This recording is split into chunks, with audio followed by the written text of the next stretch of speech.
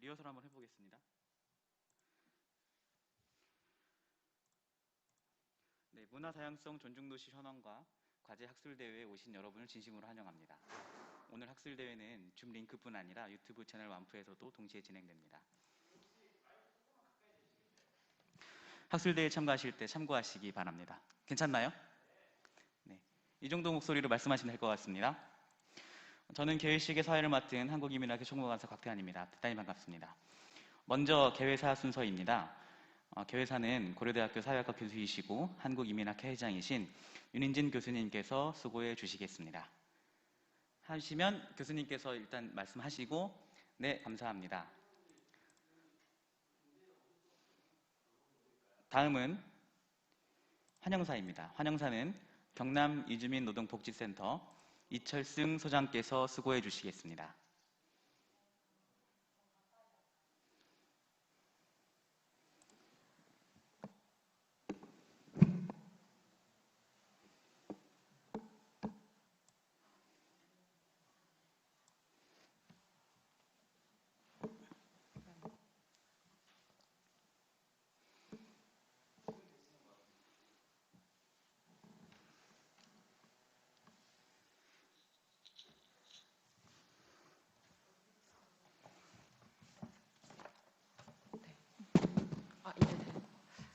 네, 감사합니다.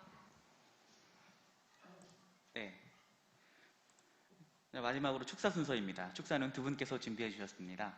먼저 경상남도 여성가족아동국 이상훈 국장님의 축사입니다. 이상훈 국장님 부탁드립니다. 네, 안녕하세요. 이상훈입니다. 감사합니다. 네, 감사합니다. 다음으로 창원대학교 이거 아니지. 문경 교수님이 아니라 이정은 교수님의 축사가 있겠습니다. 교수님 축사 부탁드립니다.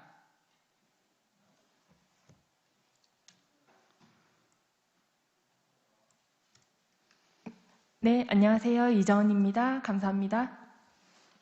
네, 그리고 나서 문경 교수님께서 바로 여기서 바로 사회로 진행합니다.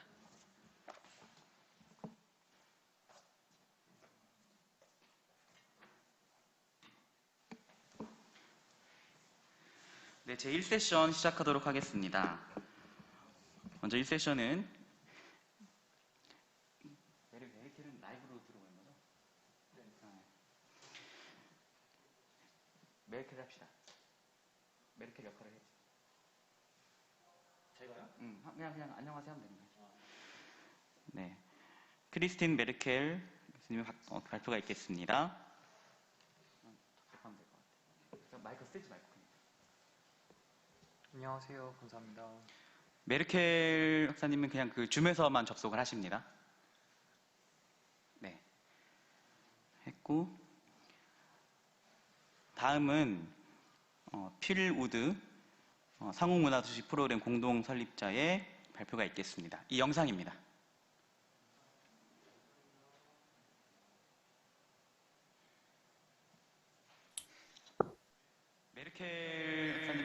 Good morning, ladies and gentlemen. My name is Phil Wood. I'm the co-founder of the Intercultural Cities programme, and can I thank you for inviting me to participate in this important conference. It's a great pleasure to be taking part in a Korean conference. I've visited Korea on 3 occasions, and I've travelled extensively from Busan in the south to the demilitarized zone in the north. So I do feel some affinity with Korean culture and society. And so, let me introduce the Intercultural Cities programme to you. It was founded under the auspices of the Council of Europe. This is a membership body of 47 nation states founded after the Second World War with the aim of protecting and enhancing human rights and the rule of law. It's a nation-state to nation-state body. During the early decade of this century, there was growing concern, I think, in the Council of Europe that globalization and increased movement of people, of ideas, of trade.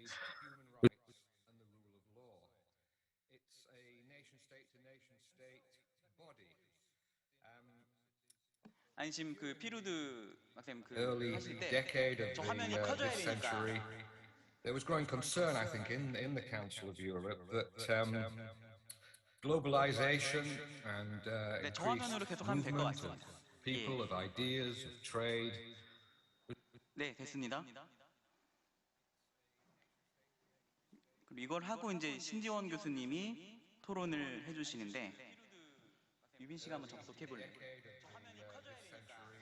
네, 영상은 이제 중지시켜 주시고요. 네, 다음으로 토론입니다. 토론은 전남대학교 신지원 교수님께서 맡아주시겠습니다. 네, 유빈 씨가 소개해주고 소리 마이크 아니 그냥 저거 줌으로 마이크. 여기서 줌하면 안 되고요.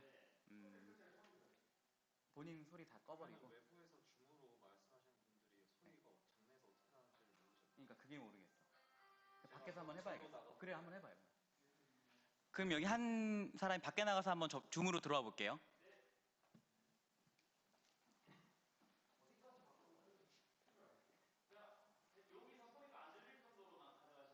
화장실 옆으로 가면 될 것 같아.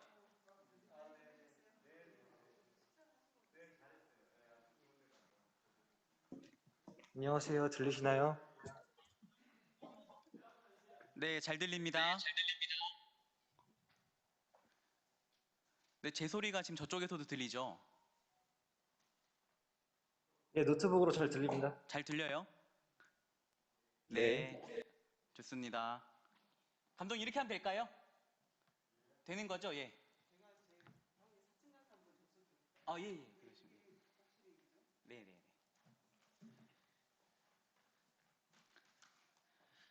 다음으로 야마마키 케이조 베이지대 교수님의 발표가 있겠습니다. 발표 한번 유빈 씨, 줌으로 한번 나가 있어야겠다. 아까 그 자리에 가서 한번 해줘. 우리 목소리 들리는 데서.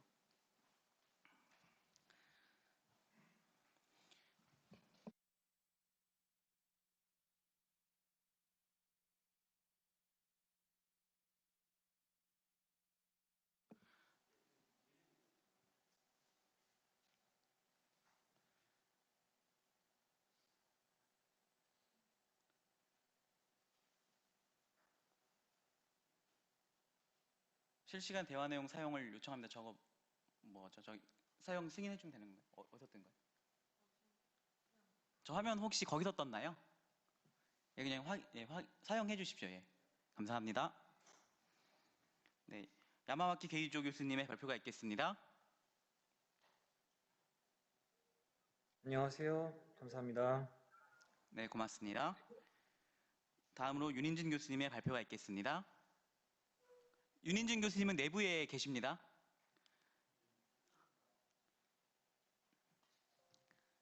네, 이번엔 지금은 이쪽으로 한번 해보겠습니다. 교수님 윤인진 교수님 여기 있다 생각하시고, 예. 네, 윤인진 교수님의 발표가 있겠습니다.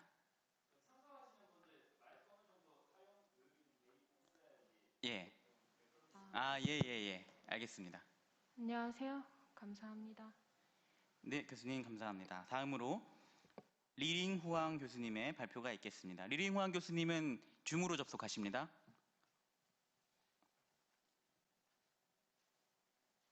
안녕하세요. 감사합니다. 다시. 네. 그 외부인들 네. 화면 공유할 수 있게 호스트 활성화를 예. 다 그때 하실 거죠? 네네네. 예. 알겠습니다. 저쪽에서 이따가 설정할게요. 네. 네. 그리고 토론은 문경현 교수님께서 해주시겠습니다. 문경현 교수님은 이쪽으로 오시나? 외부에서 접속하는 걸. 예, 알겠습니다. 문경현 교수님도 외부에서 접속하십니다. 지금? 문경희 교수님. 제가 한 말씀 드릴까요? 소리 잘 들리나요? 예, 매우 잘 들립니다. 네, 저도 사운드 좋습니다. 여기 잘 들립니다. 예, 감사합니다. 네. 그러면 오전 세션이 끝납니다. 예. 그리고 이 세션은 점심 이후에 시작을 하고요. 점심에 네, 이 세션 시작하겠습니다. 전 사회를 맡은 누구입니다. 이 세션은 문화 다양성과 지속 가능한 도시 발전을 주제로 진행됩니다. 먼저 강원대학교 한건수 교수님께서 지속 가능한 발전을 위한 문화 다양성 증진이라는 제목으로 발표해 주시겠습니다. 여기서부터는 모두 외부에서 접속을 하십니다. 오후에는 모두 외부에서 접속입니다.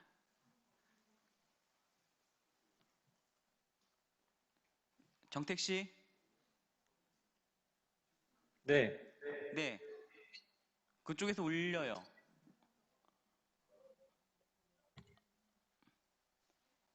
네, 다시 해보겠습니다. 자, 한건수 교수님께서 발표해 주시겠습니다. 안녕하세요. 감사합니다. 네, 감사합니다. 다음으로 류정아 박사님께서 발표해 주시겠습니다. 안녕하세요. 감사합니다.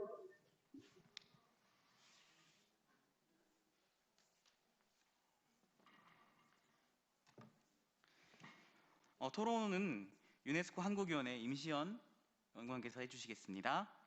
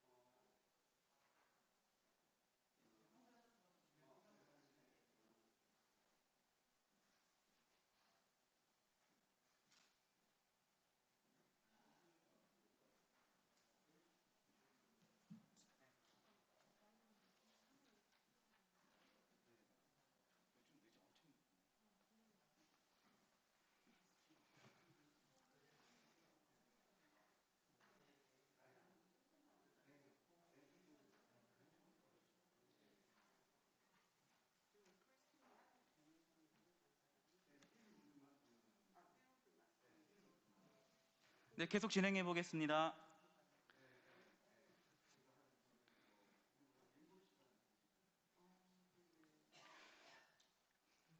네, 3세션으로 한번 넘어가겠습니다. 3세션입니다. 한국의 문화 다양성 존중도시 현황과 과제를 주제로 진행하겠습니다. 저는 사회를 맡은 누구입니다. 안산시 장훈주무관께서 상호 문화도시 안산 역량과 과제라는 제목으로 발표해 주시겠습니다.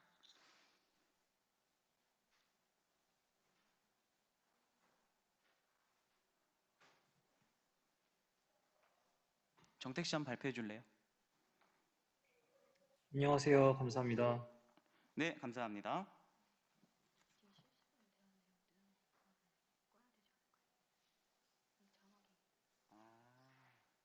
이따가 그랬나 보다. 꺼야겠다. 네, 다음으로 구로구 조승현 주무관께서 구로구 상호 문화도시 비전과 성과라는 제목으로 발표해 주시겠습니다. 정택 씨? 안녕하세요. 감사합니다. 네, 감사합니다. 다음으로 토론입니다. 토론은 이화여대 장한옥 교수님께서 해주시겠습니다. 안녕하세요. 감사합니다. 네, 감사합니다. 이렇게 하고 송영호 박사님 하시고 이내연 박사님 하시고 토론으로 김상학 교수님 하시면 오늘 학술대회 종료입니다. 예. 밖에서 접속해 본 겁니다. 예. 예, 그 교수님 계정에 다 학생 들어가듯이 들어가서 한 겁니다. 예. 이렇게 진행하면 될 것 같습니다, 감독님. 예.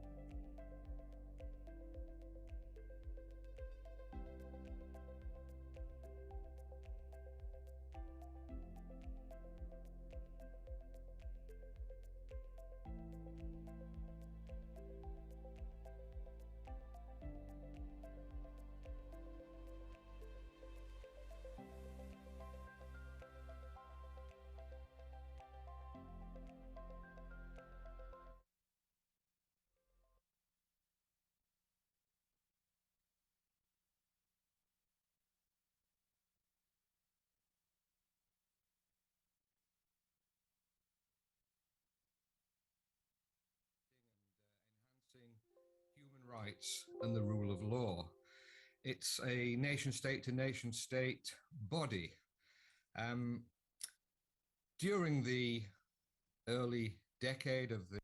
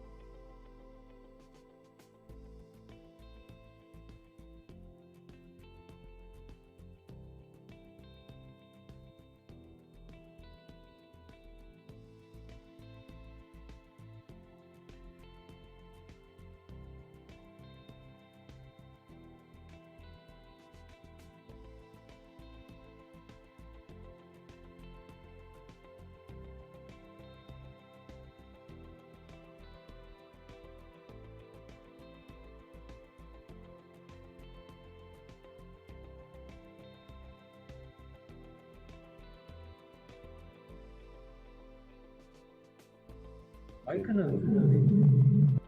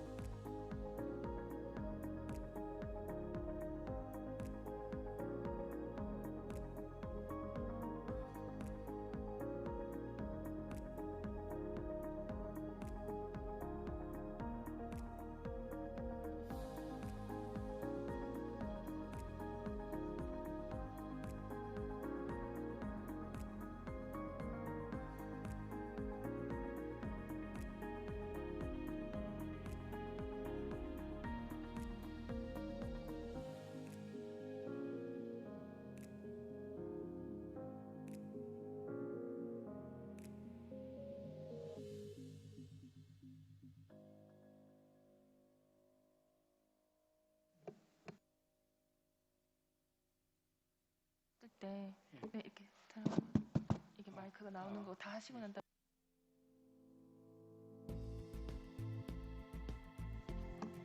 시작했습니다.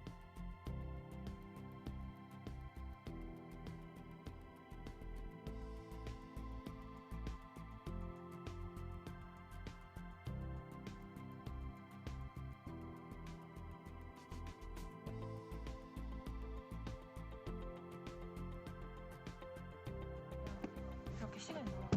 그럼 처음부터 온 해놓으면 안 됩니까? 네. 다음.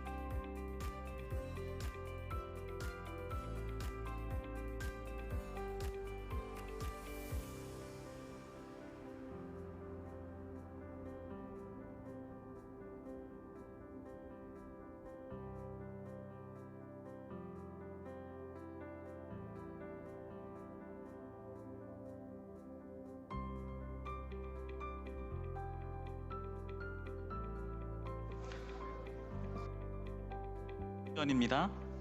행사 시작 5분 전입니다. 네, 장내 정리 부탁드립니다.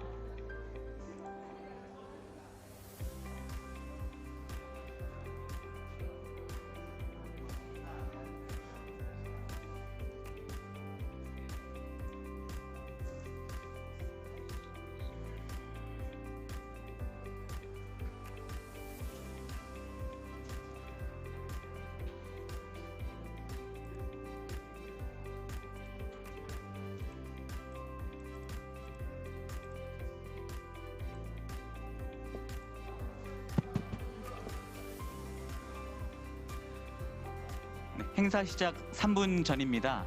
장내 계신 분들께서는 자리를 정돈해 주시기 바랍니다. 다시 한번 말씀드립니다. 행사 시작 3분 전입니다. 장내에 계신 분들께서는 자리를 정돈해 주시기 바랍니다.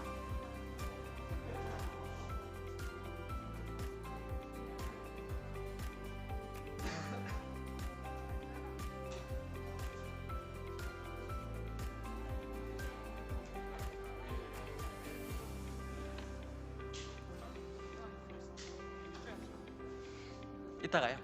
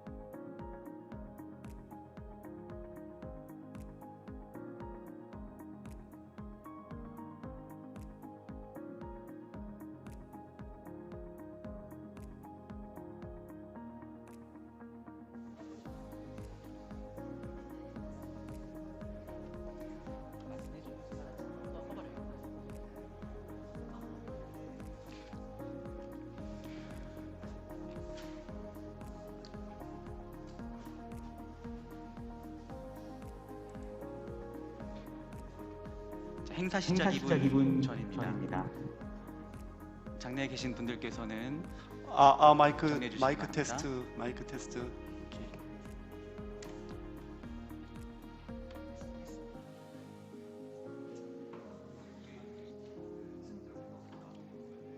모르겠어.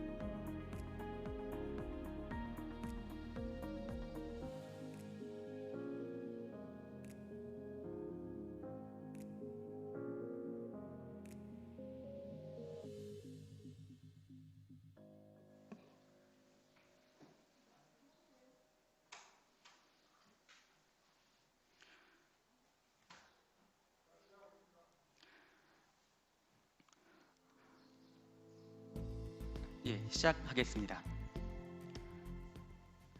네, 문화다양성 존중도시의 현황과 과제, 학술대회에 오신 여러분을 진심으로 환영합니다. 오늘 학술대회는 줌 링크뿐 아니라 유튜브 채널 만프에서도 동시에 진행됩니다.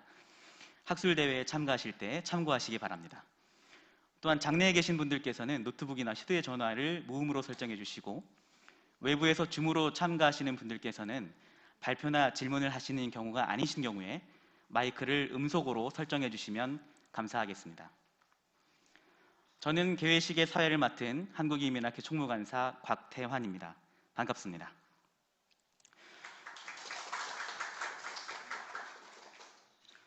오늘의 학술대회는 강화된 방역수칙 적용의 끝자락에서 방역수칙을 준수한 가운데 진행됩니다. 또한 줌과 유튜브에서 동시에 진행됩니다.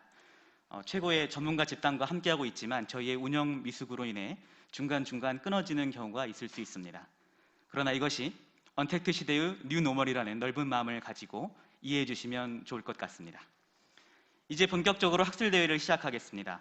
먼저 개회사 순서입니다.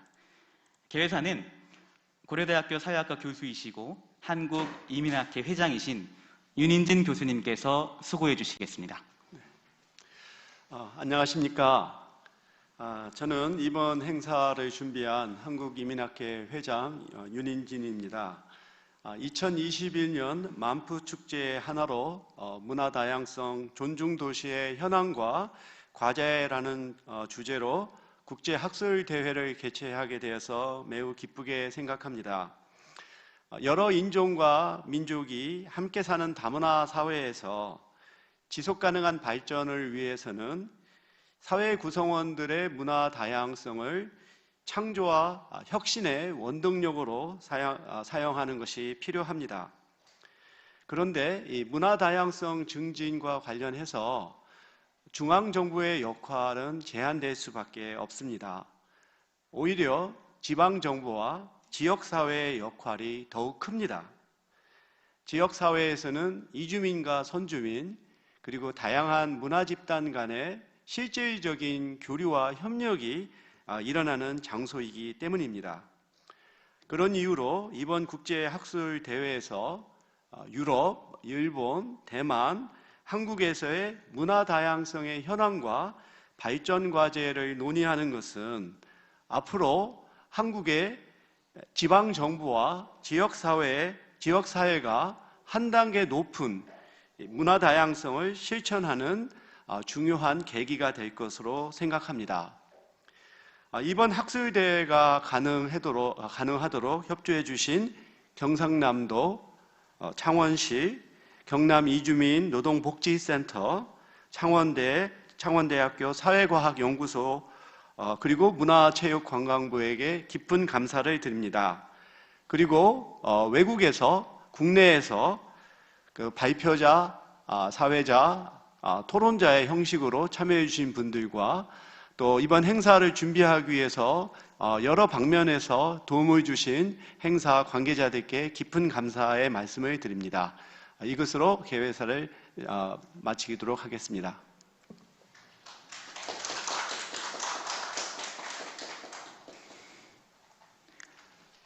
다음은 환영사입니다.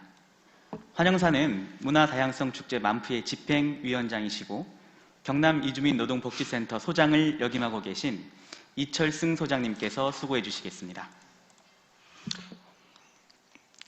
네, 안녕하십니까. 만푸 축제 집행위원장을 맡은 이철승입니다. 문화다양성 축제 2021 국제학술회의에 참여하신 여러분을 진심으로 환영합니다. 이 행사를 주관하신 한국이민학회를 포함하여 행사가 성사되도록 애써주신 모든 분들의 노고에 감사드립니다. 특히 윤인진 교수님의 노고가 크셨습니다. 창원대에서 행사가 이루어지기까지 문경희 교수님의 노고도 있으셨습니다. 국제학술회의는 바다 건너 해외 학자들도 참여하는 학술회의의 꽃이라고 할 수 있습니다. 그러나 사회적 거리두기가 강화되면서 난관을 만나게 되었습니다. 그럼에도 불구하고 많은 분들의 노고 덕택에 비대면을 통해서 행사가 이루어지게 되었습니다. 문화다양성 만푸 축제는 전문적인 연구자들을 통해서도 소수자들의 문화를 보호하고 대한민국의 많은 문화를 용광로처럼 녹이는 사회를 만들고자 합니다. 올해 만푸 학술회의에서 논의할 주제는 문화다양성 존중도시의 현황과 과제입니다. 여러분은 다양성이라는 말을 들으시면 어떤 생각이 떠오르십니까? 저는 다양성이라는 것은 역지사지의 정신이라고 생각해 봅니다. 나의 처지를 남의 처지에서 뒤바뀌어 놓고 생각해 보는 것, 나의 처지를 거꾸로 뒤집어서 상대와 만날 수 있고 서로 접점을 찾을 수 있는 태도가 필요한 사회에 살고 있다고 생각합니다. 문화다양성 존중 도시의 현황과 과제는 이제 시작됩니다. 외국인 주민 250만 시대에 한국 정부와 지자체 차원에서 한국에 유입되는 이주민들을 위한 정책을 펼쳐지긴 했지만 정부나 사회 구성원들이 역지사지의 정신이 미흡하여 불충분한 점도 많이 있었습니다. 우리 사회가 이주민들을 경제적 취약 계층으로만 생각할 뿐 그들의 문화적인 권리에 대해서는 제대로 보장하지 못했다는 반성도 하게 됩니다. 오늘의 논의가 본격적인 시발점이 되어 우리 경남이 문화다양성 존중 도시를 가장 먼저 모범적으로 추진할 수 있기를 바랍니다. 이 회의에 참석한 참석자 여러분의 발언 한마디 한마디가 우리 사회를 새로운 차원으로 높일 것이라고 기대합니다. 충분히 논의하고 활발한 토론이 개진되기를 바랍니다. 감사합니다.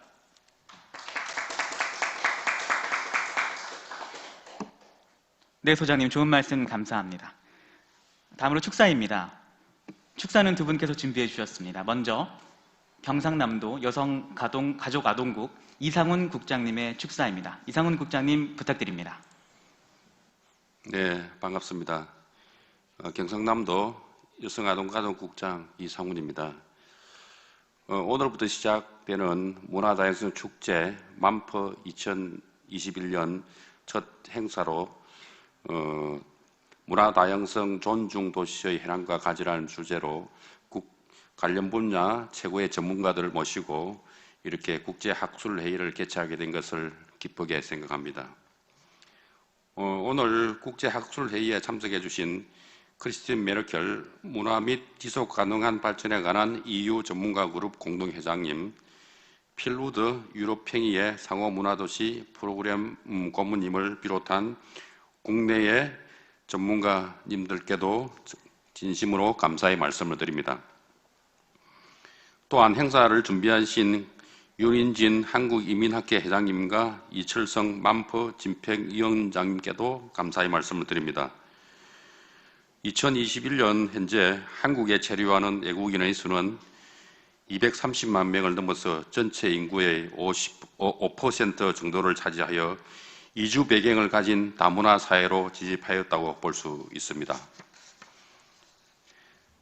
여기 경상남도 우리 경상남도도 한국에서 세 번째로 외국인 주민이 많이 사는 곳입니다. 이주민과 지역민 간의 접촉과 교류가 증가하면서 고용과 교육, 의료, 사회복지 등의 다양한 분야에서 가족으로, 동료로, 친구로 다양한 관계를 통해 더불어 살아가고 있습니다. 이와 같은 다문화 사회에서 우리 사회가 지속 가능한 발전을 이루기 위해서는 이주민이 우리 사회의 필수 구성원임을 인정하고 그들의 권리가 실질적으로 보장되고 문화적 가치가 편견과 차별 없이 동등하게 인정받을 수 있도록 우리 사회의 인식 변화와 법적, 사회적 제도의 변화를 이끌어낼 필요가 있습니다. 제16회를 맞는 만퍼의 취지 역시 다양한 문화적 배경을 지닌 이주민들이 중심이 되어서 프로그램을 기억하고 외국인 주민과 지역민 간의 다양한 문화에 대한 경험과 이해를 촉진하고 이를 통해서 상호 문화 존중 사회를 만들어 나가고자 하는 것입니다. 이러한 상호 문화 존중 사회를 실현해 나가는 것이 곧 국가와 지방정부 그리고 우리 지역사회 구성원 모두에게 주어진 큰 과제라고 생각하고 있습니다. 오늘 이 학술회의 역시 국내의 선진 상호문화 도시들의 추진 경험을 공유하며 다양한 문화가 공존하고 존중되는 사회를 만들기 위해 필요한 제반 여건을 검토하고 문제 해결 방안을 함께 모셔가는 알찬 시간이 되길 기대합니다. 앞으로도 문화다양성 존중도시 연구에 큰 역할을 해주시기를 바라며 참석하신 모든 분들께 다시 한번 감사의 말씀을 드립니다. 대단히 고맙습니다.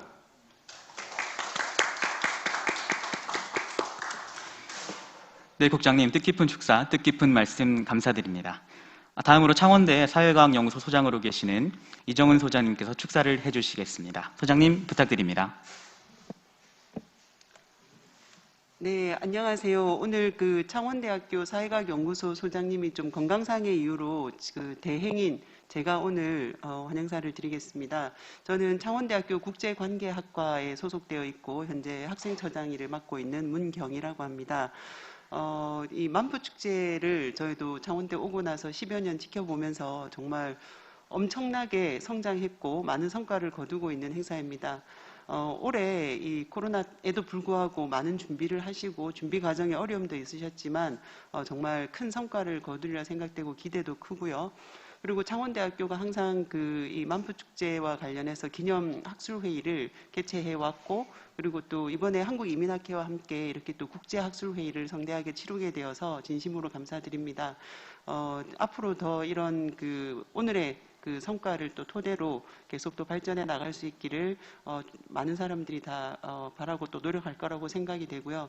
특히 오늘 이 자리에 와주신 경상남도 여성가족아동국 이상훈 국장님께 또 감사를 드리고, 그리고 그 아까 말씀드린 대로 정말 고생 많이 하고 계신 경남 이주민 노동복지센터 만포조직위원장 이철승 대표님께도 감사의 말씀을 드리겠습니다. 그리고 서울에서 또 창원을 오가시며 이 학술회의를 준비하기 위해서 많은 노력을 해주신 한국이민학회 윤인진 회장님과 또 모든 관계자 여러분들께 감사를 드립니다. 오늘 행사를 잘 마칠 수 있도록 여기 호스트의 한 사람으로서 열심히 하도록 하겠습니다. 감사합니다.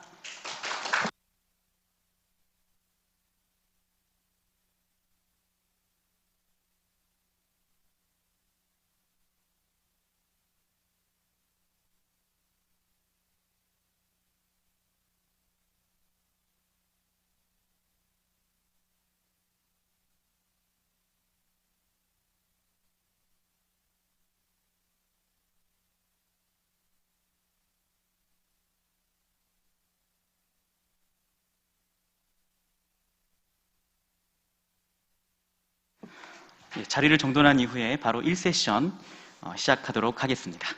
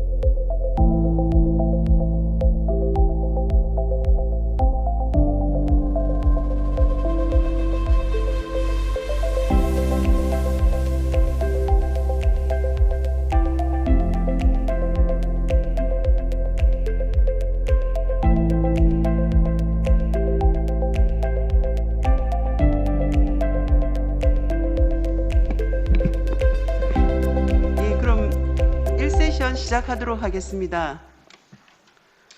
Hello, I'm Kyung Hee-moon from the Department of International Relations at Changwon National University. I will be presiding the session 1.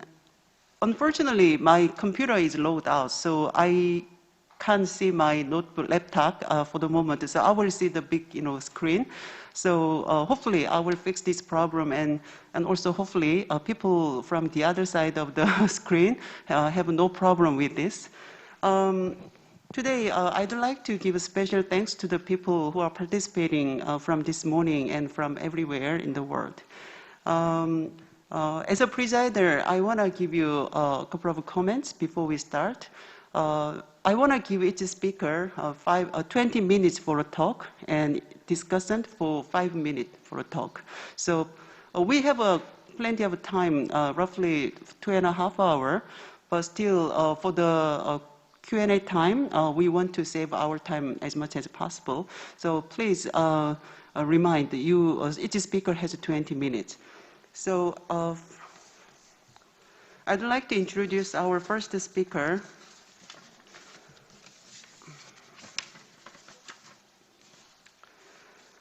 Who are connected from Germany. Her name is Christine Merkel, who is a co-chair of the EU expert group on culture and sustainable development.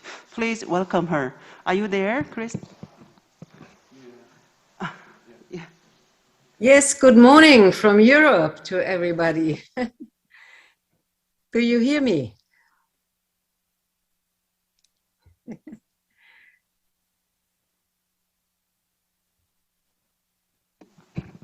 Please.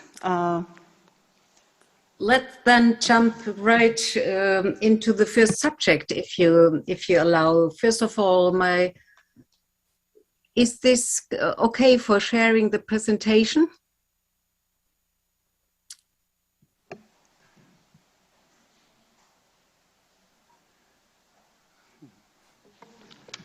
You can begin sharing your screen. Maybe my understanding was that you would upload it from your side. Sorry. Let's see what. 지금 화면 공유 되시는 거 되어 맞죠? 있어요. 네. 지금 이분이 우리가 하는 줄 알았나 봐요. 아. 본인이 지금 하실 거예요.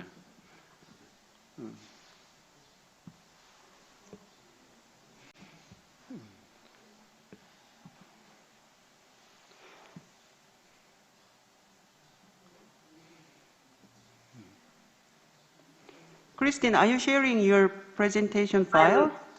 I'm trying to do that.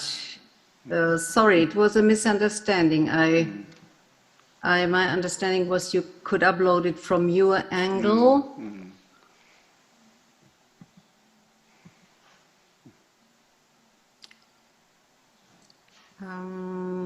혹시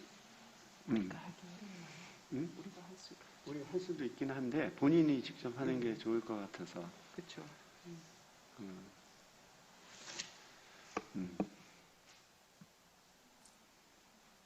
It's on my screen, but it seems that you can't see it. Can you? Can you now? Not yet.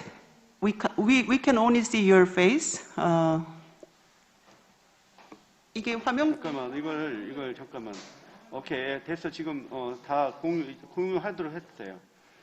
So you can now share your file. Okay. Yeah. Do you see the presentation now? Not yet. Please keep trying.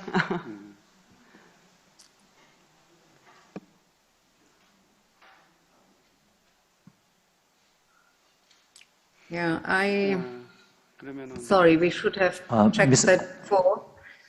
그럼 우리가 할까? 네, 잠깐만. 그렇게 하세요. 지금 설명을 해주시죠. 우리가 지금. Miss Merkel, Yeah. I'll share the screen on our side. Is that okay? That would be perfect. We would try to go through the presentation together, yeah? Sorry for that inconvenience.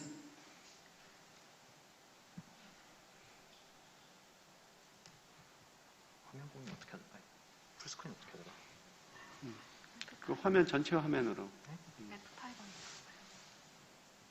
Can you put that in the big format? Okay. Thank you.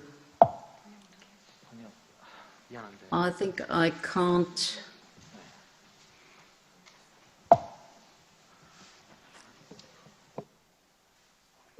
Okay, the small inconvenience is that I would have to ask you to go through the presentation with me. I can't move it from my angle there. Okay. Sorry for that. 좀 정태기가 옮겨. Okay. Yes, Miss Merkel, when you need to go to the next slide, please let me know.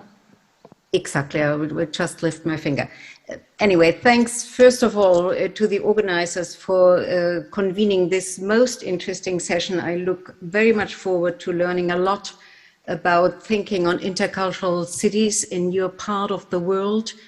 and having been able to cooperate both with the Council of Europe and the European Commission, but also with UNESCO over the last decades, I'm very happy that you thought it was useful to start this session with a short helicopter flight looking into the notion of cultural diversity as it stands today as a signpost towards sustainable development, but also in the perspective of intercultural cities to grasp the notion where we stand regarding shifts towards a more sustainable ways of living, producing, and consuming.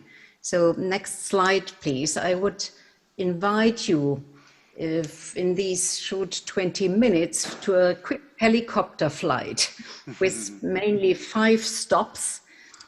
First of all, having a quick dash to grasp findings from Science, which were published end of 2019, reviewing all the literature to give us a clear understanding where we are in achieving sustainable development. These, of course, were elements prior to the pandemic. Second stop would be a very recent report discussed at the UN General Assembly just basically 10 days ago, grasping the international trends, how countries handle the nexus between culture and sustainable development currently. Third stop, for obvious reasons, we are in a new context discussing intercultural cities in comparison when the Council of Europe started this program 15 years ago. Given the pandemic context, and this needs a bit of reflection. And fourth, take a moment to reread the notions as they stand on cultural diversity and interculturalism. And last not least, and that would lead the way to my fellow colleagues on the panel, how culture and cultural diversity might possibly become a booster for intercultural cities in both Europe and Asia. So this is a little bit the roadmap to go. So please, let's move to the first portion of slides. What you see here in these 6 colored boxes are the main results of the Global Sustainable Development Report as it was released in September 2019. UN had commissioned an independent group of scientists to review all data and studies regarding the 16 dimensions of the sustainability agenda. Among the experts, also a colleague from Korean Women University. And mainly their main findings were quite alarming in the sense of urgency, saying that what is necessary for all of us, and you are mostly working in academia, so you're at the forefront of that, how science looks into the issue of sustainable development. They invite us strongly to deepen our understanding of the systemic challenges of sustainability and the SDGs, because very often we find a tendency to cut the Agenda 2030 into pieces to discuss them goal by goal. People either focus only on education or maybe look just on hunger issues, and their empiric findings clearly show that we need to develop a much better understanding of the interconnectedness and think how our action might be changed for this reason. So this interlocking nature co-benefits critical for human health and well-being. And as we know, and you might have come across this notion before, the biophysical boundaries of the environment we live in are being transgressed every year earlier. In Europe, the so-called Earth Overshoot Day, where we already had repleted the resources of the current year, was around May. The worldwide average was August. I wouldn't know the figures for Korea and Japan, but I guess we are not too far from each other. So we are using up 2 planets a year at the time being, and this is clearly not an intelligent way to go until the end of the century.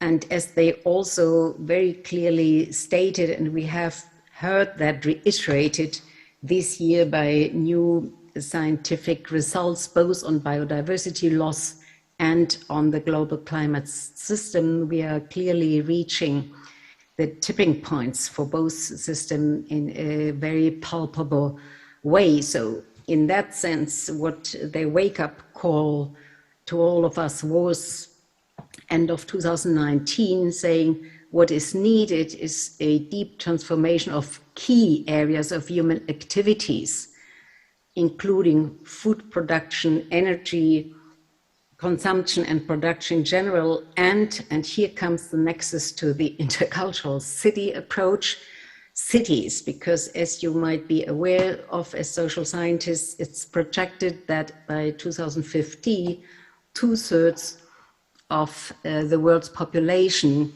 are expected to live in urban settings and in cities. So there's of course much more to this report. Next slide, please.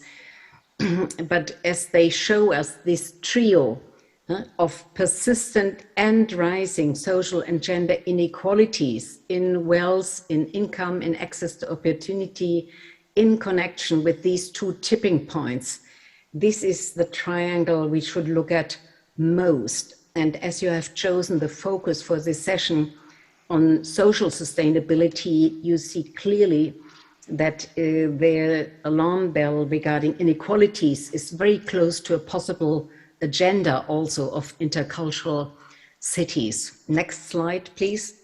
What they propose to do, and this is the levers for change are a combined action in the field of governance, business and finance, individual, collective action, and science and technologies. And this is where you as academics also come into play. They mainly advocate that what is needed is turning 3 vicious cycles into virtual cycles. And from the scientific analysis, very clearly, the food system and the energy system needs to be changed most urgently for a number of reasons. I was impressed myself to reread in this report that currently 1/3 of all food produced is either lost or wasted. So obviously our systems are neither intelligent nor efficient.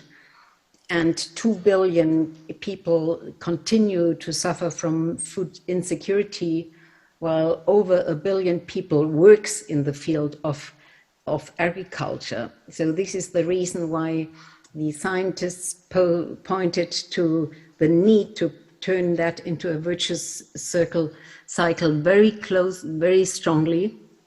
And the same for energy use, as this is also very closely linked to well-being and also death toll in urban settlements.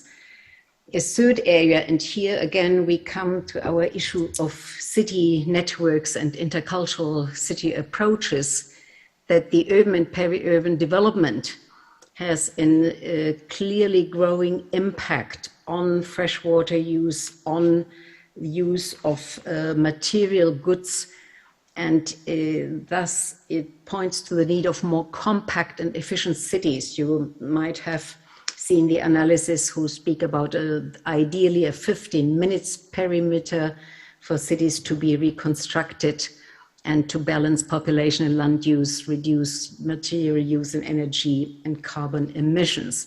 Of course, there is much more in the report that I can share in this short presentation, but I think it's relevant in terms of thinking more broadly where the action of intercultural cities ideally should connect with. Next slide, please. As I had said, the second stop in this helicopter flight is the recent report compiled through UNESCO and offered by the UN Secretary General just roughly 14 days ago to the UN General Assembly, where basically all member states of UNESCO had been consulted in addition to scientists and civil society. And this, interesting enough, it comes to the positive conclusion that the global policy engagement around harnessing culture for sustainable development, especially in the last 2 years, has gained significant momentum and scaled up. As evidence for that, it's recalled that both the G20 countries and also on the UN level, a lot of action and consultation of ministerial forum has happened. So what the second statement is of interest in our context here, because it clearly addresses the challenge of cultural diversity and equity in the digital environment. In comparison to 20 years ago, it's now clearly recognized that social and economic benefits of cultures are undisputed. This was not the case around the year 2000, but the newness of our current situation is indeed cultural diversity under pressure in the digital environment, with fair remuneration of artists and creators being big issues, as well as gender equality, while youth still has promising perspective in the cultural economy. They also need to reset their skill sets to be fully versatile in the digital context. And we'll see later how this connects to possible fields of action in intercultural cities. Next slide, please. The second interesting finding of this report was that indeed, you know that the Agenda 2030 works the way that countries can submit voluntary national reviews to share with the international community how they have gone about implementing them. And 63% of them, so that's 2/3, reported on integrating culture in national sustainable development strategies, mainly through the combination of education, decent work and growth, reducing inequalities. Here we are again in the inequality issue, sustainable cities and communities, and climate action. So clearly for action of intercultural cities, the combination of SDG 10 and 11 is relevant, and also of 8, 4, and I always would include the gender goal as well, because this is a change maker of a caliber situation. So next slide, please. While the report ends with an interesting reminder saying the power of culture for reshaping the public policy landscape is big, because we have seen in response to the pandemic that there is much more agility than it used to be. There is a more robust engagement of local authorities and civil society for cultural policy making, as well as sustained efforts to build knowledge and data. So while cultural diversity is becoming a defining characteristic of our societies, strengthening both the linkage between culture and education for sustainability is important, as well as between culture and nature for climate action and protection of biodiversity. So it's interesting in comparison with the scientists who had done their work 2 years ago.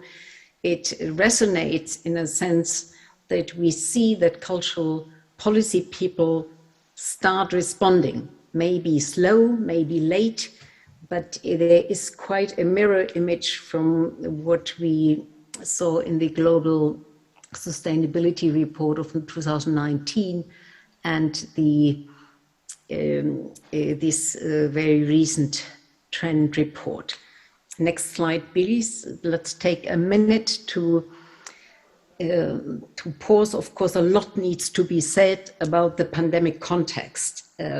I came across, and some of you might have the paper as well, the WHO had convened an independent panel to reread what went wrong. Why did we go into this pandemic the way we did? And the title of the paper, interestingly, is Make It the Last Pandemic, because they basically come to the conclusion it was not automatic, it was no automatism that this health challenge became a pandemic. There are details in the systems of how the international community had organized their communication, which merits reading. So if you have time to read an extra paper this year, I would strongly recommend this, because this has a lot of repercussions for many of the issues we all are working in. So basically, one of the findings is indeed saying this terrible wake-up call resulted from a lack of planning and huge gaps in social protection.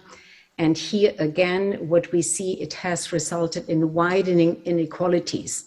So while we already had 2 years ago the wake-up call by the scientists saying SDG 10, the inequalities are not only not being reduced, they are being exacerbated.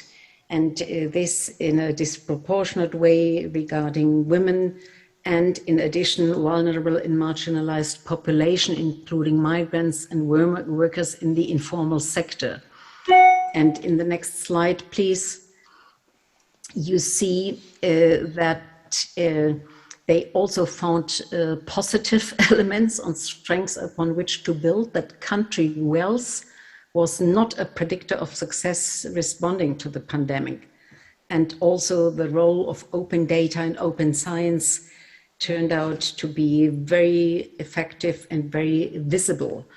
Next slide, you see the connection with the culture and creative sector, because here again, we see that the pandemic exposed pre-existing vulnerabilities within the sector, which is a sector with a lot of informal economy, with dependence on tourism, and with the need to review and adapt policy mechanism. And in that sense, it's interesting to connect these findings, because it helps us to understand why the sector is in a weaker position probably now than it was 2 years ago.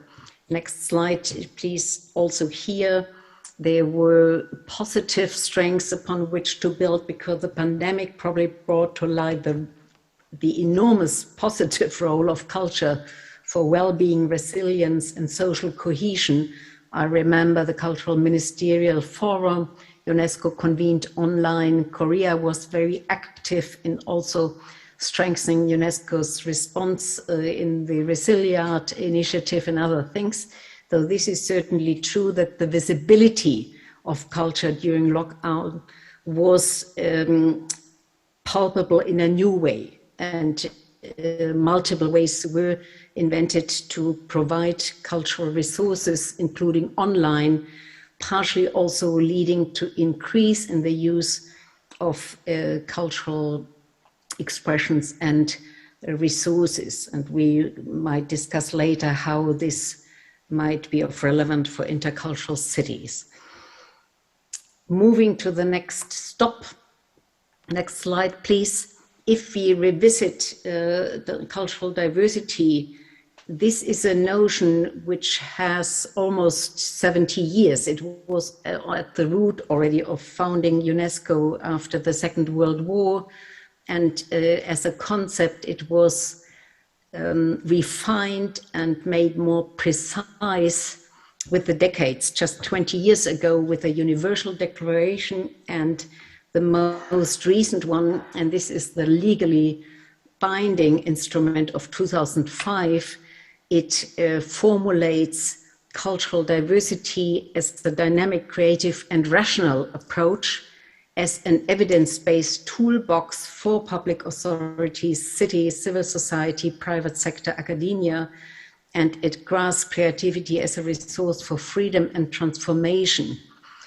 So this is an evolution which also has a lot of text behind, which we cannot tackle now. If you just go quickly through the next slides, I recaptured the legal definitions of cultural diversity as it is expressed since 2005. And this is relevant in a sense that it explains that this is the manifold ways in which cultures of groups in society find expressions, and that it's related through diverse modes of artistic creation, production, dissemination, distribution, enjoyment, whatever the means and technologies used, so from the very handicraft up to the digital level. Why is it interesting to recall these definitions? I think it's extremely important for approaching intercultural cities well, because as you see here, even if there was not a single migrant in any of those cities, you would still have to deal with cultural diversity in the sense of both within within and among groups and societies of even the same language, because it's also a social, it's a generational, and it's a value system difference which needs to be appreciated and taken into account. We can quickly go through the next 3-4 slides. This is basically the text of the definitions, so you might reread that later. It's not necessary for me to read that out for the sake of time. Interculturality is the perspective of generating shared cultural expressions through dialogue and mutual respect. So this is certainly a key notion for any intercultural city activity. And in that sense, kindly skip through the next 2-3 slides, because I basically retook the extract of the texts for giving the reference. As a reminder, cultural diversity writ large, it is a reality of the 21st century in all countries around the globe, but of course we know there is also denial and aggression to curb the reality of diversity. It's a fact, not a choice, but we see there is hatred, there is also violence, as in response to cultural diversity. So this is not a given, and this is why it last not least a task. It is a task to be developed through inclusive governance, as learning communities and cities definitely can play a very productive and promising role in this endeavor. Next slide, please. What we see here is the way to see how culture as both an enabler and as a driver can be a booster for intercultural cities, exactly for the reason that it has the capacity to create co-benefits in the SDG groupings, which address social, economic, and environmental sustainability. In there, very often city spaces allow a lot of activities to happen. So, for example, if you consider culture to be an enabler for inclusion and social cohesion, which is also the focus of this session, these ask questions as access to cultural resources and services. It can be responded to by cultural centers and hubs, and arts and well-being are a nexus which has gained a lot of attention recently, including through health services. culture as a driver of economic sustainability has been studied a lot. You might be aware that we are in the middle of a UN International Year on Creative Economy and Sustainable Development, initiated, among other things, by Indonesia, Australia, Colombia, and Canada. So again, intercultural cities are well positioned to see what can be done regarding access to and practice of culture and creative industry ecosystems. And of course, this is also connecting with tangible cultural natural heritage and intangible heritage. It's never an either-or question. It's both the contemporary production and the use of historic resources. And very often the question of cultural participation and funding modalities is very relevant.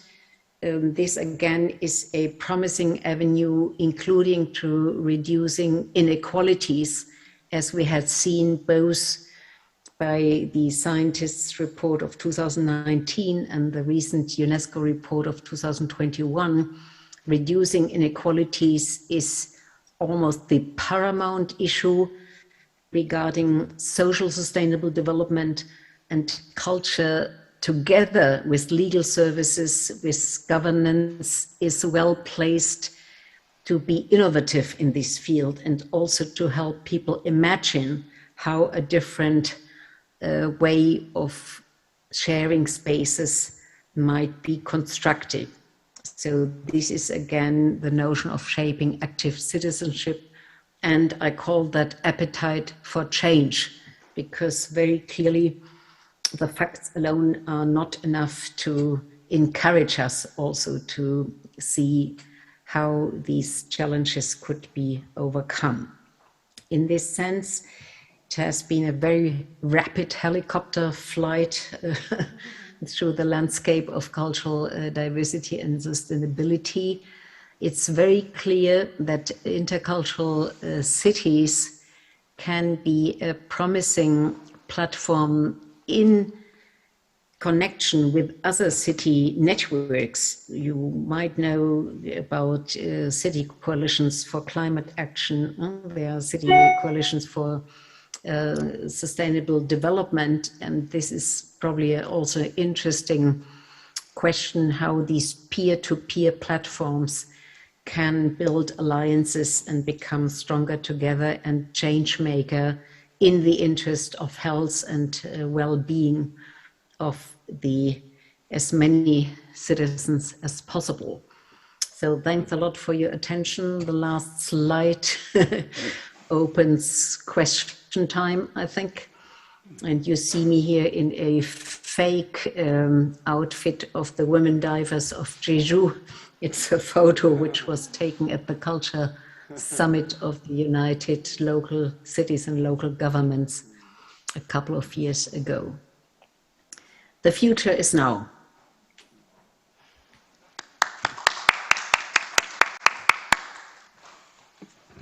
Thank you, Christine, for your inspiring talk. And I definitely agree with your idea of the culture as an enabler and driver of sustainable development. And also, with your talk, I have a better understanding of intercultural cities. We'll now move on to the second speaker, who is Phil Wood from co-founder Intercultural Cities, co-founder of Intercultural Cities program. He's now in United Kingdom, and because of the time difference, he recorded his presentation and sent us the film. So we'll now play his presentation. Please join him.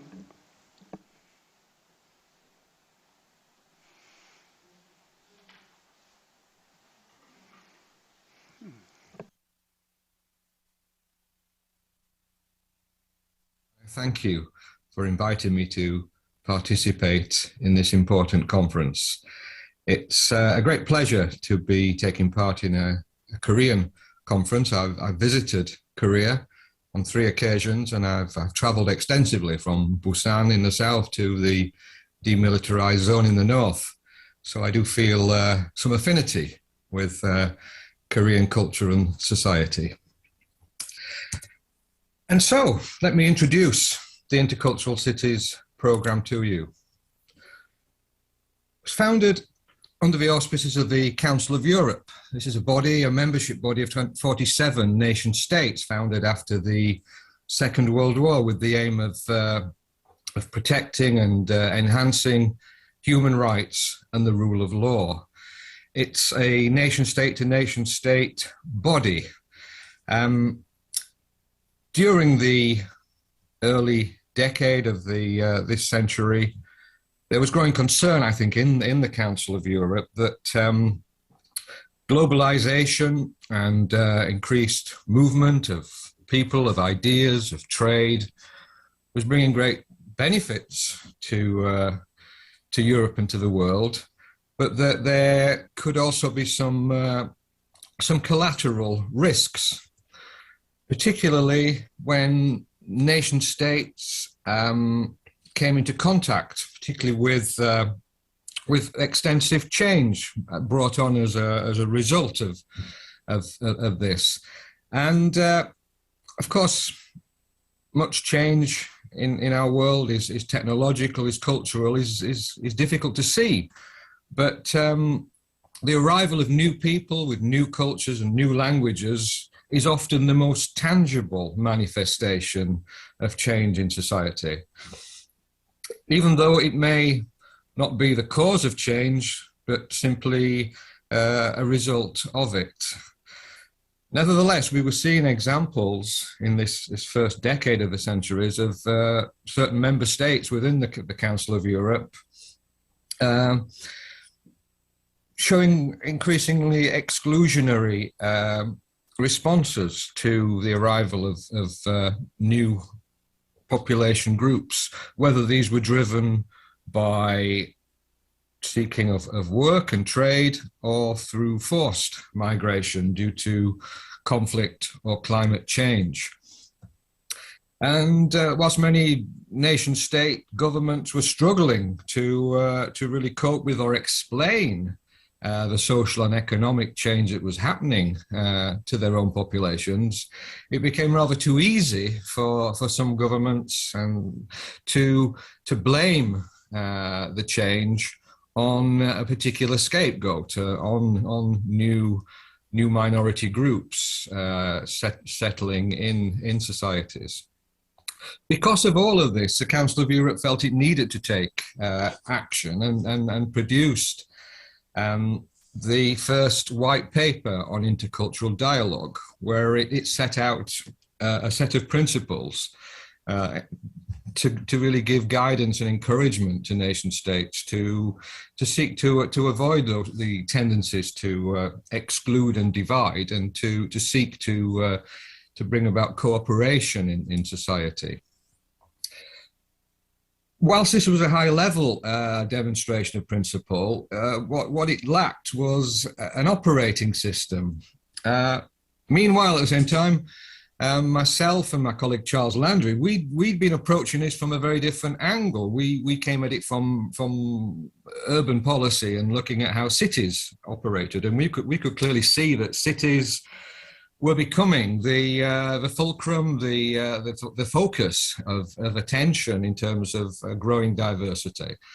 And so we established a major piece of research where we looked at cities in the UK and several other international countries, and spoke to mayors and city officials to ask them what was their response to growing diversity in their city. Did they see it as a threat, a nuisance, or an opportunity?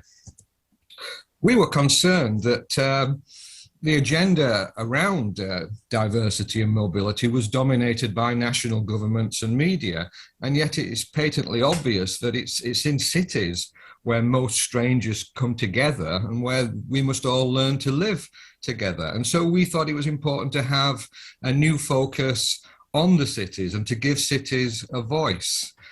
And this really was very important for the Council of Europe, because it had previously rarely worked with cities, but only through nation states. And so the idea that diversity in a climate of openness and contact and possibility could produce creativity and innovation and therefore advantage for cities, gave a new way, a new positive perspective on looking at cities as the places where diversity could be turned from a potential problem to a clear advantage for all.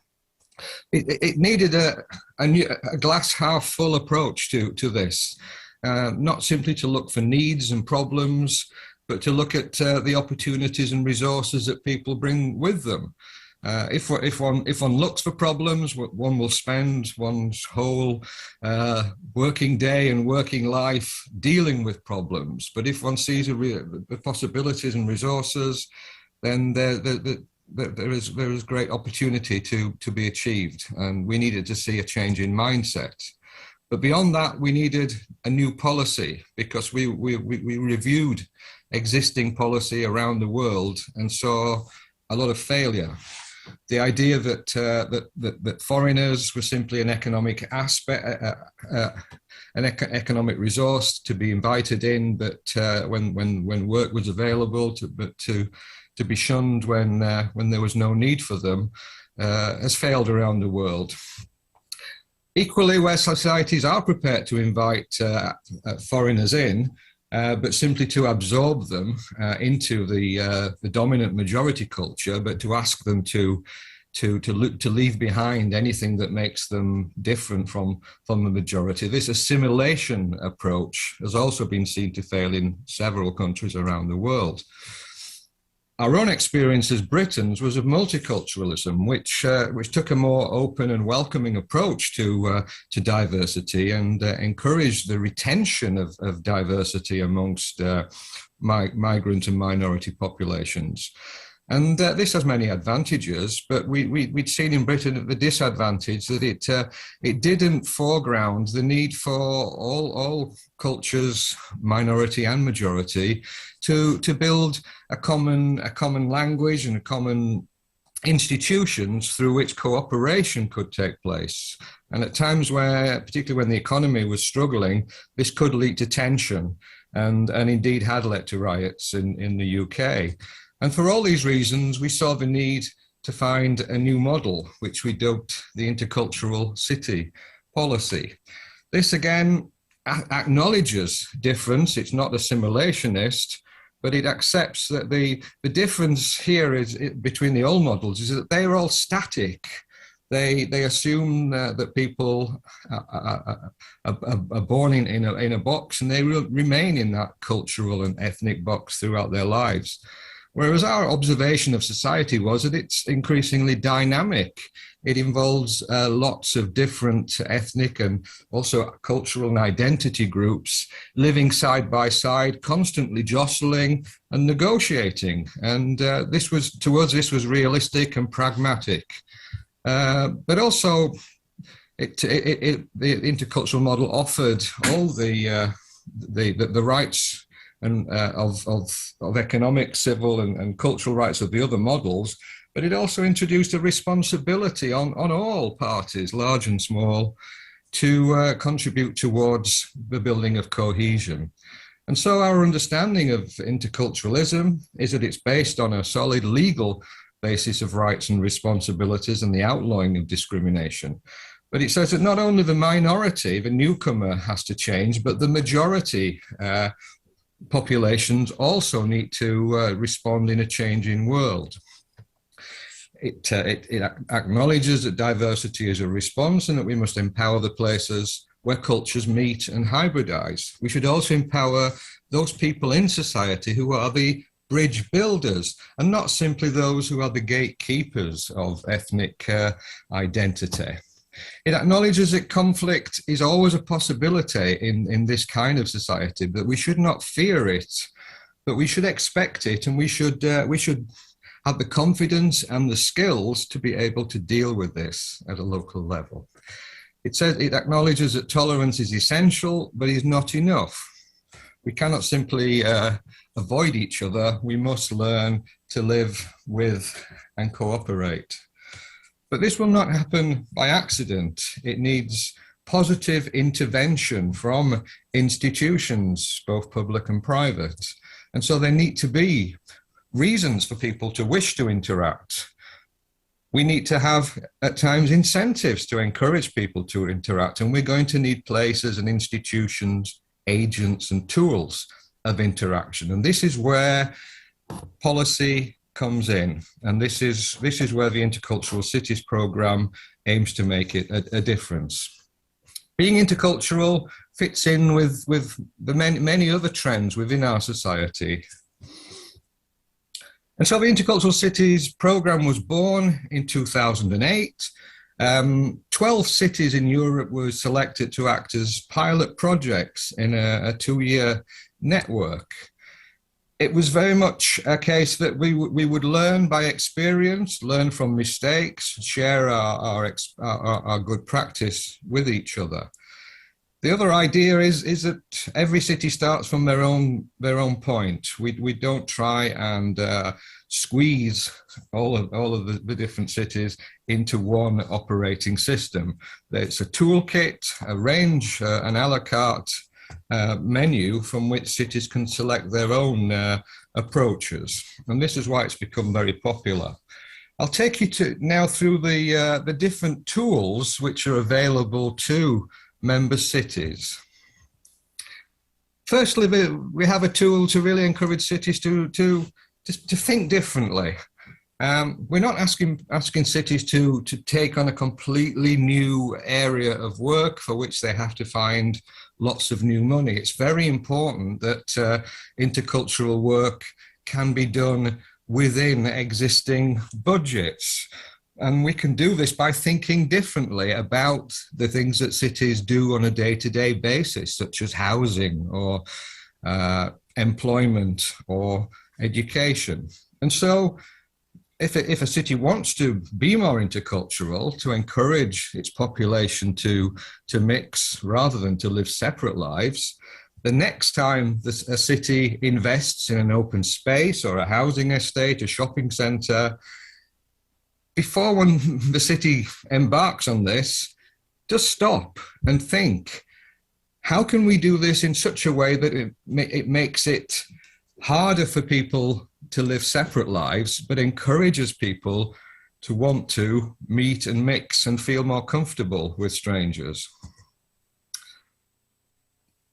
A way of cities can do this is to look at the things that they do on an annual basis and think how they might be done under different policy models and how they may have been doing it in the past or in the present, and think how they might do it slightly differently, a labour market initiative or a housing development with an intercultural slant. And this policy grid is a way of helping you to do that. Most importantly, I think, is that Intercultural Cities is a network of peers, of cities who are sharing similar experiences. And it's grown from 12 originally in Europe to something that's spread right across the continent of Europe, and indeed now across the world. In order to manage a network of 147 cities, we now have to use an intermediary level of the national network. And you can see that there are many countries now that have formed these national networks so cities can share similar experiences. It's important to say that we're a very diverse group of cities. We have cities really rather small through to major, internationally well-known and important cities. There is no privilege given to a particular types of cities. We try to cater for all. And equally, we have cities with large GDP and cities with that are much smaller than that. It's important for cities to learn from each other. And so we build a lot around good practice, and particularly sharing what has worked with some of our more active cities, such as Neuchâtel in Switzerland and their initiative to welcome strangers, or Oslo, capital of Norway, and the Intercultural Governance Initiative, the Oslo program. In London, Lewisham, we've seen particular encouragement of diverse young people to participate in local government through the very successful Young Mayor initiative. And often all of this can come together into a coordinating plan. And this really is the most important aspect of what we do in intercultural cities. And where a city like Barcelona has produced a really coherent and practical plan, we encourage other cities to look and learn from them. Good plans must lead to good projects, though. And Barcelona is a case in point where growing out of the strategic work has been the anti-rumors project. And this is a project which seems to communicate across the world, and many of our member cities in very different locations have adopted the anti-rumors project and found it to be profoundly helpful. Another very, very useful practical measure in intercultural cities is that by bringing together networks of cities, and with the Council of Europe acting as a broker, we can make funding bids for all kinds of opportunities which would not be available to individual cities. Here is an example of a group of our member cities who won some money in order to set up a project looking at migrant-owned small businesses. It's very important for you to know how well you're doing.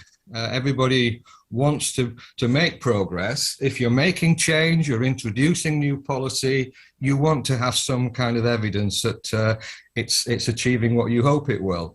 This is the role of the Intercultural Cities Index, which is a way for cities to really initiate. When they first join intercultural cities, they'll complete a questionnaire of 66 questions in 10 different composite areas. And this is it's a lot of hard work to do this, but the payoff is that it gives us and you an enormous amount of information about where you're at, what you're already doing, what you're doing well, what you're not successful at, and even the things that you haven't even thought about doing so far. It creates this league table, but don't be mistaken, it's not a competitive business here. It's really about you following your own path and following your own progress. But what it does is give you very concrete and rational ways in which you can measure that progress. It's also been shown that cities that are successful and effective in regards to the Intercultural Cities Index, this also cross-tabulates with other key indices. This is just one example I've used where we can see there's a correlation between economically successful cities and cities that are effective in the Intercultural Cities Index. And this is an internal study where we can see that cities are definitely showing evidence of improved trust between population groups, better neighborhood relationships, and improved tolerance. And so the outcome is that you may move from what may seem a confusing way forward to a clear road towards a better horizon. Thank you very much for listening to me today. Please go to the Intercultural Cities website, where cities and others can find out much more about what is entailed in becoming a member of the Intercultural Cities. And we very much welcome and look forward to Korean involvement in the network in the future. Thank you very much indeed. Thank you, Phil Wood. Later on, I guess he will watch YouTube channel on what we discussed today. So now we have two speakers. I'd like to introduce our discussant for the two previous speakers. She is Ji-won Shin from Jeonnam National University. She will have about 5-minute talk, and then we'll have another 5-minute feedback time with Christine Merkel. So please welcome Jiwon. She's joining us probably from Gwangju. Hi, everyone. I'm actually speaking in America. This time it's evening, about 9:30 in the evening. I'm now in the upstate New York, so it's kind of the Eastern time in America. I'm on sabbatical, so for a while I will be away from Gwangju. So good morning to everyone in Korea, and thank you for inviting me to this wonderful event. I think this is the second time I participated in this event. And thank you for wonderful presentations from Germany and the UK. Well, because of the time limits, 5 minutes, I actually thought it's 10 minutes I could have, but 5 minutes. So I probably have to just talk about the concept of intercultural city programs. Although I totally agree with the Christine's talk about the very substantial role of culture and its meaning in the sustainable development. I think the concept of intercultural city, or I think the concept have further developed into a certain policy paradigms at this moment, because it has a kind of historical outcome of many changes that today reframe the migration-related diversity policy debates. Although people's mobilities, as you all know, have been opposed since the outbreak of the COVID pandemic, we have seen in a super diverse society governed by increasing transnationalism in all its dimensions. So multiple identities have become increasingly the norm of this transnational era. So this makes previous migration integration policies frameworks such as assimilation or multiculturalism, which have been really talked a lot for a couple of years in Korea, really harder to encapsulate the diversity issues in today's society. And also, as far as I know, this intercultural city program emerged in a context where the multicultural policy paradigm is at one of its lowest moments in Europe, under a suspicion of having promoted segregation, so-called parallel societies, rather than social cohesion. Or of giving rise to ethnic conflicts rather than a common culture. So more migration and immigration also under these circumstances have been heavily securitized issues in many countries. So currently governments see that diversity should be effectively managed by state institutions, prioritizing duties over rights, and setting the criteria for citizenship qualifications, like citizenship test happening in the many European countries. This state-centered paradigm shift prevents more open, cosmopolitan, and right-based policies towards new migrants and those who have already been living in host society for a long time. As Marco Antonsici once argued that the question today is probably no longer how to live with diversity, but how to live in diversity. So in response to that, the intercultural city program is an alternative policy strand aiming to foster communication and relations among people with different backgrounds. So one of the key aspects of this intercultural program is that it sees diversity as an advantage, as Phil Wood mentioned in his presentation, and also as a resource.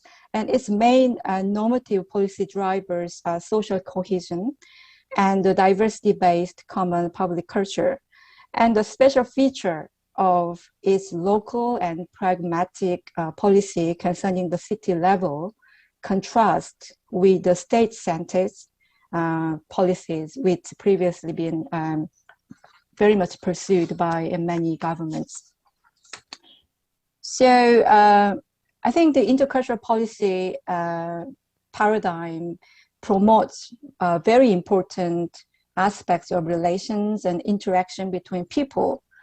And this helps developing intercultural values such as trust and the common understanding, which really lacked in these days in many societies. As a result, diversity permeates into public and the civic culture at the level of both institutional structure and everyday lives. However, because it's a discussion, despite its holistic, local, and evidence-based approach, which is very wonderful, very practical guidance to many policymakers and also the practitioners, there are a few challenges and concerns, particularly when we apply the paradigm in the contemporary South Korean context. I want to make like two important points, and I'm going to finish. First, I think if people do not want to communicate, we actually cannot force them. So I think it's really demanding side of this intercultural contact and the interaction between people in society. The problem arises when most of the time people are not in contact because there are certain constraints that take the form of prejudgments and stereotypes.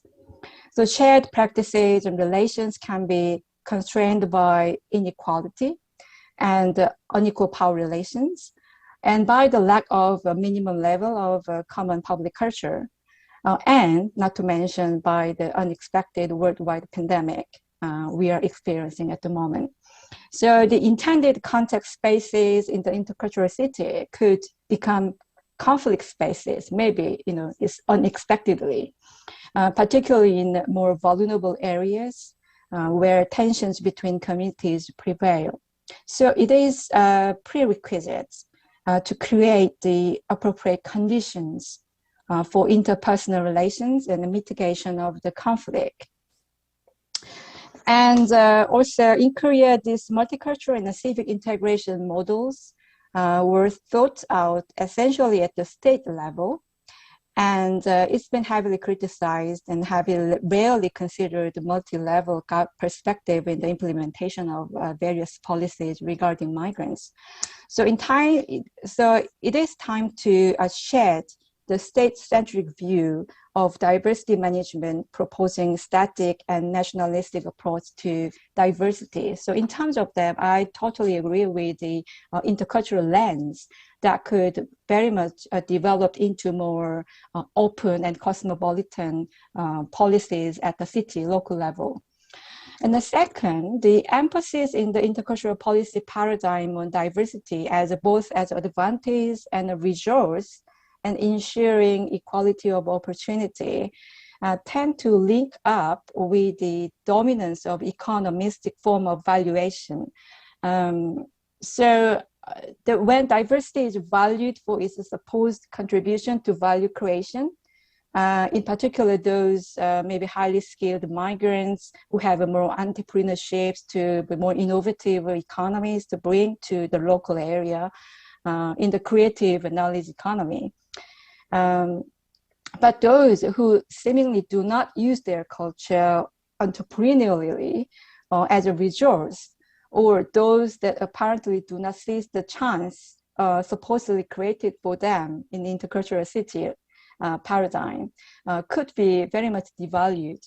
So I think there is from the sociological perspective, I'm a sociologist, so the concept of diversity in intercultural city program, in fact, has an implicit class dimension.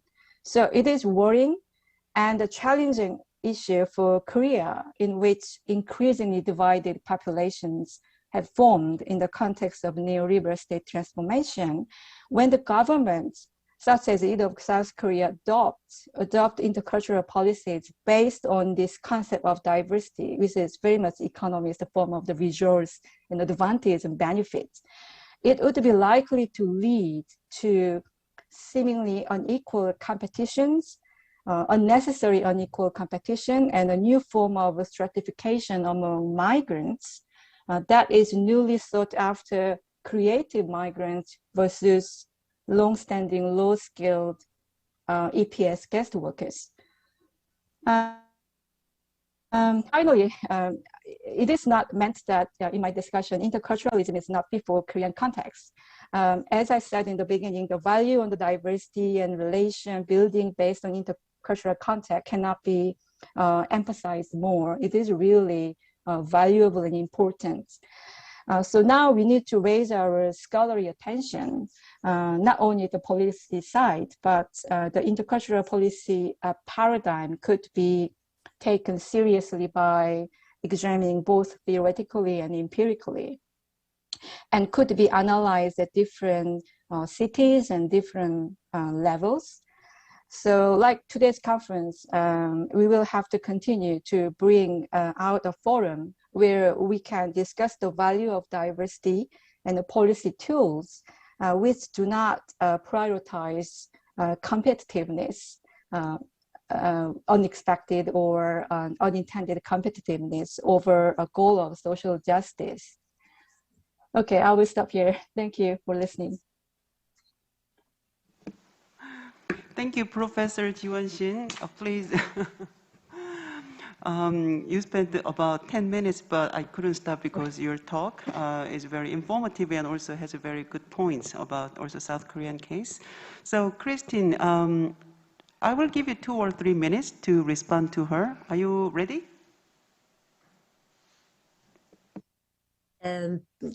Yes, I am. I think what is very interesting for today's debate, and we will certainly be hearing more regarding the situation in Korea, Japan, and Taiwan, that you frame this conversation connecting the idea of intercultural cities with sustainable social development. And as we saw from the scholarly reading of the sustainability challenges now, both already prior to the pandemic and exacerbated by the pandemic, it's really a point that inequalities need to be addressed on all the levels indicated. There's a legal dimension, there is a social dimension, there is a business and finance dimension. And looking into the way the notions of diversity have developed, and of course there is a rich literature. I just grasp the legally binding version as agreed by the international community, which is of 2005.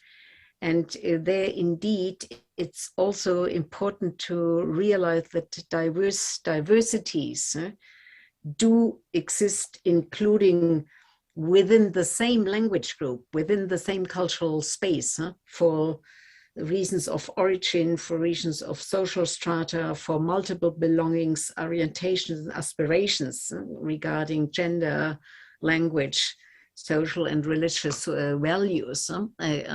While you focus on migration studies, certainly for very good reasons, it's just to recall that the understanding of diversity is in that sense broader than the intercultural dimension. And so, as you correctly said, it's very important to give proactive thinking how contact zones within cities can be mitigated in order not to become conflict zones. And as we didn't address, but I think it is worthwhile also looking specifically into the role of media in this context, because we see recently that denial of the reality of diversity is happening. It's being politicized. There are fantasies of supremacies, which are also instrumentalized for other reasons. So I feel in contrast to the origins of the Intercultural City program in Europe, which was almost 20 years ago. Yeah?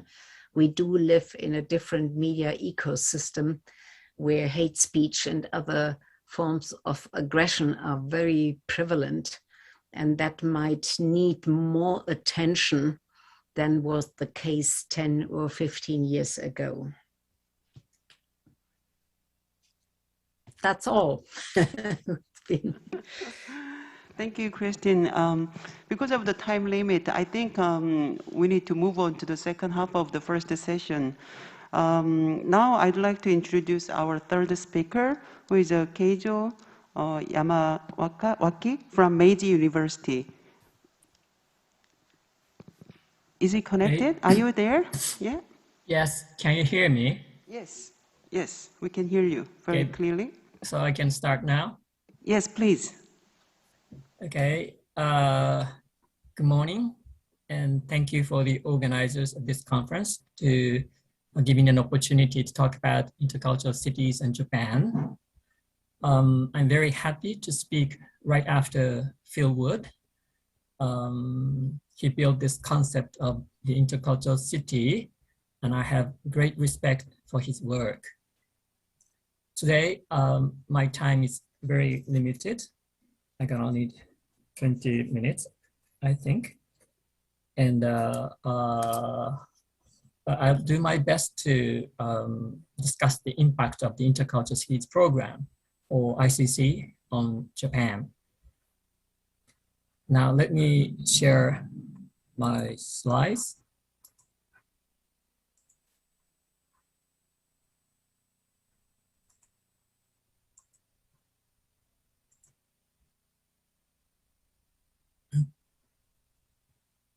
Okay, this is the outline. First, I'd like to talk about the introduction to migrant integration in Japan in general. And I talk about the impact of the ICC on Japanese cities. And finally, I talk a little bit about challenges and opportunities for Japanese cities.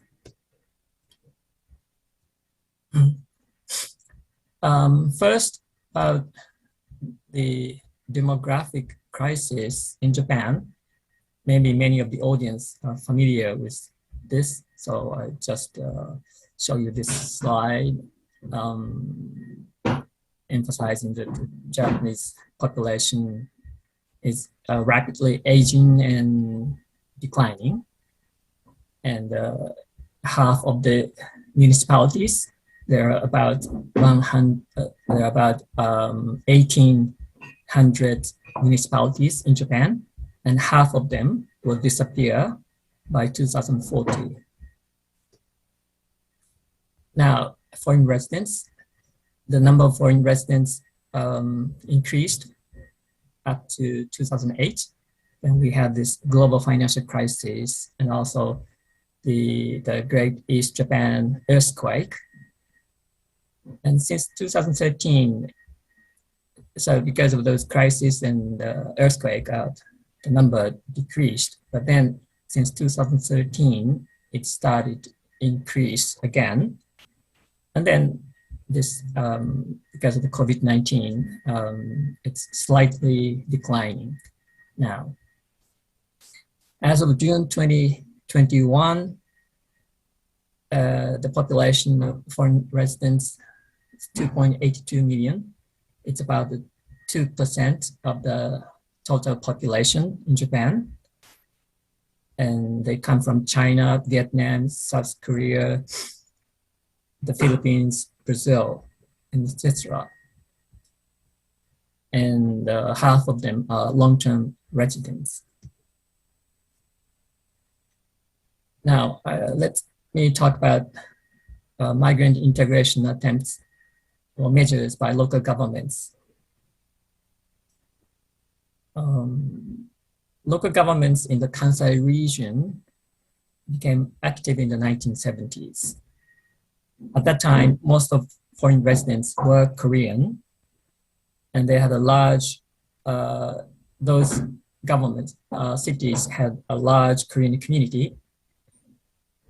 And those Korean residents, demanded equal treatment in terms of provision of children's allowance and moving into public housing. In the 1990s, local governments in the Tokai region became active. They started to offer information and consultation for foreign residents, and many of them were from Brazil. Then in the 2000s, some local governments started to provide or promote a comprehensive policy on foreign residents by making a basic plan, and Tabunka Kyosei became a new keyword. Tabunka Kyosei is a key concept for local migrant policy in Japan. Tabunka means many cultures. Kyosei means living together. NGOs and then local governments started to use the term in the late 1990s. And in 2006, Ministry of Internal Affairs formulated a plan to promote Tabunka Kyosei in local communities. And it became an official policy term for local governments.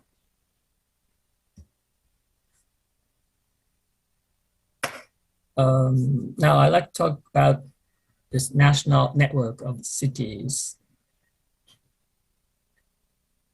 In the 1990s,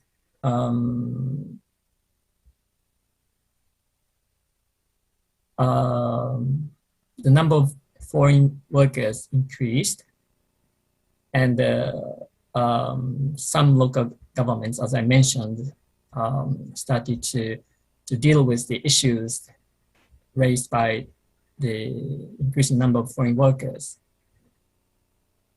And in 2001, those cities, small cities, made this organization called the Council of Municipalities with a large foreign population. And this was established in 2001 by cities with mainly Brazilians of Japanese descent. This network has been very active, and there are about 14 member cities as of 2021. And is led by Hamamatsu. It's been influential in influencing the national government's policy on migrant integration.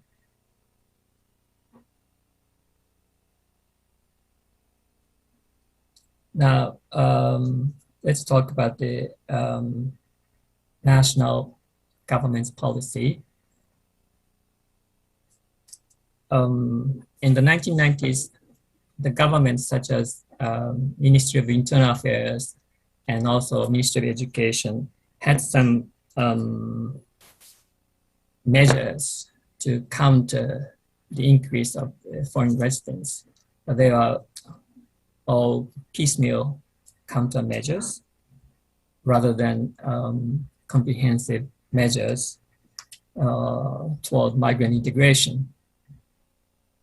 And in 2006, Ministry of Internal Affairs came up with a plan for Tabunka Kyosei at local communities. And this has had an impact on local government's policy making, and this Tabunka Kyosei became a policy keyword, as I mentioned. In the end of the same year, they also made these general measures regarding foreigners as residents. And this was the first migrant integration policy, comprehensive integration policy for the national government. And in 2011, they also made this action plan on measures for foreign residents of Japanese descent. And in December 2018, the Immigration Act was revised to admit specifically skilled foreign workers And the government made this new word called specifically skilled, because they didn't want to say unskilled, and but they couldn't say skilled either. So they came up with this new term, specifically skilled workers. Actually, you could say low-skilled workers. And this is the first scheme for Japanese government to admit local low-skilled workers. And also a set of comprehensive measures to admit and live with foreign workers was adopted. And one could say this is the first comprehensive integration, a set of integration policies for the Japanese government. They also set up this new agency called Immigration Services Agency in April 2019, which is supposed to play a coordinating role in government policies on foreign workers. Okay, I think I have another 10 minutes. Now, let me talk about the impact of Intercultural Cities program on Japanese cities.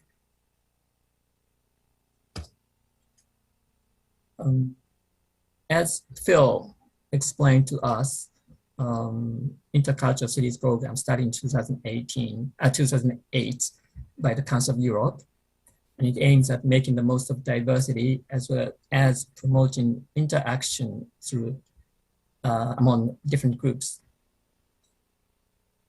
And Japan is one of the observer states of the Council of Europe, and Japan Foundation, which is a semi-governmental organization, actually had a keen interest in this program right from the beginning when it started in 2008. And the Japan Foundation started to send some local government officials as well as experts to Europe. And they also invited local officials and experts from Europe to Japan. And then I happened to be one of the participants, one of the experts sent to Europe by Japan Foundation. And after attending the seminar on ICC in Europe in 2010, I worked with the Japan Foundation to organize a summit of mayors from Japan, Korea, and Europe. And the first summit was held in January 2012 in Tokyo. And the city's mayors such as mayors from Lisbon, Bocelka, Sweden, and Suwon, Korea, attended the summit. From Japan, 3 mayors were there. Mayors from Hamamatsu, Shinjuku, and Ota. And Hamamatsu mayor, Mr. Suzuki, was very, he liked the idea of this intercultural city, and he decided to organize the second summit in October 2012. And then in 2013, the third summit was held in Ansan, Korea.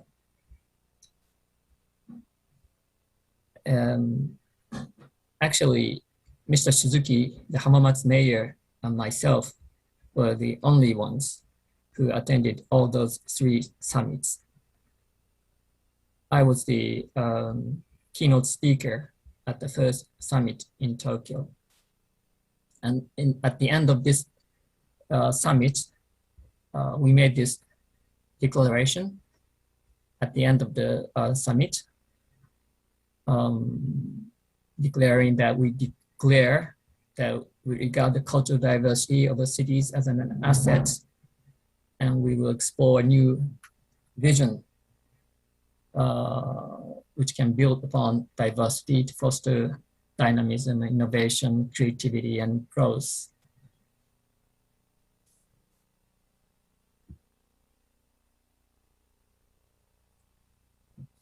Now I'd like to focus on Hamamatsu because Hamamatsu has been the leading city in Japan promoting migrant integration and Tabunka Kyosei. Hamamatsu was the leading city in establishing the Council of Municipalities with a large migrant population, or Gaikokujin Shuju Toshi Kaigi. And then they attended all those 3 summits. And in 2014, they took an initiative in revising the code of the Council of Municipalities.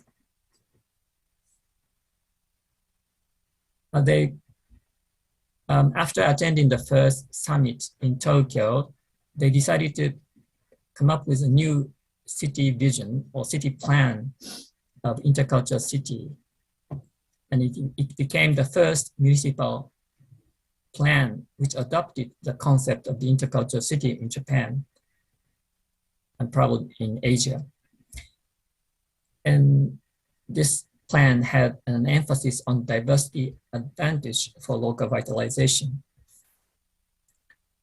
They also took an initiative in revising the code of the Council of Municipalities, and they added as the purpose of the Council of Municipalities, added this clause, this sentence saying diversity as vitality for urban development.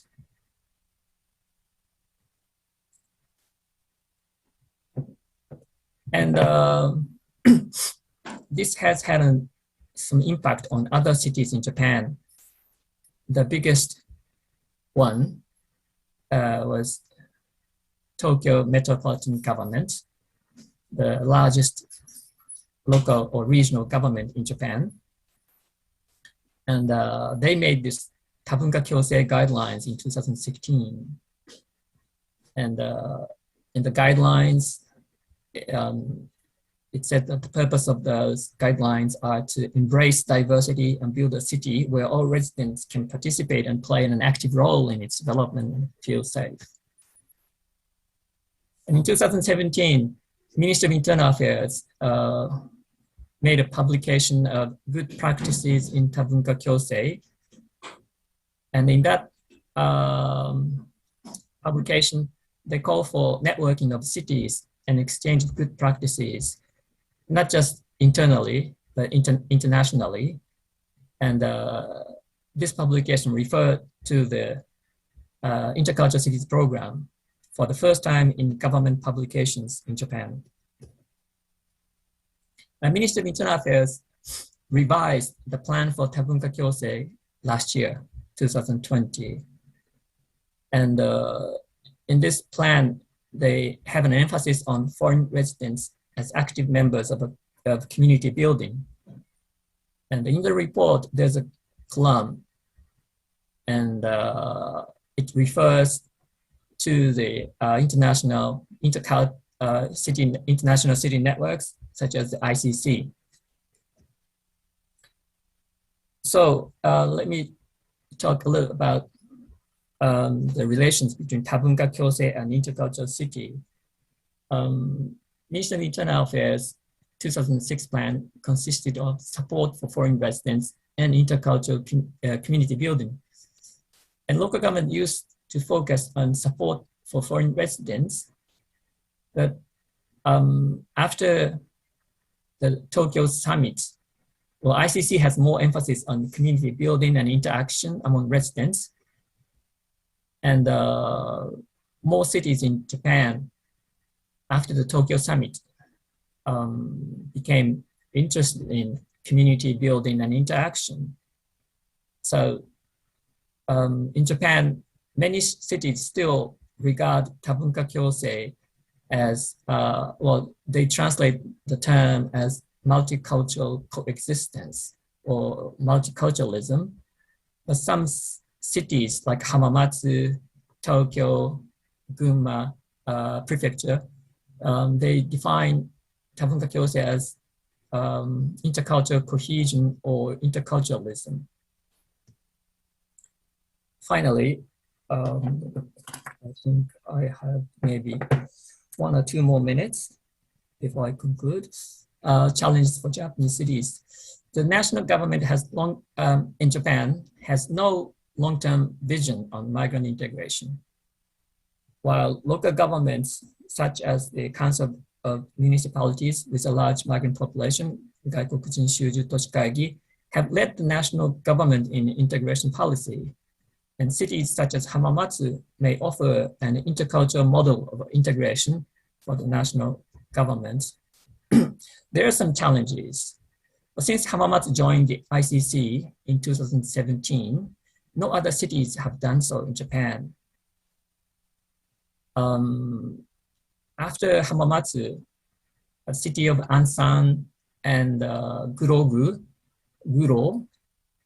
in Korea joined the network, and it seems that more cities in Korea are interested in the ICC than Japanese cities.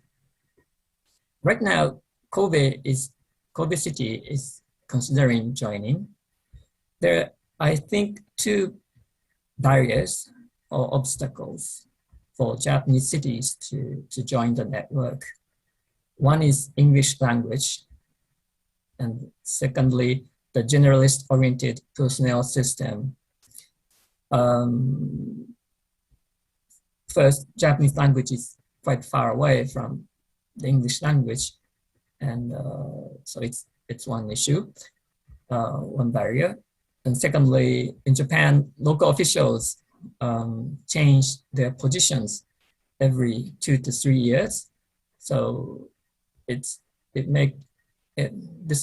system makes cities difficult to make and keep connections or networking with their counterparts abroad.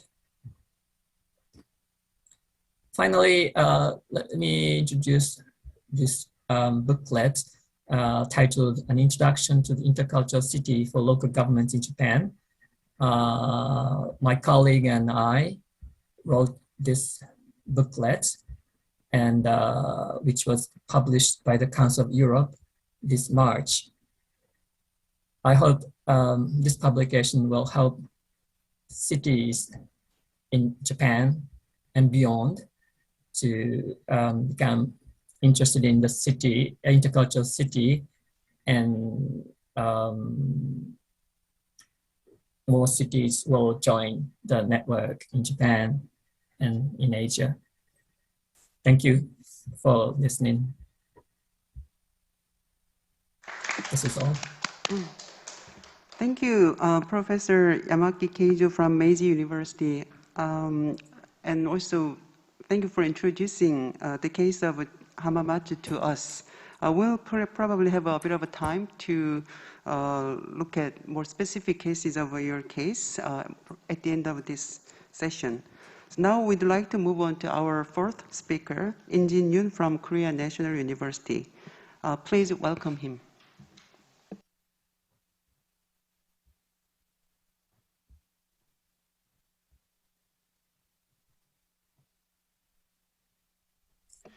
Conditions of intercultural cities in Korea and tasks for development.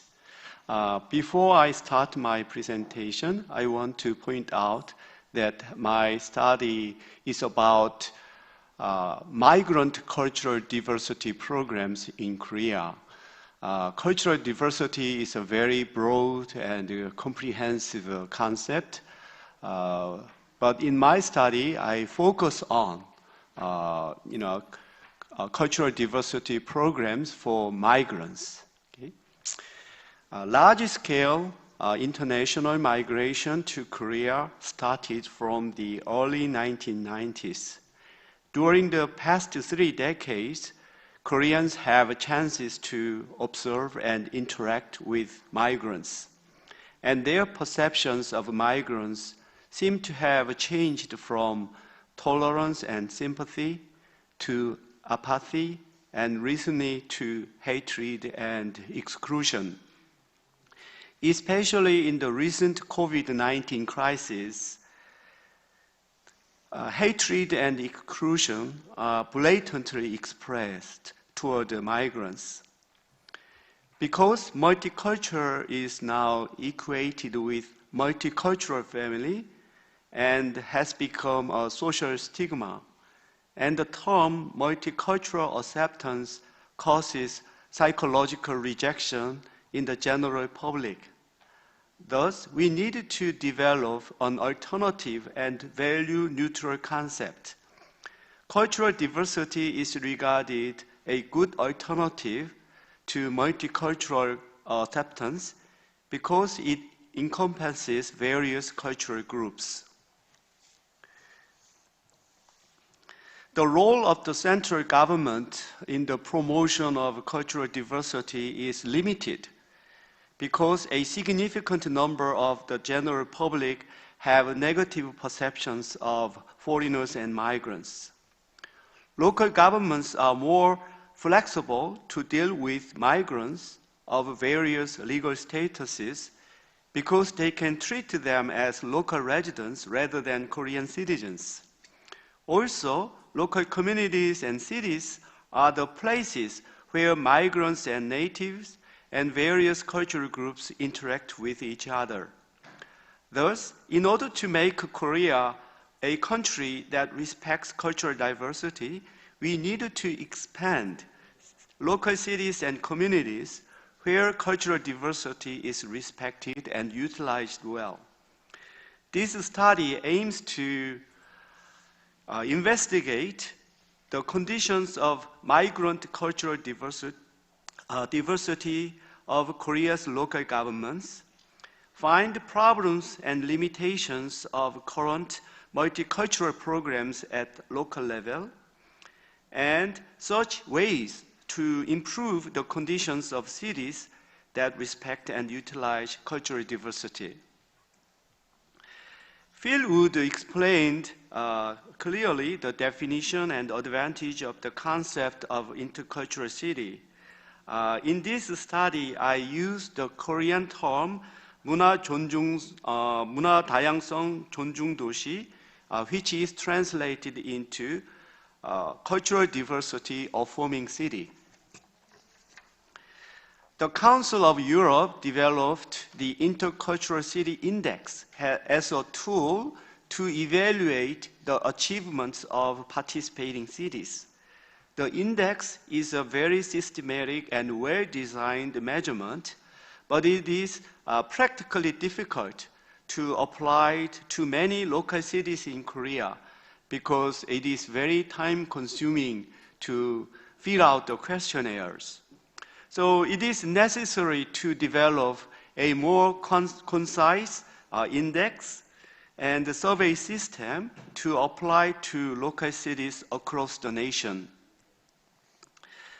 To this end, I divide information on cultural diversity of a city into hard data and soft data. Hard data is about infrastructure of a city, whereas soft data is about psychological, cultural, and social conditions of city. The advantage of hard data is that it can be easily acquired from existing government statistics. Okay. So in this study, I investigate the infrastructure of migrant cultural diversity in Korean cities as a preliminary study to develop more comprehensive cultural diversity index suitable for the Korean situation. I collected information on multicultural programs of 245 local governments, including Seoul, Gyeonggi-do, and other metropolitan cities, provinces, and counties. I examined ordinances, projects, and organizations related with multicultural programs. Okay. I ranked local governments in terms of the number of projects, the size of project budget, and the number of dedicated personnel to see which local governments perform well or poorly. Okay, I will skip pages of the intercultural cities programs of Ansan and Guro because they will be covered by two officers from Ansan and Guro in the afternoon session. Okay. First, I examined the local government's ordinances of multicultural programs. A careful analysis reveals that they are strongly oriented toward multicultural families, supporting their settlement, education, and counseling. More than half of the ordinances of 245 local governments have the name of the Multicultural Family Support Ordinance. I also analyzed the keywords frequently appearing in the budget names and project names of multicultural projects of 245 local governments. The most frequent keywords are support, multicultural family, operation, business, education, multicultural, marriage, children, service, family, health, women, and language. This implies that the purpose of the current multicultural programs is to support multicultural families to settle and adapt well in Korean society. I also examined the names of departments and teams in charge of multicultural programs. Most names are related with women, family, children. So the Women and Family Department accounted for 33% of the total department department names. Within the Department of Women and Family, Fertility and Multicultural Team is the most likely to be the unit that implements multicultural programs. This shows that the role of migrant women is to form a family, give birth to and raise children, and ultimately to contribute to the population reproduction of Korea. I examined the size of personnel in the dedicated department of local governments. The size varies from 38 to 0, and the average size is 5 people. It is interesting that the local governments that have large number of dedicated personnel are rural areas with aging population. And these rural areas are in the risk of extinction due to low fertility and aging. I also examined the number of projects. It varies from 38 to 1, and the average number is 10. And it is closely related with the size of foreign residents in local governments. In general, large cities spent a bigger budget for multicultural programs, but some local governments spent more than their size, as in the case of Yeongdeungpo and Guro, Yeongdeungpo and Ansan. Okay. I ranked 245 local governments by taking into the number of projects, project budget, and the number of personnel. Okay. I used two methods of ranking. The first is absolute ranking method that calculates the sum of rankings of the three indicators without considering the number of foreign residents in local governments. The second is the relative ranking method that takes into account the number of foreign residents in local governments. Okay? According to the absolute ranking method, top 20 cities are 서울, 경기도, 시흥, 수원, 화성, 충북도, 장성군, 인천, 안산, 영등포구, 장수군, 남원, 김제, 대전, 동구, 인천, 장흥군, 계양구, 여수, 성남, and 공주. By contrast, according to the relative ranking method, top 20 cities are rural areas with small and aging native population. Interestingly, these local governments do not have a particularly large number of foreign residents or high ratio of foreigners to native population.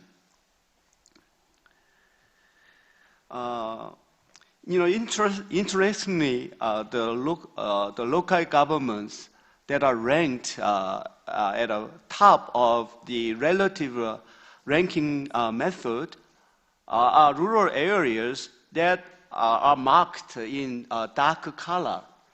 The areas with dark color shows that these areas are in the risk of extinction due to low fertility and aging. So I cautiously interpret that local governments which are experiencing serious population decline due to low birth rate and aging and in danger of extinction are actively implementing multicultural family programs in order to encourage childbirth. Okay.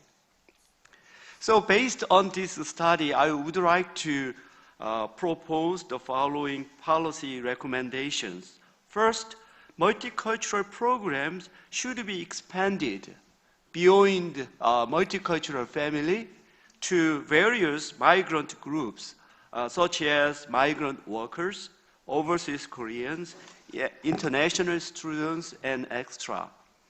I recommend the department in charge of multicultural programs needs to be changed to a more universal and inclusive name, like Department of Cultural Diversity or Department of Global Citizens.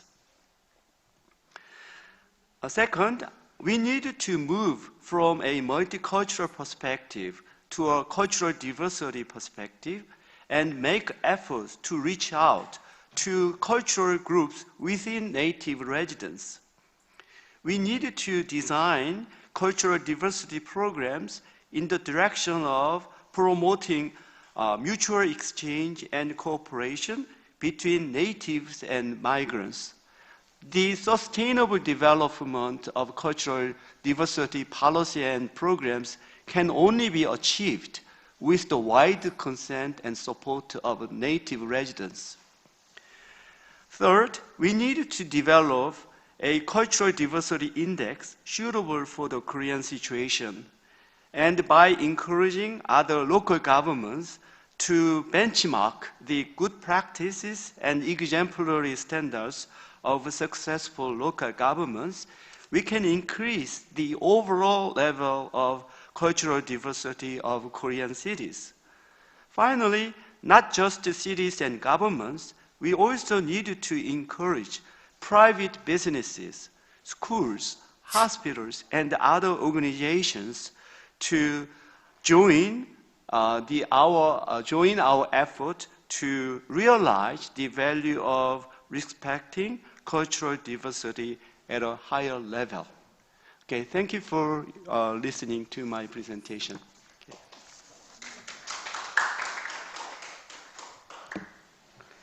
Yeah, thank you very much for your very analytical paper, and I could see the link between population and migration.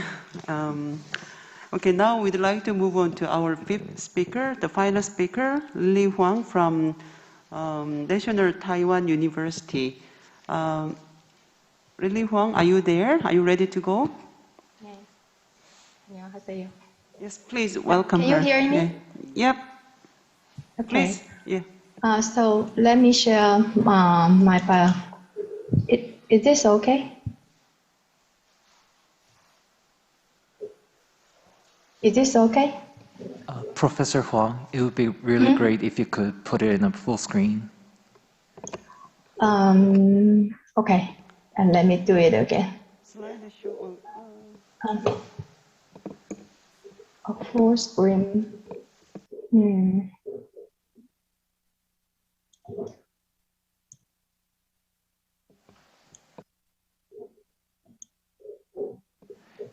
can share your PowerPoint like you did just now. Just press F5. Sorry.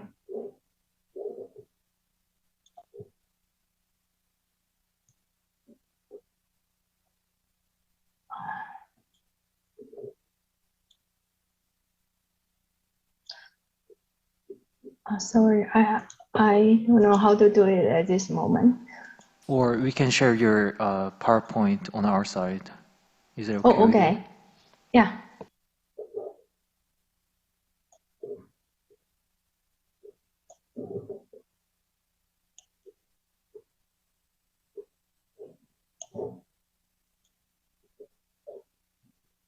And no, and can you share? Or I stopped to share my file. Yes, please take a moment. I stopped to share my file. It's not the advice okay?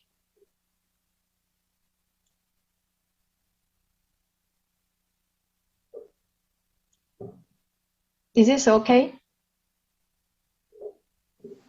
Yes. Yeah. Yes, please. Okay, thank you so much. I'm sorry for the technical problem.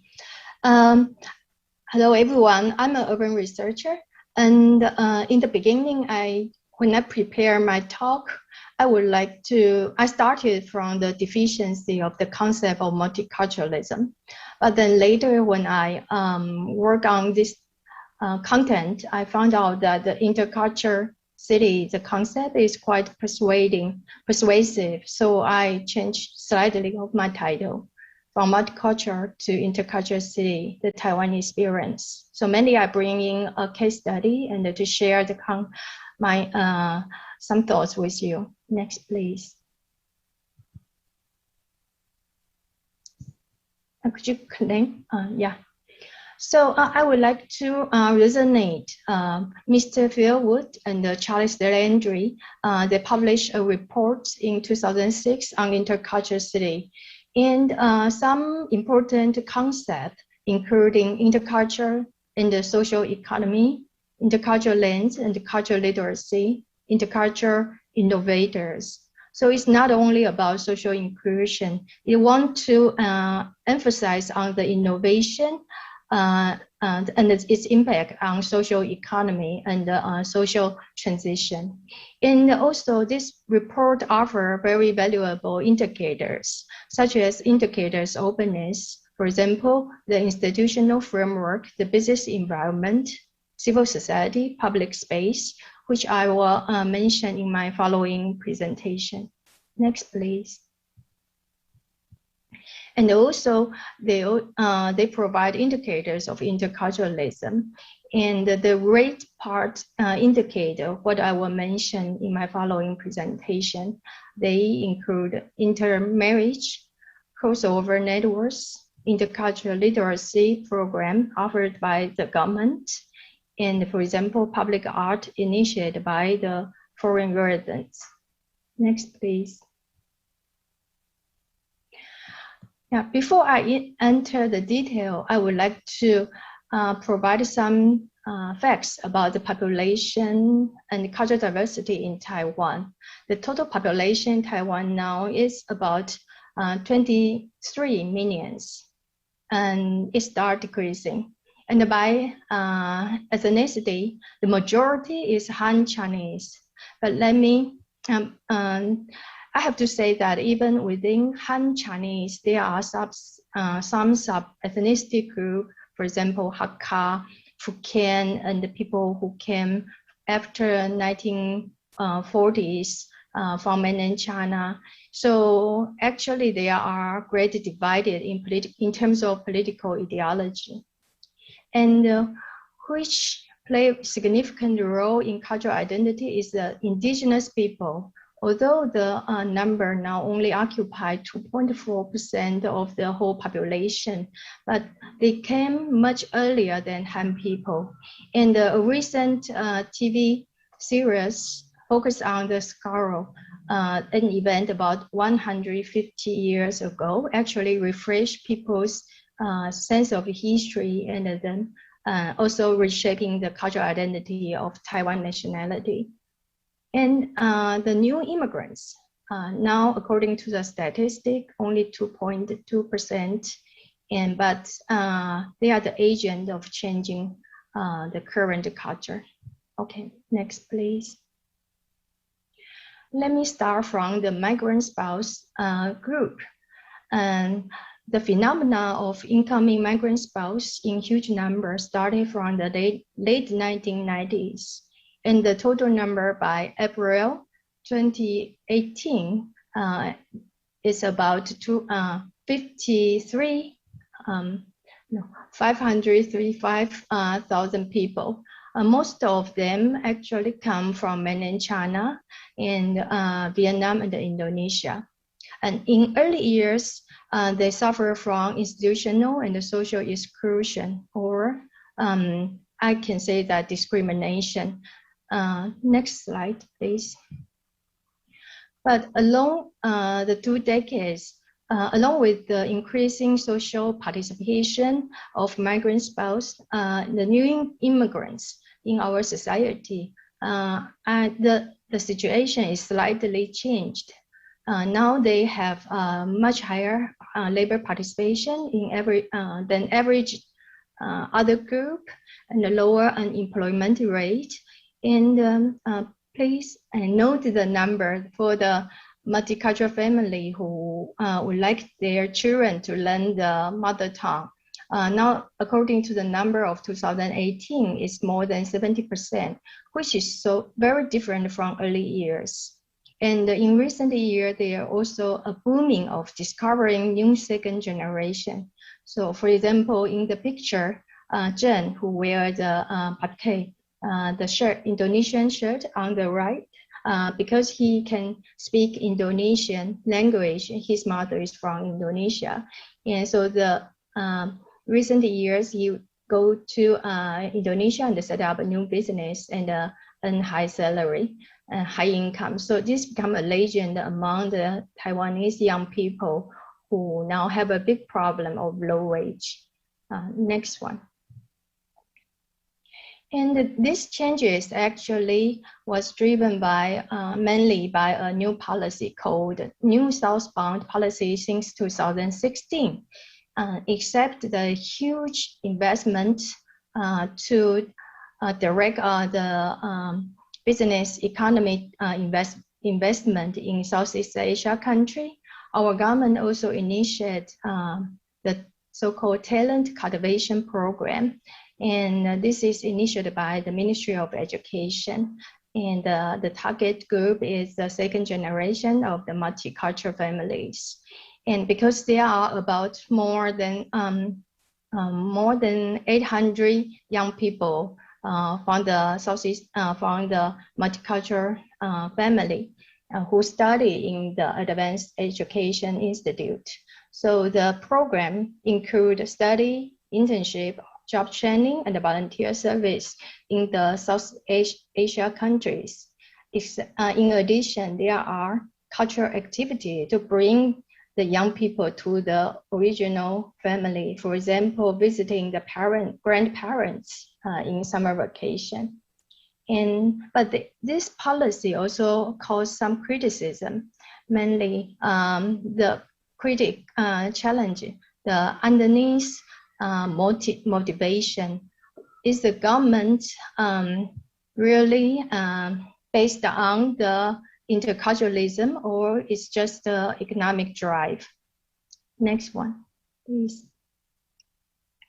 And the second group I want to target is the foreign population in Taiwan. Actually, some number of them overlap the previous group, the migrant spouse. But there are other, this number include other people who work in Taiwan, including labor, migrant labor, and also expatriates who work in Taiwan. And if we divide the number according to the cities, we can see that in the main, the big cities, the ratio is about 2.7 to 5.5. And the Taoyuan city have the highest concentration of foreign population, the migrant workers, because it's an industrial region. Next one, please. And an interesting document is about the survey on the intercultural livability in Taipei City. And this was conducted in 2018 toward about 1,000 foreign residents.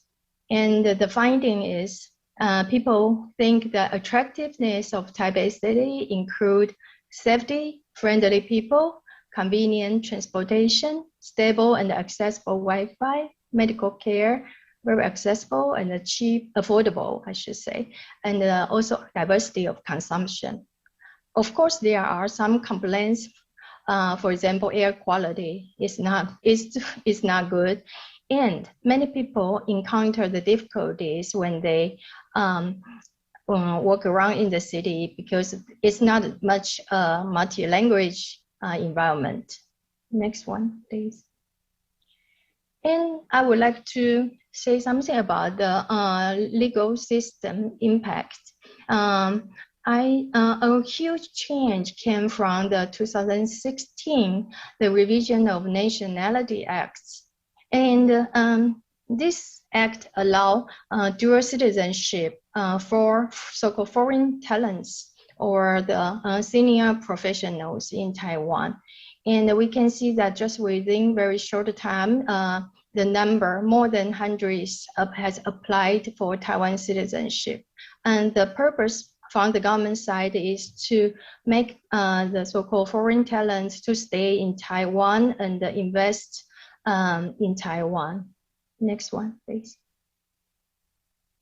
But according to the results, many of them actually already stay in Taiwan for years, but just without applying for the citizenship. And a significant part of them work in the art and professional service area, for example, medical doctor and pianist. Next one. And another important act is the Act for Recruitment and Employment of Foreigners. And it took effect from 2018, February, and aiming at building a friendlier work and residency environment, and to induce foreign professionals to come to Taiwan and stay. So the detailed policy actually relaxing the regulation on visa application or the number of entry and the days of stay, and it also relaxing the regulation on pension, healthcare, insurance, and give tax benefits. Next one, please. And I would like to mention one important mechanism called Employment Golden Card. This document combine work and the residency permit.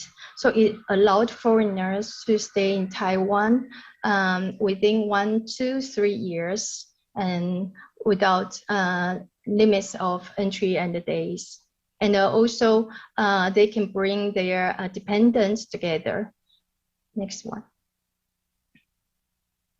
Except so this group belong to the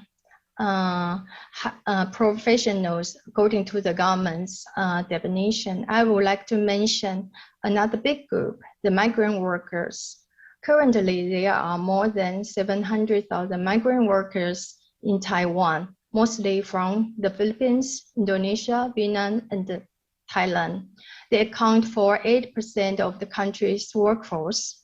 And in industrial sector, actually is more than 60%. So we can say they play a very important role in Taiwan's economy.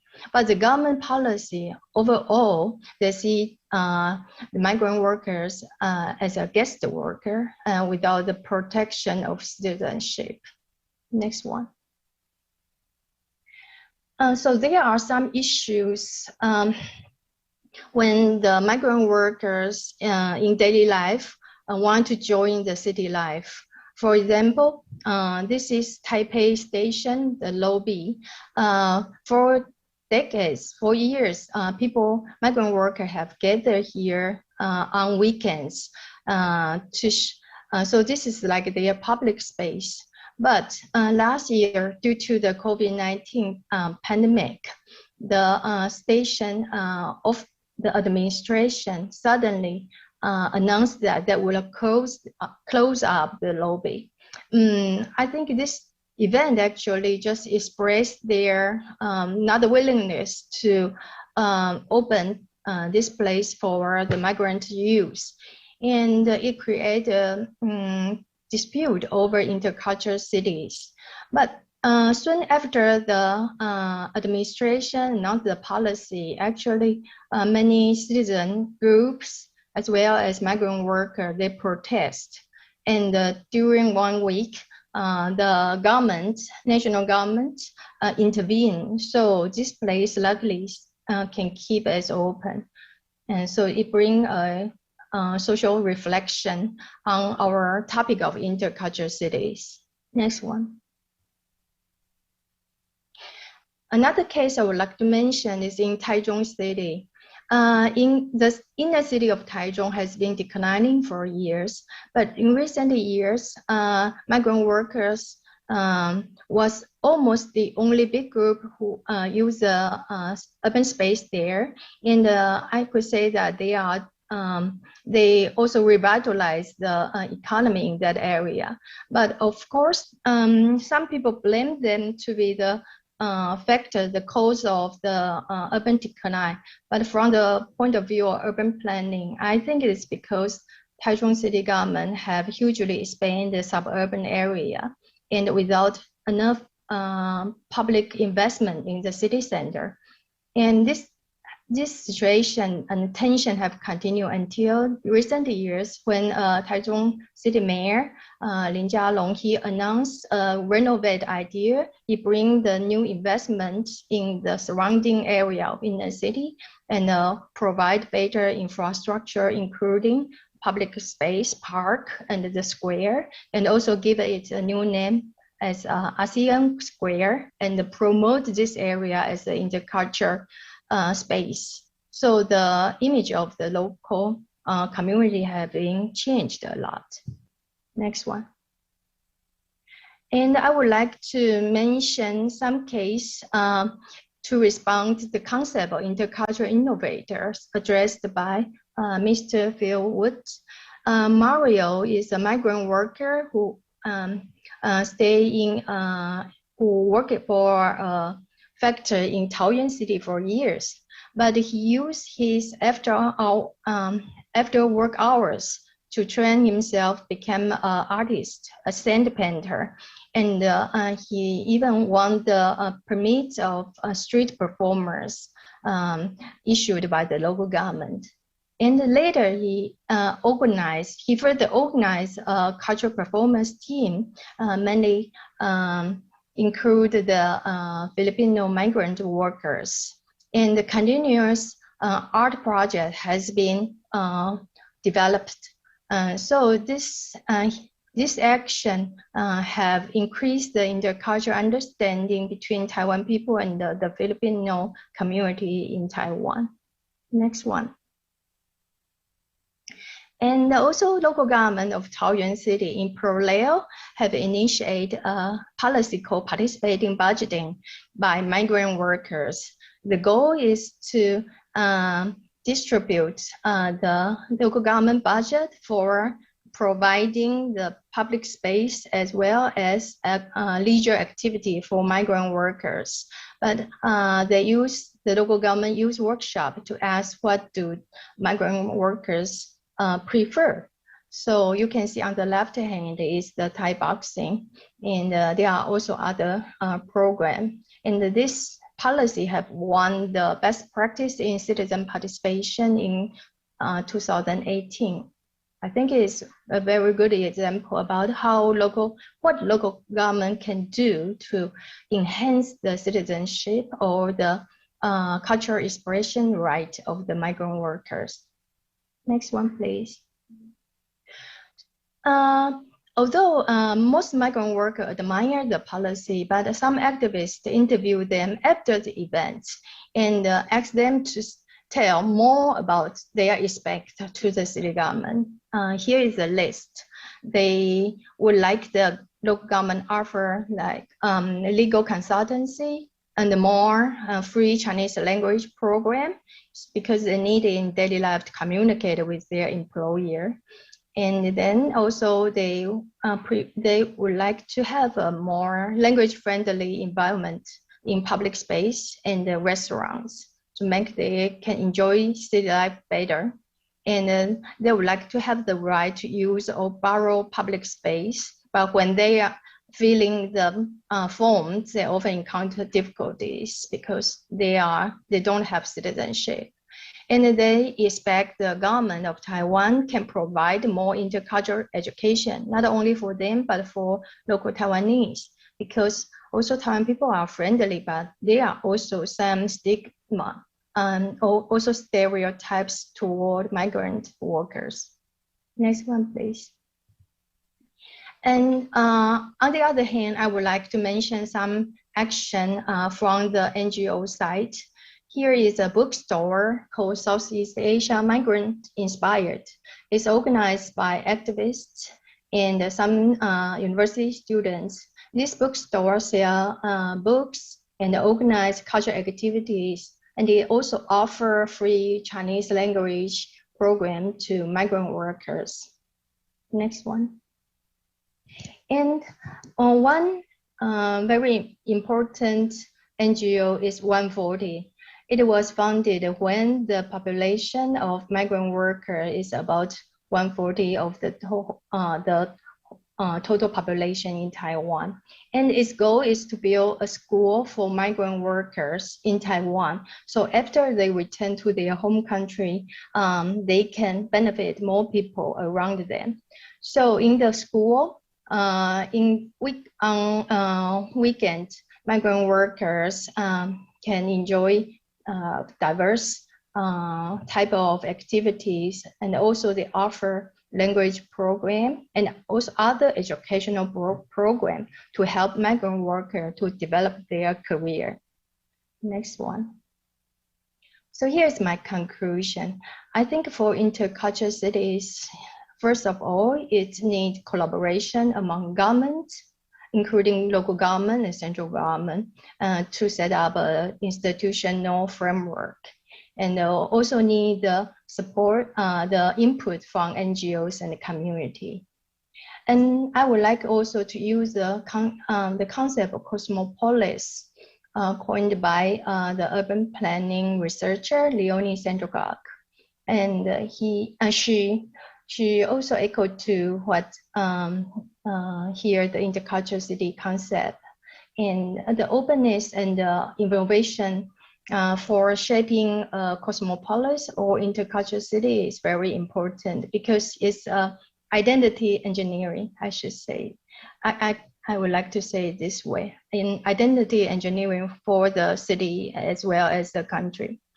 And the last point, because I'm an urban researcher, so I would like to stress the importance of public space. And nowadays, if we build or plan for the intercultural city, I think public spaces are very important, and the government officer as well as planners should design it as a way to attract more social interaction and can produce some co-benefit, make people to share the different culture, culture sense of culture and the interculturality. So I will call public space as a co-benefit space and perhaps a social infrastructure for intercultural cities. Okay, this is my presentation. Thank you.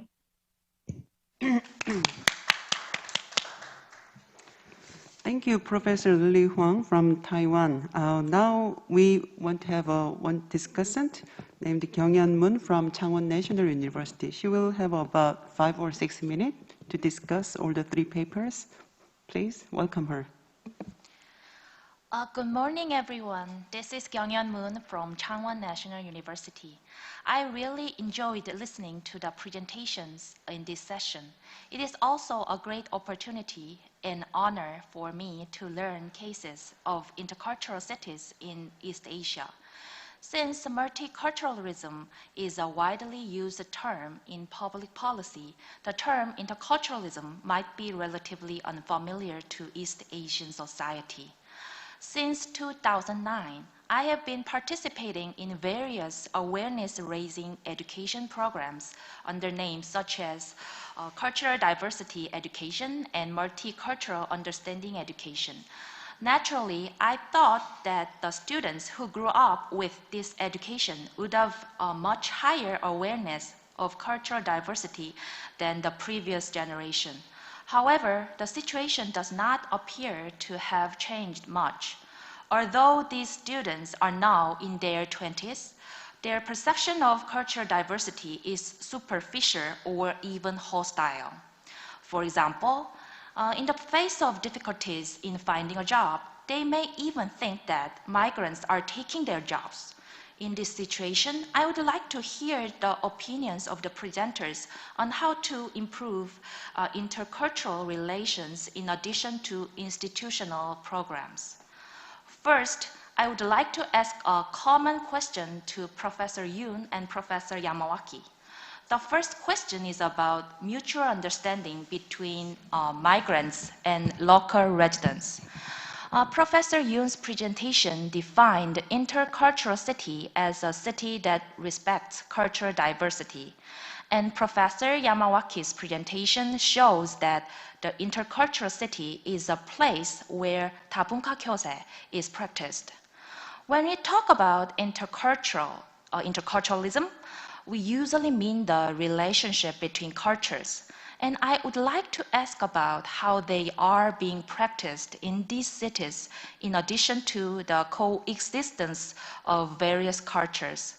For example, if interculturalism refers to cultural interaction between local residents and migrants, in addition to the institutional dimension presented in the presentation, how much do local residents understand and accept a migrant's culture, and how migrants understand and perceive their relationship with local residents? The second common question is about the mutual perception of migrants within the intercultural city. In the case of Hamamatsu, Dainichi were the main migrants in the 1970s, Nikkei is in the 1990s, and various migrants in the 2000s. What about the cultural relationship between the major group of migrants and the rest of them? Professor Yamawaki's presentation did not mention the hierarchy or dynamics within the migrant society, so I would like to hear about it in detail.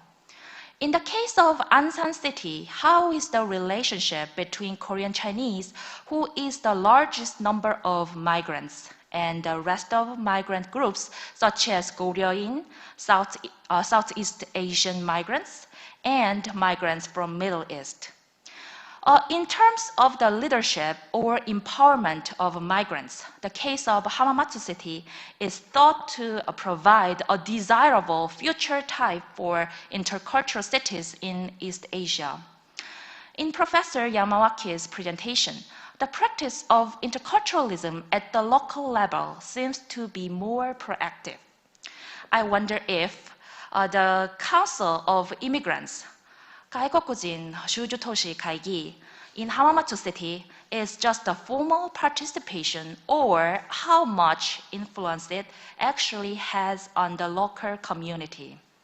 Lastly, I would like to about the case of Taiwan. In Taiwan, the concept of intercultural city is expected to be more complicated than that in Korea and Japan, because there are native Taiwanese, mainlanders, and indigenous people in the historical dimension. In Professor Huang's presentation, it was interesting that various migrant actors, such as migrant workers and high-skilled migrants, appeared. I also enjoyed your presentation because I studied marriage migration in Taipei and New Taipei City, Taiwan. It was even more interesting because I often saw migrant workers, especially care workers, gathering at Taipei main station during my fieldwork. By the way, Professor Huang, could you tell me specifically ethnic enclaves, which mean residential area densely populated by foreigners, such as Ansan City and Kurogu in Korea? Also, I wonder if there is a council where migrants can independently represent their opinions, like Hamamatsu City. Thank you for your attention. Yeah, thank you, Dr. Kyunghyun Moon. She raised two important common questions to three speakers and one question to Professor Huang from Taiwan. I guess because of the time limit, I can't give each speaker to respond enough time. So why don't we have about 2 or 3 minutes for each speaker? So I will give 2 or 3 minutes to three speakers to respond to Kyunghyun Moon's discussion. So Professor Keijo Kamayaki, would you like to start? Okay. Thank you for the comments. Well, first, I'd like to talk a little bit about the concerns raised about ICC at the first half of the session. In ICC, we talk about interaction, but interaction cannot be forced. And that is true. And in Japan, we try to find a common interest among groups of different backgrounds. And one of them is disaster prevention. As you know, we have so many earthquakes in Japan, and the residents with different backgrounds have a common interest in preventing disasters. So that's one approach we take in Japan. Secondly, if we mix different groups, there might lead to conflicts, and that is true. And in ICC,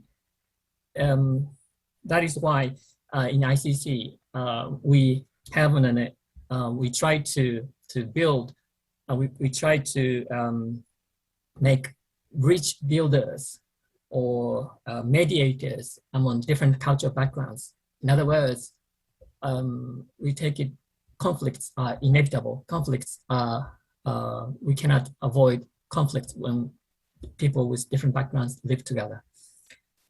And then hierarchy among migrants. It is true that we cannot just call them foreign residents. They have different backgrounds and differences among them. But I think there are more hierarchy according to the residential status. And some have legal status, some do not. And some have limited, some status has limitation in terms of the term of the residence or the work they can do. Like a Nikkei people do not have any limits on the kind of the work. So I think residential status has a lot to do with in terms of the hierarchy among migrants. And lastly, intercultural awareness. In Japan, local governments started to promote Yasashi Nihongo or plain Japanese. Japanese language is one of the difficulties foreign migrants face in Japan. And some local governments using plain Japanese, not just to include, not just to promote inclusion of foreign residents, but also to raise awareness among Japanese people.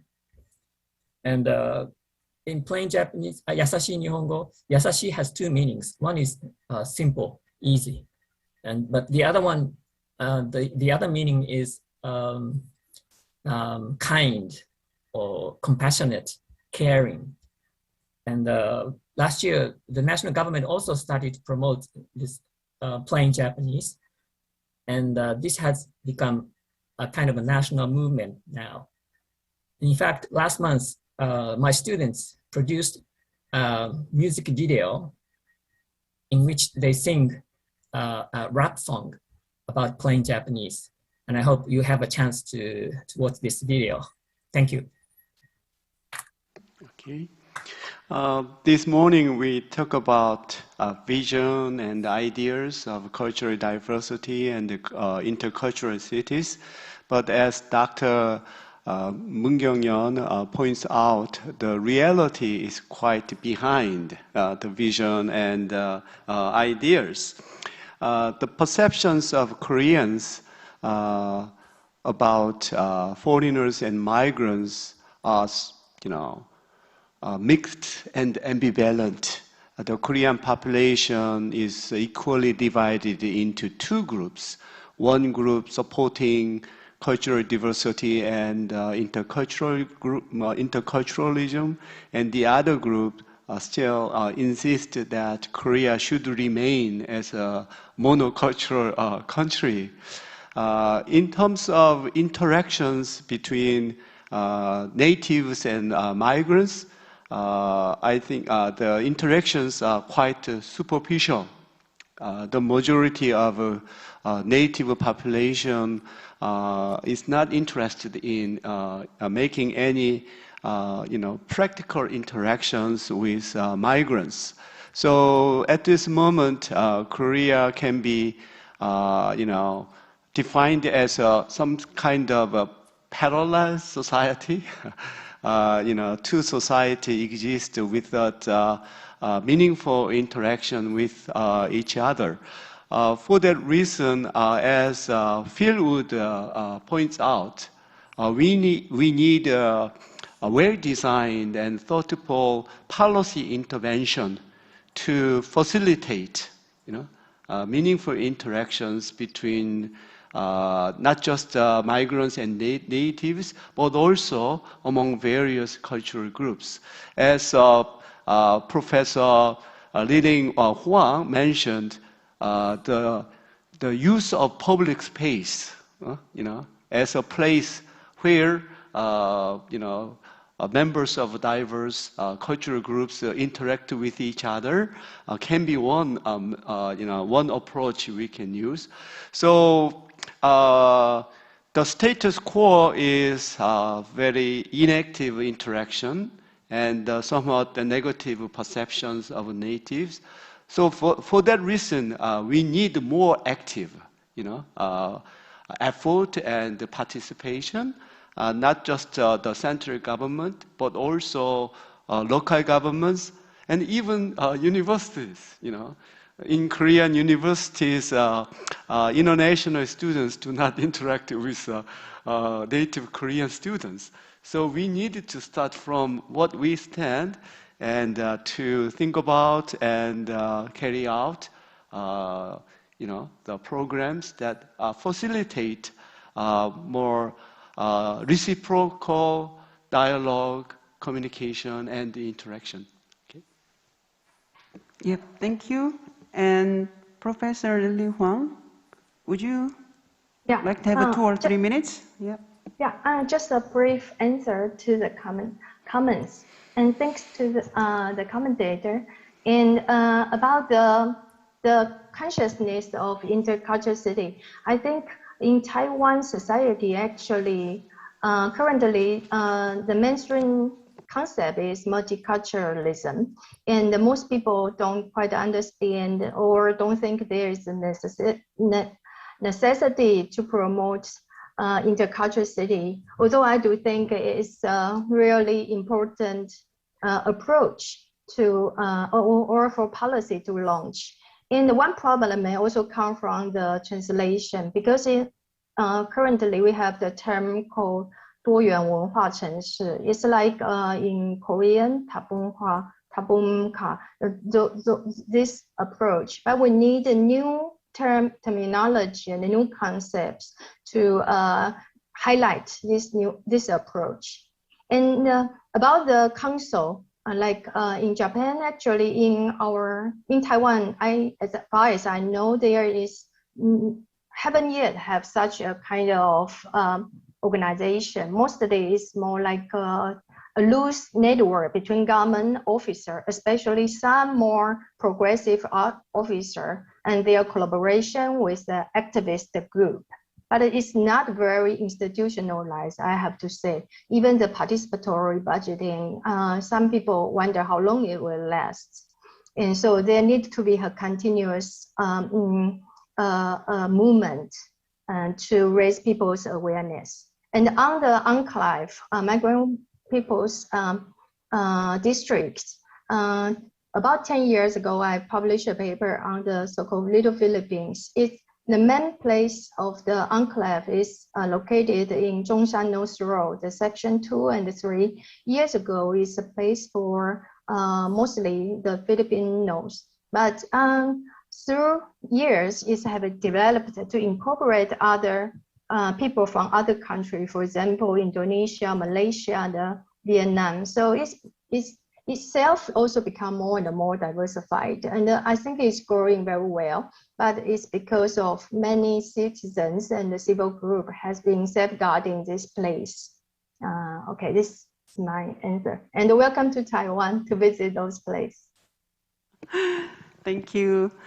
I think I failed to keep the time. We are already behind the schedule.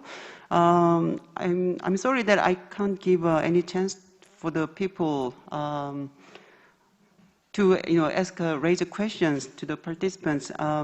But if you have any question to any speaker, please leave a message, and I will definitely pass on your message to the speaker you name. And I hope we'll continue networking online and hopefully offline soon. So we'll have a lunchtime from now on. We'll get back to second session from 1 o'clock. So I hope you will enjoy your lunch. And thank you very much for the participants from Germany, UK, Korea, America, and everywhere. Thank you. Thank you.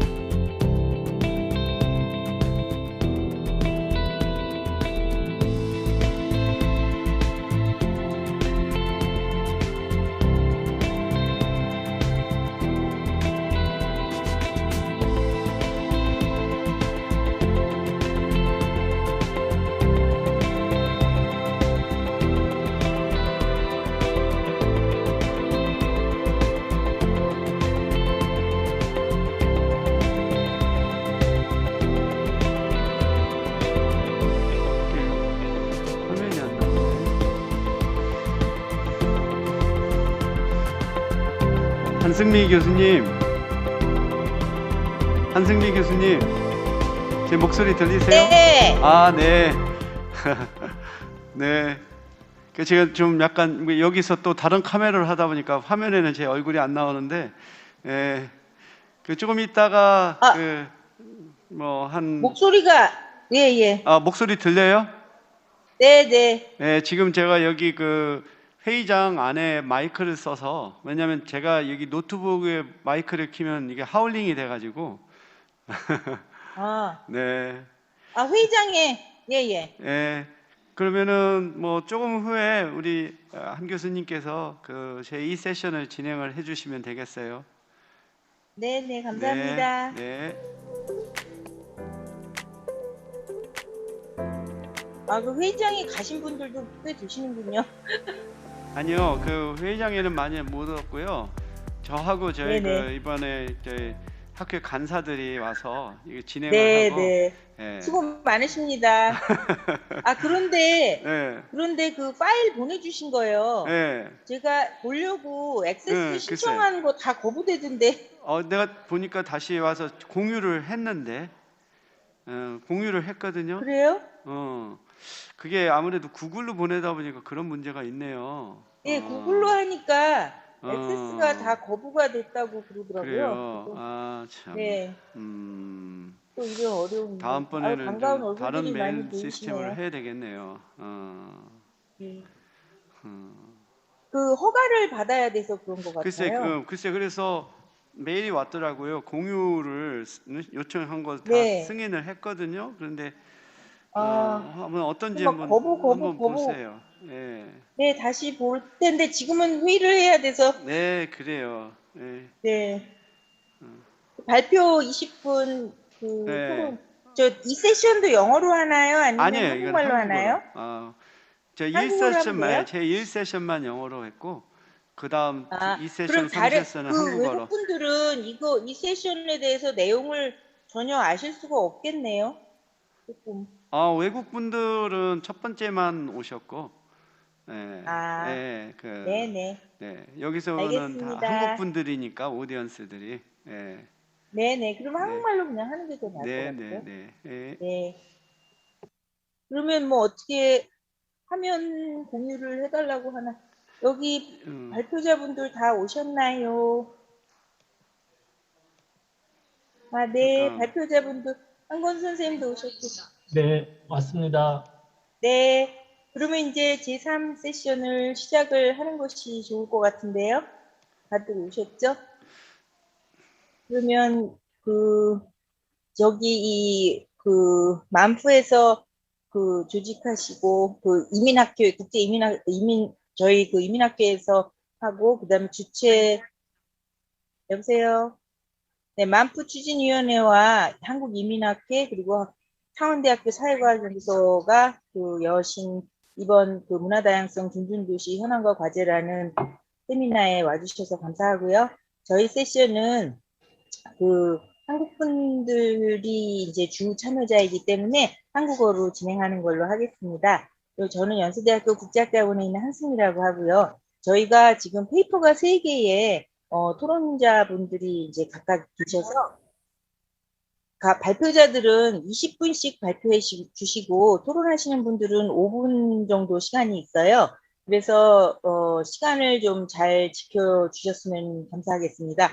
그러면 제가 너무 여러 가지 얘기를 하기 전에 빨리 토론으로 들어가는 것이 좋겠습니다. 강원대학교의 한권수 선생님께서 발표를 먼저 해주시겠습니다. 감사합니다. 시작하시죠. 네, 화면 공유하도록 하겠습니다. 네. 발표문을 사전에 보내드리지 못해서 죄송하고요. 오늘 제가 처음에 부탁받았던 그 제목이 도시의 지속가능 발전과 문화다양성이라는 주제였습니다. 혹시 지금 공유된 거 보이시나요? 네. 지금 전체 화면으로 이제 바뀌었네요. 예, 그래서 오늘 제가 드리려고 하는 말씀은 도시의 지속가능 발전에 있어서 이제 문화다양성 이야기를 조금 드리고요. 그다음에 이번 회의 주제가 상호문화도시와 관련돼서 논의를 하고 있어서 저는 이제 상호문화도시라는 용어나 또는 문화다양성 뭐 도시 또는 문화다양성에 관련된 용어가 서로 이제 함의하고 있는 바가 이제 뭐 공유하고 있는 것도 있지만 좀 차이도 있고 그리고 또 특히 이제 최근에 한국 사회에서 왜 이제 문화다양성 이야기를 논의하는지 그런 문제를 조금 말씀을 드리려고 합니다. 핵심적인 주제를 말씀을 드리면 아마 이번 그 학술회의를 주최하는 이 만프나 이런 그 조직의 문제의식은 한국 사회 이주민의 증가 그리고 그 이주민과 관련된 문화다양성 논의 그리고 그것을 이제 뭐 도시의 지속가능 발전성이랑 연계시켜서 학술회의를 기획을 하셨는데 제가 오늘 드리고자 하는 말씀은 도시에서 강조하는 문화의 다양성이라고 하는 것이 반드시 이주민에게만 국한된 논의가 아니다. 그리고 오히려 이주민에게 국한된 논의를 할 경우에 도시의 지속 가능성에 필요한 다양성의 문제에 있어서 우리가 그동안 뭐 다문화 정책과 관련돼서 해왔던 문제점들을 그대로 노출하고 있지 않는가라는 문제의식을 갖고 말씀을 드리려고 합니다.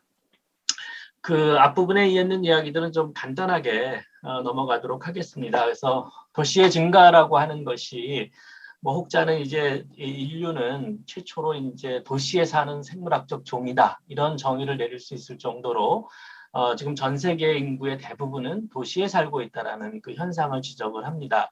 그래서 2018년 기준에 전체 인류의 54%가 이미 도시에 거주하고 있고 2050년이 되면 66%가 도시에 거주할 거라고 이제 추측을 하고 있는 거죠. 그러면 결국 인간이 도시에 집중해서 도시에 살아가는 이 상황에서 결국 이 도시의 미래에 대한 그 걱정이 이제 제기되고 있는 겁니다. 특히 이제 우리가 흔히 이제 메가시티라고 이야기할 때 2015년 자료에 의하면 전 세계에서 인구 1,000만 명이 넘는 메가시티의 어떤 이제 현상을 지금 분석한 표인데요.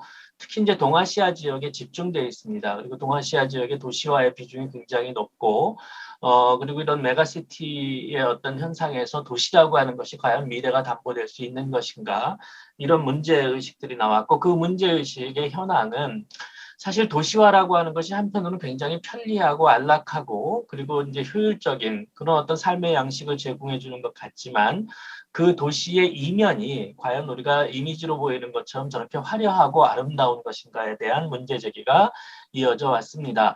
그래서 이제 가장 많이 이야기되는 것이 도시라고 하는 것이 이제 불평등이 심화되고 그다음에 도시가 이제 배제되는 사람들이 늘어나고 있고 그래서 이제 뭐 양분된 도시의 문제점 이런 것들에 대해서 많이 이야기하고 있죠. 그리고 뭐 범죄라든가 환경 문제라든가 그다음에 이제 공기 오염 뭐 기본적인 어떤 삶의 질 이런 면에 있어서 전 세계의 도시가 실제 엄청난 문제를 내포하고 있다는 겁니다. 그래서 이런 문제의식의 이제 발현으로 봤을 때 사실은 인도와 아프리카에 있는 모습입니다. 아래쪽 사진은 제가 연구했던 나이지리아의 이제 시장의 모습인데 대부분 많은 그 개발도상국 국가의 도시라고 하는 것이 어떤 도시의 기본적인 시스템을 갖추지 못한 상태에서 급속한 도시화의 진전으로 인해서 사실은 이 삶의 퀄리티라든가 이 도시 자체가 지속할 수 있는지에 대한 문제점들을 그대로 노출하고 있는 거죠. 이러한 노출은 단지 어떤 그 국가가 처해 있는 경제적 문제라든가 또는 어떤 도시개발 정책의 어떤 문제가 아니라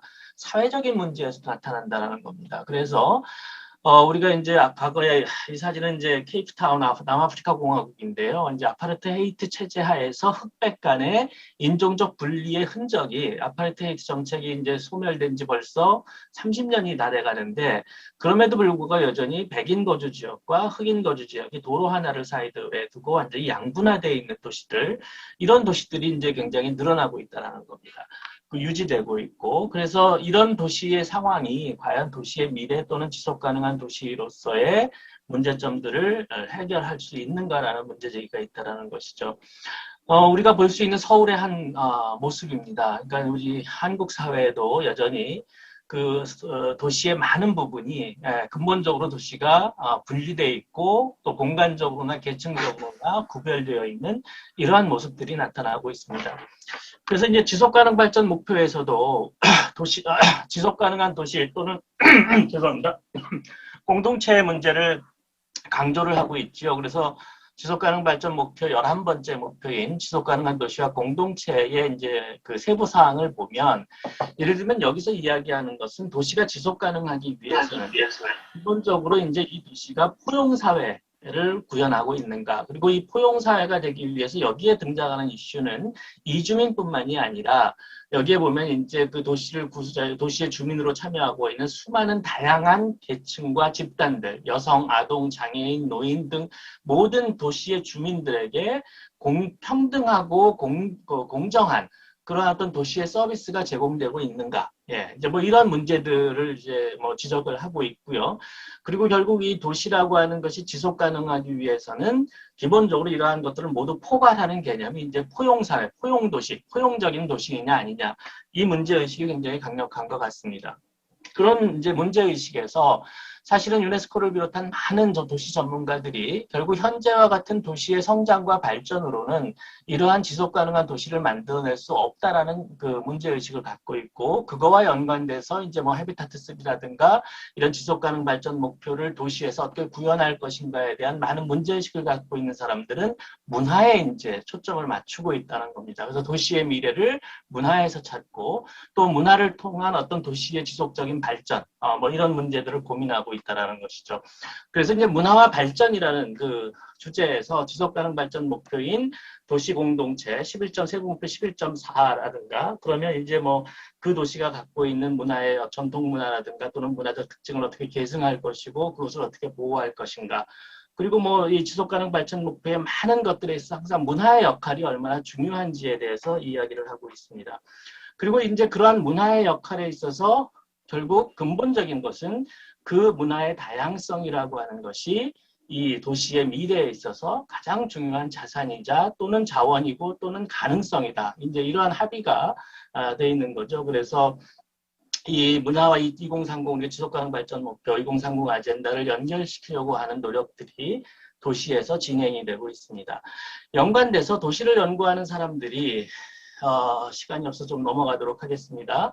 도시를 연구하는 많은 사람들이 결국 그러면 도시가 과거와 같았던 굴뚝산업이 아니라 지속 가능성을 유지하기 위해서 도시가 필요한 것이 무엇일까? 이제 이런 것들에서 이제 뭐 창의적 인재라든가 또는 도시의 이제 소위 4차 혁명과 관련돼서 뭐 여러 가지 논의를 하는 이제 그 흐름 속에서 일부 도시 전공자들이 이제 강조하는 것은 도시가 창의성, 문화와 창의성에 기반해서 성장해야 되는데 그럴 수 있는 가장 그 도시의 특징은 뭐냐? 다양성이라는 거죠. 그 사회적 다양성 및 문화적 다양성이 확보되는 것이 도시의 지속가능한 발전에 있어서 너무나 중요하다. 그리고 아웃사이더와 인사이더, 주민들, 그러니까 이주에 들어오는 사람들과 원래 선주민 사람들의 어떤 조화라든가 뭐 이런 것들을 많이 이야기하고 있고요. 그러면서 이제 또 그러면 이 도시의 어떤 창의성을 증진시킬 때 필요한 그런 사람들이 왜 어떤 특정 도시에 이주하는가, 이제 뭐 이런 이야기를 할 때 그 원인을 찾는 요소들 중에서 많은 사람들이 어떤 경제적 소득이나 이런 것들이 중요하지 않더라. 사람들은 어떤 그 도시가 가지고 있는 생활 양식이라든가 그 도시가 가지고 있는 관용성, 여기에 오히려 그 매력을 느끼고 그 도시로 이주하더라. 그러면서 결국은 뭐냐면 다양성이라고 하는 것이 그 도시가 얼마나 확보되고 있느냐에 따라서 도시의 지속가능한 발전과 새로운 어떤 창의산업과 문화산업을 통한 도시의 어떤 성장이 가능한 것이다. 이런 이야기를 많이 합니다. 그래서 이제 뭐 1920년대에는 로버트 파크가 시카고에서 이제 뭐 보헤미안 지수 또는 이제 여기 리차드 플로리다 같은 경우는 이제 뭐 게이 지수 얘기를 듭니다. 그러니까 이제 1990년대 미국에서 가장 새롭게 성장한 도시들의 특징을 봤더니 그 도시의 다양성, 관용성과 다양성이 굉장히 중요하더라. 그래서 그 상징적으로 보여주는 것이 그 도시의 이제 소위 게이들, 동성애자들을 얼마나 관용하고 포용하는가. 그 다양성이 존중되는가. 이제 이러한 어떤 그 지표가 좋은 도시일수록 외부에서부터 굉장히 창의적 인재들이 몰리고 거기에서 많은 변화가 일어나더라. 이런 도시 연구자들의 연구도 있습니다. 결국은 이제 이런 거를 고려해 봤을 때 도시의 지속 가능성에 있어서 굉장히 중요한 것이 다양성이고, 그리고 거기서 이제 문화 다양성의 확보와 어떤 증진인데, 그 문화 다양성에 대해서 조금 이제 간단히 논의를 드리면, 이 문화 다양성에게는 문화의 개념은 우리가 알고 있는 좁은 의미의 어떤 문학과 예술을 넘어서는 것이다.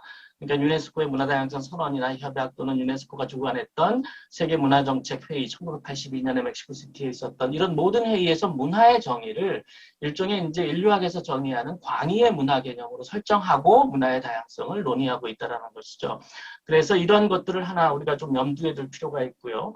두 번째는 이제 기존의 문화의 개념에서 갖고 있었던 여러 가지 문제점들. 그러니까 문화는 과연 동질적인가? 어떤 한 국가의 문화가 그렇지 않다라는 이야기들. 그러니까 하나의 집단이 하나의 문화를 가지고 있다라든가 또는 국민국가가 문화의 단위라는 가정 뭐 이러한 것들에 대해서 근본적인 문제 제기를 하고 있고 그것과 연관돼서 이것이 문화 다양성에 이제 논의에 연계했을 때 우리가 얘기하는 문화의 다양성은 어떤 국민국가 간의 문화의 다양성이 아니라 그 어떤 한 사회의 문화, 그 내부에 존재하는 다양성도 매우 중요하다. 그리고 그 내부에 존재하는 다양성이 존중되고 보호될 때 오히려 외부에서 들어온 이주민들의 어떤 문화적 권리에 대해 존중할 수 있게 되고 관점이 이제 그렇게 변화하고 있다는 겁니다. 그런 의미에서 봤을 때 한국 사회에서 문화 다양성에 대한 논의를 발전시켜 나가는 과정에서 그 이제 여러 가지 정책과 법안을 만들어 왔죠. 그래서 뭐 예를 들면 2014년 문화다양성 보호와 증진에 관한 법률을 제정했고 이 법률을 제정했을 때 그때 그 문화다양성이 주로 발현되는 영역을 세대, 계층, 지역, 젠더 그리고 이제 장애 뭐 이런 식으로 이제 한국 사회 내부의 다양성의 영역들을 설정하고 그것에 대해서 어떻게 보호하고 증진할 것인가에 대한 논의를 기초를 닦았습니다. 그리고 이런 것과 연관시켜 본다면 저는 한국 사회에서 문화 다양성의 이야기는 한국에서 주요하게 등장했던 세대, 젠더, 지역, 계층 그리고 제가 이제 장애 대신에 소수자라는 범주를 넣고요. 이 소수자 안에 종족적 소수자, 뭐 민족적 소수자 그리고 장애인 뭐 여러 가지 성적 취향의 소수자라든가 이런 다양한 소수자들이 들어갈 수 있다라는 겁니다. 그리고 왼쪽 축에 있는 것들은 유네스코가 문화다양성 글로벌 리포트를 조사하고 발표했을 때 지금 그 국제사회에서 문화다양성에 의해서 주요한 것들이 언어, 예술, 종교 뭐 이런 문화 콘텐츠 취향 이런 부분에서 다양성이 많이 논의되고 고민되고 있다. 이런 어떤 그 두 이제 축을 삼은 거죠. 그래서 현재 한국 사회에서 우리가 문화 다양성의 논의를 과거처럼 이주민과 뭐 선주민 문화, 외국에서 들어온 외국인들의 문화를 존중하고 그 문화의 다양성을 이야기하는 것이 아니라 한국 사회 내부에 존재하는 세대, 젠더, 지역, 계층, 다양한 소수자들 또는 여기 이제 계속해서 나아갈 수 있죠. 우리가 발견되는 영역도 있으면 계속해서 나아가는 것이고 왼쪽 쪽 국제사회에서 많이 논의되는 것도 더 나아갈 수 있다고 봅니다. 이러한 매트릭스 속에서 다양성을 어떻게 보호하고 증진할 것인지를 고민하는 것이 지금 현재 문체부를 비롯해서 이제 우리 정부에서 추진하는 문화 다양성의 정책적 과제이고 고민입니다.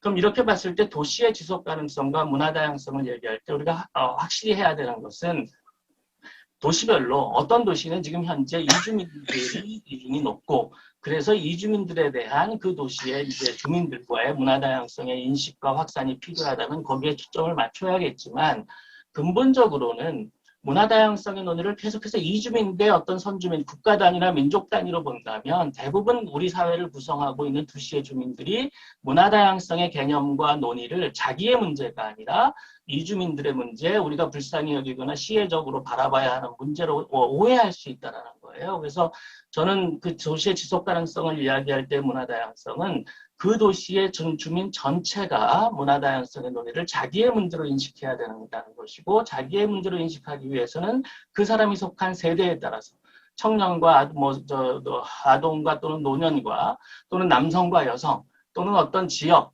뭐 영남, 호남, 뭐 강원, 충청 또는 어떤 그 지역이 가지고 있는 그 많은 그 문화적 다양성을 존중받지 못하고 보호받지 못했던 사람들이 이 문화 다양성의 개념과 정신에 의해서 보호받을 때, 그럴 때 이주민들의 문화의 다양성을 존중할 수 있다는 것이죠. 그래서 이런 논의가 지금 우리 도시에서 필요한 것이 아닐까라는 것을 말씀을 드리고, 그런 의미에서 이제 국제사회에서 이런 다양성의, 문화 다양성의 개념에서 시작해서 도시 발전에 관한 어떤 비전으로 제시했던 것이 유네스코의 창의도시 네트워크입니다.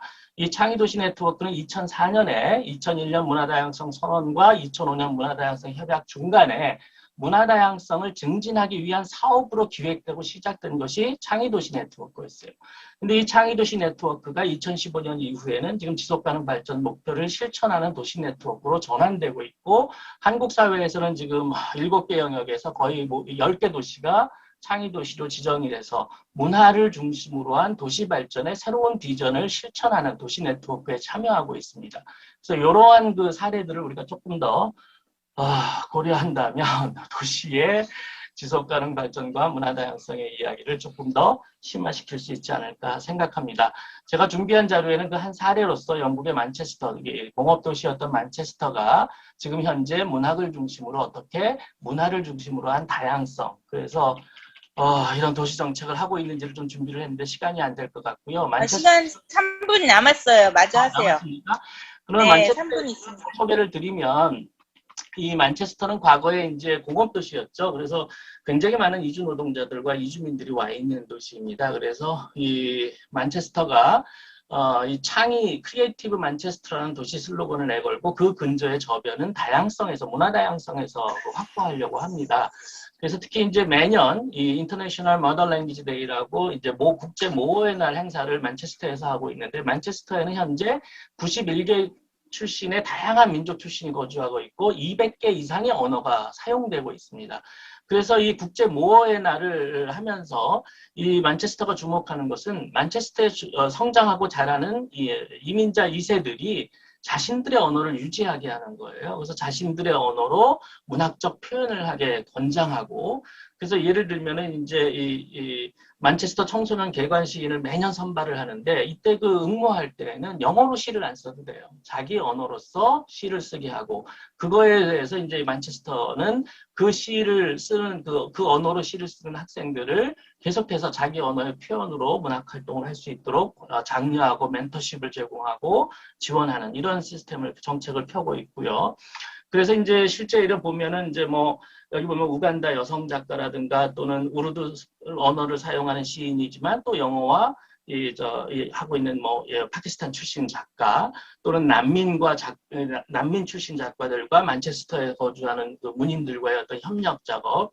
그래서 일본 작가도 초청해서 이제 일본 문학에 대해서도 시민들에게 이제 안내하고, 이게 굉장히 다양한 이 언어 다양성을 보장하고 언어 다양성을 유지하고 강화시키기 위한 노력, 그리고 이러한 것이야말로 만체스터가 과거의 공업 도시를 넘어서서 이제는 새로운 그 도시의 지속 가능성의 비전을 갖게 되는, 꿈을 갖는, 그래서 이제 창의 만체스터라는 프로젝트를 추진하면서 이게 만체스터 대학까지 협력해가지고 이제 유네스코 문학 창의 도시 사무국과 만체스터 대학과 만체스터 시가 굉장히 많은 예산을 투입하면서 대학 교육 시스템을 전환하는 이제 이러한 그 노력도 하고 있다라는 것입니다. 그래서 결론적으로 이제 말씀을 드리면, 저는 이 마마 축제에서, 물론 만프 축제에서 강조하는 것은 이주민들, 한국 사회에 들어와 있는 이주민들의 문화 다양성의 존중, 인식에서 이런 것들을 굉장히 강조하지만, 저는 그것이 구체적으로 이 땅에서 실현하기 위해서는 이 문화 다양성의 개념이 꼭 한국인과 이주민들의 문화 간의 다양성에 대한 보호와 존중 얘기를 넘어서야 된다고 생각을 하고, 넘어서기 위해선 한국 문화 안에 존재하는 많은 다양성을 우리가 인식하고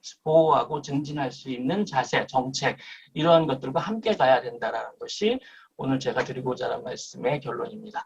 네, 감사합니다. 네, 감사합니다.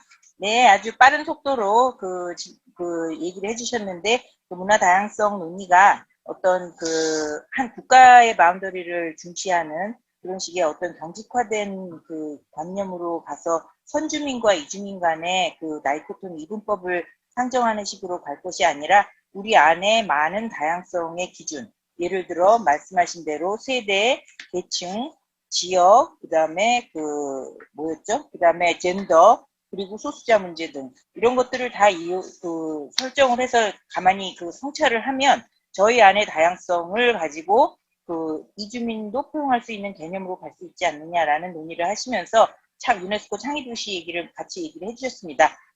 이제 토론자가 따로 있으시기 때문에 하시겠지만, 듣고 나서 금방 들은 생각은 굉장히 좋은 제안이고 필요한 제안이고, 현재의 단문화 정책 논의를 극복하려는 노력이 보이고 굉장히 좋은데, 한 가지 6가지 기준 제시해 주신 거에 예를 들어 언어를 다른 축으로 넣으셨는데, 그거를 이쪽 축으로 넣어야 그래도 이 이주민과 선주민 간에 보다 많은 인터랙션을 증진하는 데 조금 더 도움이 되지 않을까, 그런 생각이 들어요. 이쪽에 지금 제시하신 것이 소수자 쪽으로 이주민 하나 들어가는데, 거기에서 말씀하신 맨체스터와 같은 그런 다 그 멀티링구얼 문학 프로젝트 같은 거를 이 프레임워크 안에서는 설 자리가 너무 없는 것 같아요. 그래서 예를 들어 언어를 하나 더 집어넣어 주신다든지 그런 게 좋을 것 같다는 느낌이 확 그냥 들었습니다. 그리고 다음 그 유정아 박사님, 자 이제 굉장히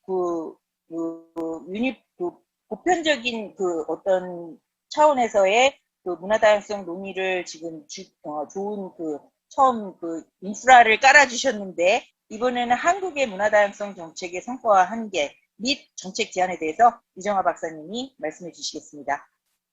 네, 안녕하세요. 반갑습니다. 화면 공유하겠습니다. 반갑습니다. 네.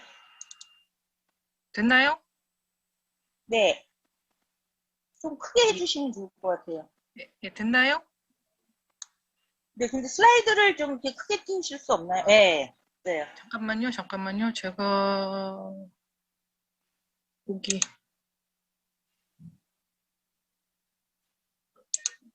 됐나요? 네. 예, 됐죠? 예, 그럼 시작하겠습니다. 뭐 사실 같은 인류학자이고 뭐 얘기도 우리 한권수 교수님하고는 뭐 문화다양성 관련해서 얘기도 많이 하고 그래서 사실 강조하고자 하는 기본은 비슷합니다. 그렇지만 저는 이제 한국 사회에서 문화다양성 개념이 정책적으로 어떻게 활용이 되어 왔는지 어떻게 되어야 하는지 하는 거에 포커스를 맞춰서 설명을 하도록 하겠습니다.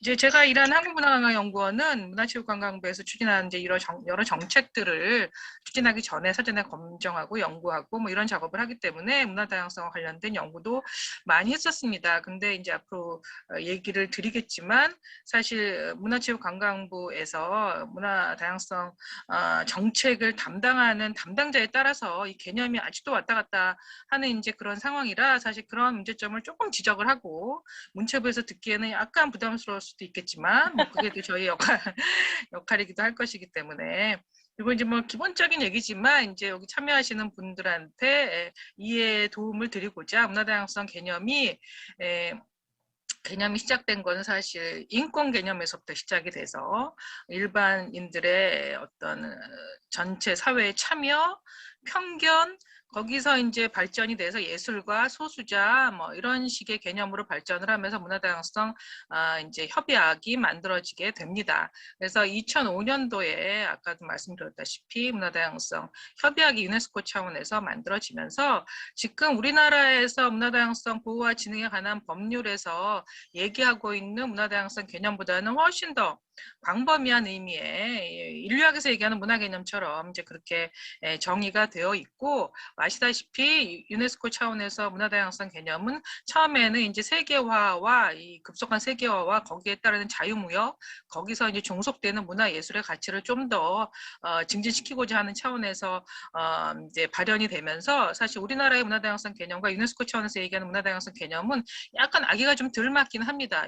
유네스코에서 얘기하는 문화다양성 개념이 훨씬 더 광범위한 얘기를 가지고 있고요. 그게 이제 우리나라에서 인준이 되면서 2010년에 이제 비준을 했죠. 우리나라에서 유네스코 문화다양성 협약을 비준을 하면서 2014년에 문화다양성 보호와 증진에 관한 법률을 제정을 했는데 이제 우리나라에 와서 문화다양성 개념이 이제 막 발전을 하면서 이제 어떤 문제가 생기냐면 우리 지금 이 지금 세미나를 구성하는 이민학회라든지 여러 다문화 개념이라든지 이런 개념과 이제 충돌을 하게 됩니다.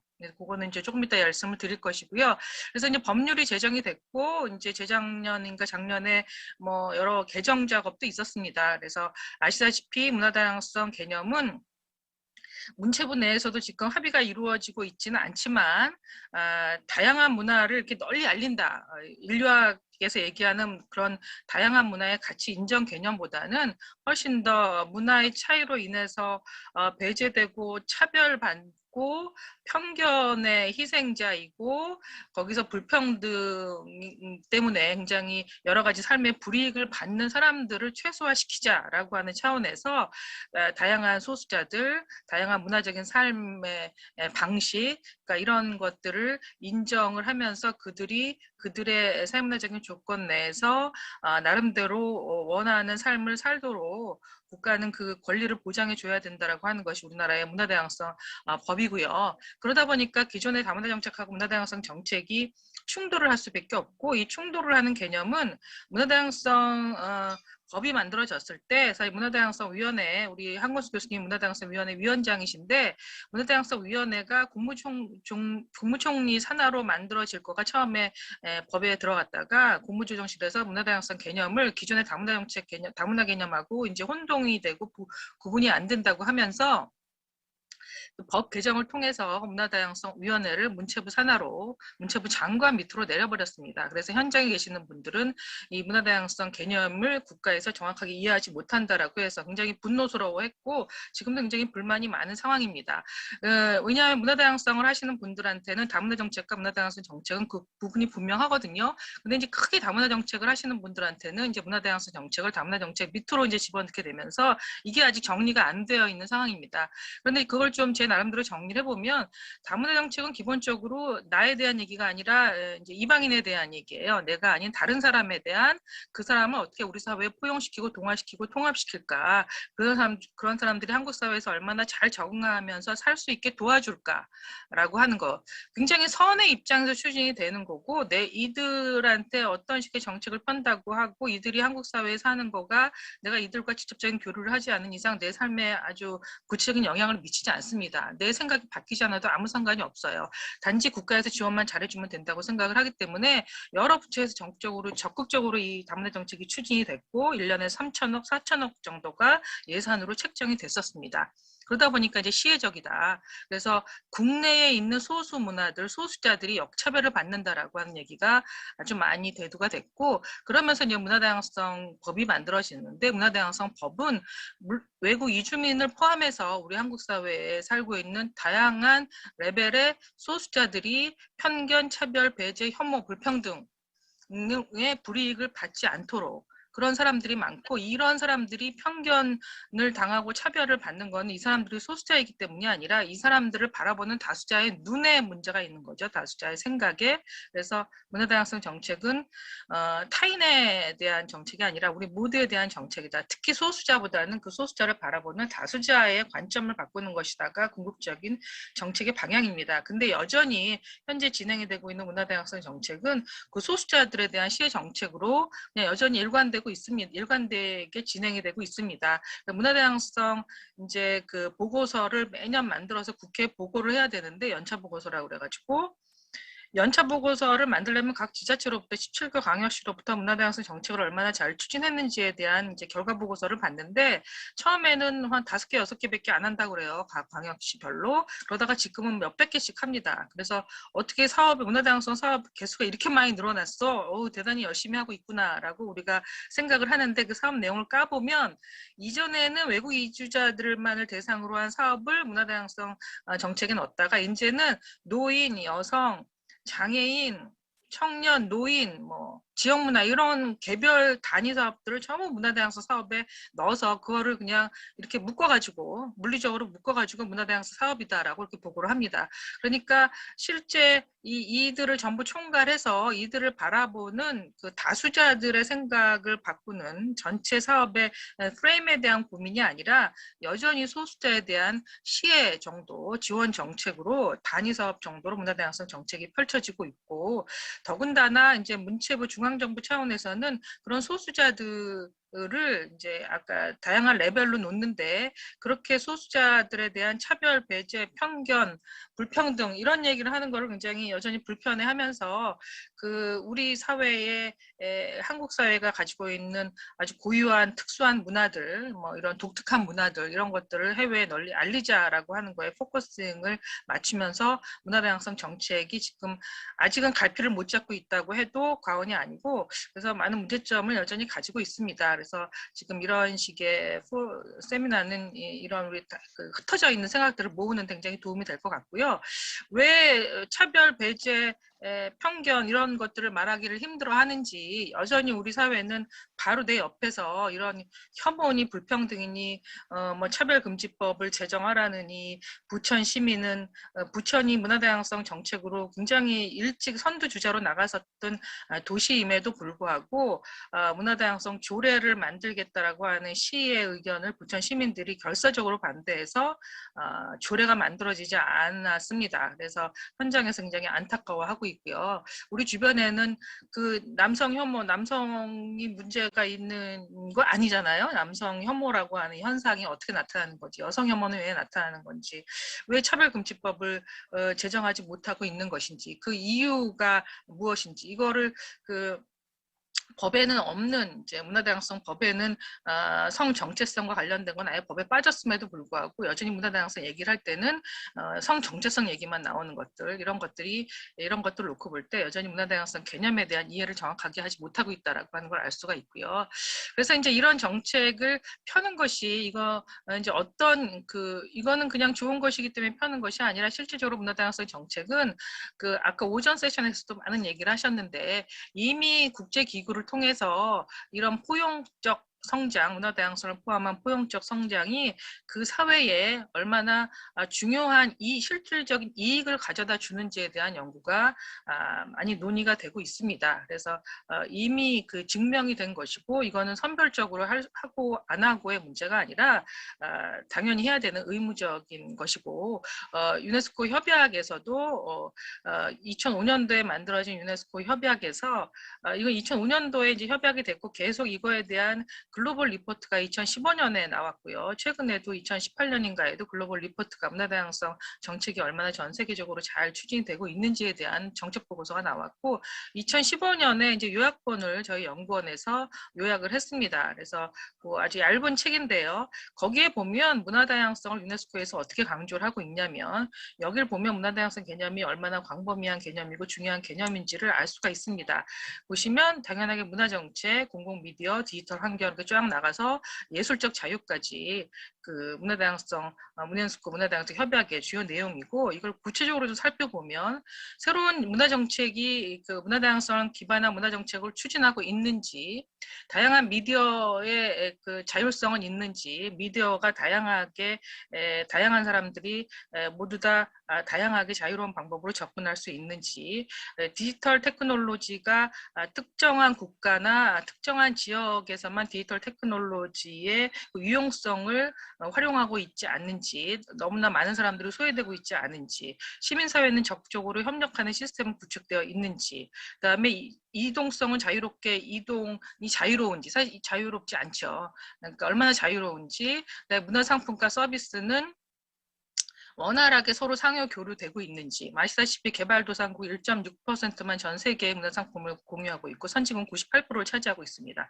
그러니까 이런 것들에서부터 처음 시작된 게 유네스코의 이제 그 쿼터제 같은 거가 이와 관련된 것이고요.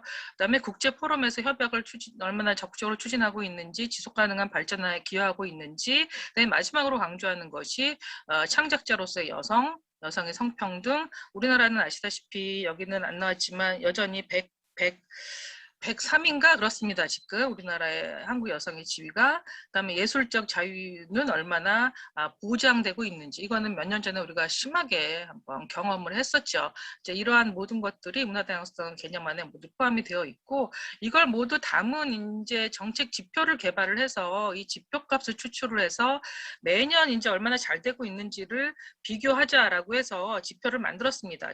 처음에 이제 저와 이제 몇몇의 전문가분들이 참여해서 만들었는데, 그래서 이런 정책 지표, 여건 지표, 활동 지표는 소수자들한테 이제 물어보는 것이에요. 얼마나 자유로운 활동이 가능하냐. 그다음에 인식 지표는 일반 국민들한테 물어보는 것. 어떤 소수자들이냐면 다문화 이주민, 북한 이탈주민, 여성 소수자 이렇게 해서 하위 문화, 비주류 문화까지 해서 이렇게 해서 이제 소수자 소수 문화를 만들어 가지고 지표를 추출을 해서 지표값을 추출해서 지표값을 만들었는데 지표값은 이제 이게 좀 연구, 뭐 한 7, 8년 된 연구라 집합값은 제가 제시하지 않았지만 이게 계속 이어져야 되는데 이제 중간에 여기서 얘기하는 이런 너무나 많은 소수자까지 우리가 왜 다 고민을 해야 되느냐, 문화다양성 얘기를 하면서 문체부에서 그런 충격적인 얘기를 하면서 여기서 이제 몇 개 빠졌습니다. 그래서 다문화 이주민이라든지 뭐 장애인이라든지 아주 익숙한 소수자들, 그리고 이제 누가 봐도 문제가 없을 것 같은. 근데 여기에 이제 성소수자, 여성 막 이렇게 들어가면 이제 문제가 막 생긴다고 생각을 하는 거죠. 그렇게 되면서 이제 그 몇 개 선택적 소수자만을 가지고 실태 조사를 지표 조사를 두 번 정도 했어요. 최근 작년에도 했고. 근데 이제 그게 매년 할 때마다 지표 기준이 틀리기 때문에 비교가 안 되죠. 그래서 좀 안타깝긴 합니다. 어쨌거나 조사를 2, 3년 만에 한 번씩은 하기 때문에 참고로 보시면 될 것 같고, 요거는 아까 앞부분에서 말했던 다문화 정책과 문화다양성 정책을 한 번 더 강조하는 건데, 그러니까 저같이 문화다양성 정책을 강조한 사람들은 다문화 정책을 문화다양성 정책 하위에 두고 같이 고민을 하면 훨씬 종합적으로 문제를 해결할 수 있다라고 이제 보고 있는데, 기존의 다문화 정책을 이주민을 중심으로 한 다문화 정책을 중심으로 하시는 분들은 문화다양성 정책을 강조하면 그들의 어떤 정책적 영향력이 축소된다라고 하는 약간의 불안감을 가지고 계신다는 거를 좀 감지를 했어요. 그래서 이것도 어떤 정책적 그 이해의 문제인 것 같다라는 생각이 드는데, 여기서 이제 공통되는 거가 이주민의 문화다양성 보호와 증진은 다문화 정책과 문화다양성 정책의 공통점입니다. 그래서 문화다양성이 얼마나 그 사회에 잘 보편화되어 있느냐에 따라서 국가 경쟁력하고 긴밀한 관련이 있다라고 하는 것이고, 요거를 이제 좀 우리가 피부로 느끼기 위해서 제가 제 나름대로 임의로 두 가지 사례를 골랐습니다. 아까 한권수 교수님이 유네스코 창조도시 네트워크를 말씀하셨는데, 요 미국 산타페가 공예로 유네스코 창조도시 네트워크에 가입이 되어 있는데, 아시다시피 여기는 미국 뉴멕시코주 위에 있는 작은 도시고요. 푸에블로 인력자들이 많으니까 참 좋네요. 푸에블로 인디안들이 굉장히 북미의 아주 대규모 종족이었는데, 이제 앵글로색슨이 와서, 삭슨족이 와서, 백인들이 와서 전부 없애고 죽이고 뭐 어쩌고저쩌고 했는데도 살아남은. 왜냐하면 수가 일단 많았고 그들이 가지고 있는 문화적인 자부심과 어떤 그 가치, 그다음에 어떤 재능이 아주 풍부했던 푸에블로 인디안 종족이 산타페시 주변에서 불황화로 이제 살고 있었어요. 간단한 이제 공예품을 관광객들한테 팔면서 이제 사회 골칫거리였죠. 이제 그런 사회 골칫거리였었는데, 산타페 시의 이제 한 시장님이 이들의 재능을 높이 사서 박물관도 만들어주고, 그들이 공예품을 만들어 팔 수 있는 상가도 만들어주고, 세계에서 가장 큰 포크아트 마켓 페스티벌도 개최해주고, 이렇게 되면서 그들의 문화 예술적 재능을 도시의 경쟁력 있는 콘텐츠로 바꾸게 됩니다. 그러면서 지역의 많은 문제가 빠르게 없어지는, 감소되는 그런 효과를 받고, 이제 그런 것 때문에 유네스코 창조도시 공예로 창조도시 네트워크에 가입이 됐습니다. 여기는 파리시는 르성카트르 백사라고 하는 이제 이름을 가지고 있는 하나의 까르티에인데, 그 19구에 있는 아주 이주민들이 많이 와서 사는, 가서 보면 파리인지 아닌지 잘 구분이 안 갈 정도로 사실 황폐했던 곳입니다. 거기 이제 황무지 프로젝트가 추진이 됐는데, 이게 이제 그거였어요. 그 도살장이었던 건물을 리모델링을 하면서 여기에 이제 지역에 있는 문화예술 프로페셔널이든 아마추어든 와서 모든 문화예술 활동을 자율적으로 할 수 있게 완전 그 공간을 개방을 하게 됩니다. 그래서 이 공간이 도살장이었던 공간이 문화예술 공간으로 바뀌어지면서 이 건물을 중심으로 한 주변이 자동적으로 문화예술적으로 리모델링이 되는 그런 효과를 보면서 이 황무지 전략이 뭐 마르세유라든지 파리시라든지 굉장히 도시화가 진전된 정도가 심해서 그 어두운 면이 드러나는 그런 도시에서 이제 추진이 되는 그런 정책 중에 하나인데, 이제 그런 대표적인 효과로 나타나고, 우리가 문화예술이 지역에 자유롭게 뿌리를 내렸을 때 어떤 효과를 낼 수 있는지를 드러내는 대표적인 사례가 될 수 있을 것입니다. 그래서 이제 문화다양성 정책을 우리나라에서 펴는데, 중앙정부에서 직접 펴지는 않고 한 1년에 한 30억, 300억도 아니고 30억, 꼴랑 30억을 문화예술위원회에 줍니다. 네. 죄송합니다. 문화예술위원회에서 이제 이러저런 사업을 해요. 그래서 문화다양성 아카이브라고 해서 이렇게 만들어놨는데 그냥 팩트만 올려놨어요. 계속 업데이트가 수시로 되지는 않는 것 같습니다. 그래서 그 문화예술위원회에서 하고, 그런데 그냥 사업만 해요. 이 방향성이라든가 이런 걸 뭐 제시해 주지는 않고, 그리고 이제 그 지자체에서는 각 조례를 만들어 가지고 문화다양성 조례를 그게 많지 않습니다. 그 경남이 2017년에 만들었더라고요, 다행히. 그래서 이제 이런 포럼도 하겠죠. 네, 이건 지도고. 그래서 이제 이런 정책, 기존의 정책을 해결하기 위해서는 협의회 다문화 정책의 한계를 극복해서 시혜보다는 통합, 그 소수자에 대한 시혜보다는 내 생각을 바꾸는 게 더 중요하다는 것이죠. 그리고 유사 사업을 중앙정부, 지방자치단체만 남발하고 하는 거를 통합하면서 효과적으로 추진을 하게 되는 거. 그다음에 일반 국민의 문화다양성의 인식을 제고하는 사업을 좀 더 적극적으로. 근데 이걸 안 하려고 하는 게 아니라 사실 어렵죠. 정책 대상을 특정하기도 어렵고, 그러다 보니까 사실 그래서 이제 그 힘들어하는 것이지만 어렵다고 안 하면 안 되는 거 아니겠어요? 그래서 이제 이게 이제 앞에 얘기한 걸 정리한 것이고, 제가 즐겨 만들기 좋아하는 삼각형, 지역 문화 다양성의 이제 정책 구조라고 하는 것들을 잘 이해를 하면서 각 지역이 가지고 있는 다양한 문화 가치를 그 지역이 가지고 있는 그 지역의 문화와 지역이 가지고 있는 가치와 철학, 그다음에 그 지역의 정책 시스템, 문화 다양성 거버넌스, 이런 것들이 같이 얽혀지면 어떤 특정 지역적 맥락 하에서 이게 공중에 붕 뜬 것이 아니라 이제 다양한 이런 것들 유기적인 연관 관계를 거치면서 지역의 문화 다양성에 이제 그 각 지역마다 실현이 될 경우에 이제 이것이 뭉쳐지면 전 국가적인 문화 다양성에 대한 인식 정도가 전 국민적인 차원에서 높아지지 않을까라고 해서 이렇게 구체적인 지역의 문화 다양성의 추진 구조, 뭐 모델까지는 뭐해도 구조 프레임을 한번 만들어 봤습니다. 예, 최근에 연구들을 참조를 했고요. 이상으로 해서 제가 준비한 내용의 발표를 마치겠습니다. 고맙습니다. 네, 아주 재밌게 잘 들었습니다. 저희가 발표분이 한 분이 더 있네요. 지금 휴식 전에요. 다른 장서연 선생님의 그 발표가 있는데, 들어가기 전에 제가 잠깐 들은 그 느낌을 잠깐 말씀드리면, 아주 한국의 구체적인 사례, 그리고 문화다양성, 다문화 정책, 뭐 예를 들어, 그리고 이게 문화다양성 개념이 넓다 보니까 이 문체부 안에서 그 주체로 정책의 주체로 어떤 것을 잡아야 하는가에 대해서 약간 혼선이 지금 있다는 거. 그런데 저는 사실 제가 이주민 관련해서 다문화 정책 우리나라의 맹점과 나가야 할 길에 대해서 고민을 좀 많이 하다가 이건 문화 다양성으로 가야 된다라고 생각을 하고 있던 터라 방금 그런 일치하는 그런 얘기를 들어서 너무 기뻤고요. 저 산타페도 가봤어요. 너무 이뻐요. 근데 그리고 프릭션 프로젝트인가 도살장을 이렇게 개조한 것이라고 얘기를 해서 그것도 상당히 관심이 있고요.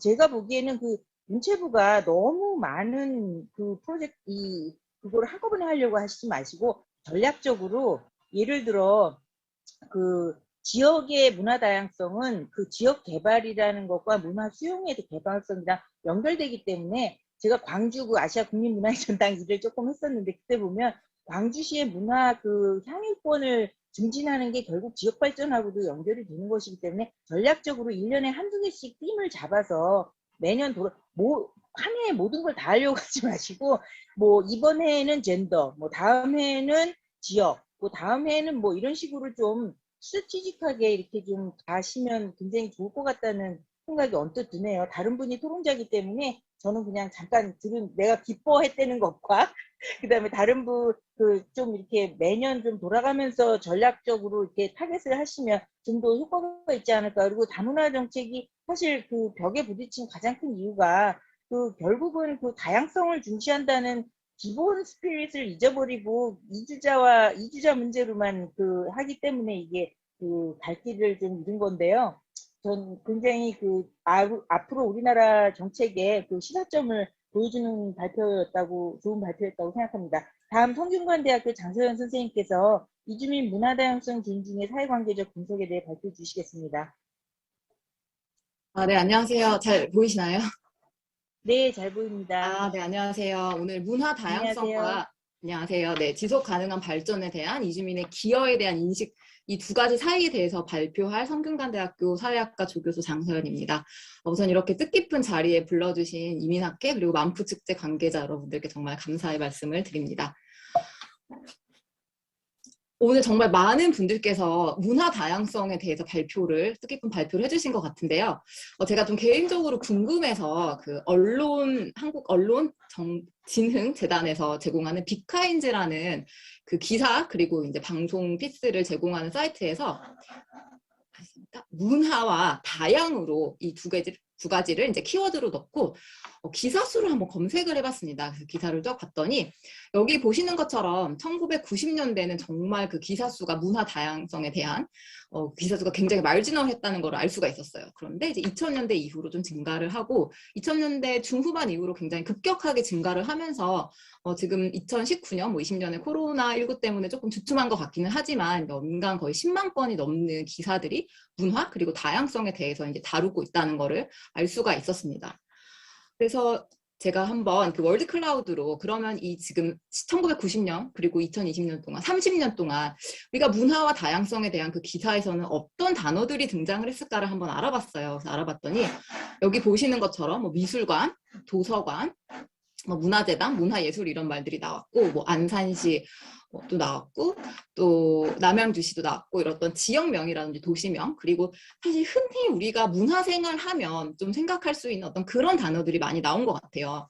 그래서 여기 보시면 초록색으로 청년들이라는 이제 어떤 그 그룹이 나오기는 하지만 앞서 여러분들께서 발표를 해주셨던 것처럼 뭐 성소수자라든지 이주민이라든지 뭐 결혼 이주민이라든지 뭐 노동자라든지 어떤 이주 노동자라든지 어떤 그런 다른 또 소수의 또 장애인이라든지 소수 집단에 대한 그런 단어는 등장하지 않아서 어떻게 보면 좀 30년 동안 언론에서 다뤘던 또 한국 사회의 이 문화 다양성에 대한 담론은 굉장히 좀 정형화되어 있지 않았나라는 생각이 들었습니다. 이걸 좀 보여드리고 싶었고요. 그러면 이제 아카데미아에서 정의하는 문화 다양성도 여러 가지 데피니션이 있을 수 있겠지만 저는 이제 여기 보시는 요 데피니션을 한번 가져와 봤습니다. 그래서 문화 다양성은 성, 연령, 인종 및 종족, 지역, 장애, 종교, 사회 계층 등 굉장히 여러 가지 범주와 관련된 매우 포괄적인 개념이고 제가 오늘 좀 강조를 드리고 싶은 것은 이 문화 다양성이 어떤 서로 다른 문화에서의 차이를 전제한다는 것입니다. 조금 이따가 더 설명을 드리도록 하고요. 이 문화 다양성과 관련된 정말 여러 가지 연구들이 많이 있었는데요. 이제 문화 다양성이 뭐 그 어떤 개인의 문화적 경험이나 지식과 연관이 있다는 연구도 있었고, 또 문화 다양성과 이주민의 태도와 또 연관이 있다는 연구들도 있었습니다. 근데 저는 그 문화 다양성이 지금까지 많은 연구가 되어 있지만 약간 포괄적인 의미로 좀 측정이 됐던 것 같고 또 오늘 연구에서는 이게 만프 축제고 우리가 이주민에 관심이 있는 만큼 그 이주민 다양성에 조금 초점을 맞추고자 합니다. 그리고 여기 지금 빨간색으로 표시된 것처럼 그 문화 다양성이 서로 다른 문화에서의 그 차이를 전제한다고 봤을 때 그 선주민이 이주민 문화에 대해서 얼만큼 거리를 느끼고 얼만큼 다르게 생각하는지 그리고 그 다르게 생각하는 문화 다양성을 얼만큼 수용할 수 있는지에 대해서 조금 더 초점을 맞춰서 발표를 드리고자 합니다. 연구 목적인데요. 오늘 발표에서는 3가지 연구 목적이 있습니다. 첫 번째는 좀 더 포괄적인 그 선주민의 그 이주민 문화 다양성에 대해서 전반적인 인식을 좀 알아보고요. 두 번째는 아까 말씀드린 대로 그 각 문화적인 컴포넌트 혹은 또 그 각 그 이주민 그룹에 대해서 얼만큼 문화적인 거리감 혹은 차이감을 느끼고 있는지 또 그걸 얼만큼 수용할 수 있는지 수용도에 대해서 조금 발표를 드리고자 합니다. 또 이런 문화적 거리감 또 문화 수용도가 성별, 연령, 교육 수준 등 또 다른 그런 사회 인구학적 특징에 따라서 어떻게 다른지 좀 간단하게 보여드리고자 하고요. 마지막으로는 이 문화 다양성이 선주민이 느끼는 이주민에 대한 태도와 어떻게 이제 관계가 있는지 보려고 하고 이 이주민에 대한 태도는 특히 그 한국 사회에서 지속 가능한 발전을 위해서 이주민이 과연 기여를 하느냐, 얼만큼 기여를 하느냐에 대한 그 인식으로 측정을 한번 해보았습니다. 네, 이 앞선 연구 목적을 이루기 위해서 2021년도 문화다양성 존중도시 국민인식조사를 저희 리서치 팀에서 이제 그 디벨롭을 하고 이제 분석을 함께 했습니다. 3세션에서 송영호 박사님과 이내연 박사님도 아마 이 조사, 이제 실태 조사를 바탕으로 발표를 해주실 것 같고요. 이 조사는 대한민국 거주 성인 남녀 18세 이상 1000명을 모았고요. 저희가 2021년 10월에 이제 온라인 서베이를 이용해서 이제 그 할당 표집을 지역과 성별 나이에 기반한 할당 표집으로 이제 모집을 했습니다. 그리고 이제 분석 방법으로는 OLS 리그레션을 썼고요. 네, 그 디펜던트 베리어블은 아까 말씀드린 대로 이주민에 대한 그 선주민의 인식 혹은 태도, 그리고 이제 인디펜던트 베리어블로는 문화적 거리감, 그리고 이주민 문화 수용도, 그리고 이제 통제 변수로는 성별 나이 교육 수준을 한번 넣어봤습니다. 네. 여러 그 선행 연구에서 사실 한국 사람들이 굉장히 이 문화 다양성을 많이 인지하고 있다는 연구 결과가 있었습니다. 그래서 이번 2021년 10월에 조사했던 그 결과에서도 전체 보시면 90.3%가 문화 다양성이라는 말을 들어본 적이 있다, 내가 알고 있다라고 이제 응답을 했습니다. 그리고 여기 빨간 이제 바에 보시는 것처럼 성별, 연령, 학력별로 조금씩 이 문화 다양성에 대한 인지도가 달랐는데요.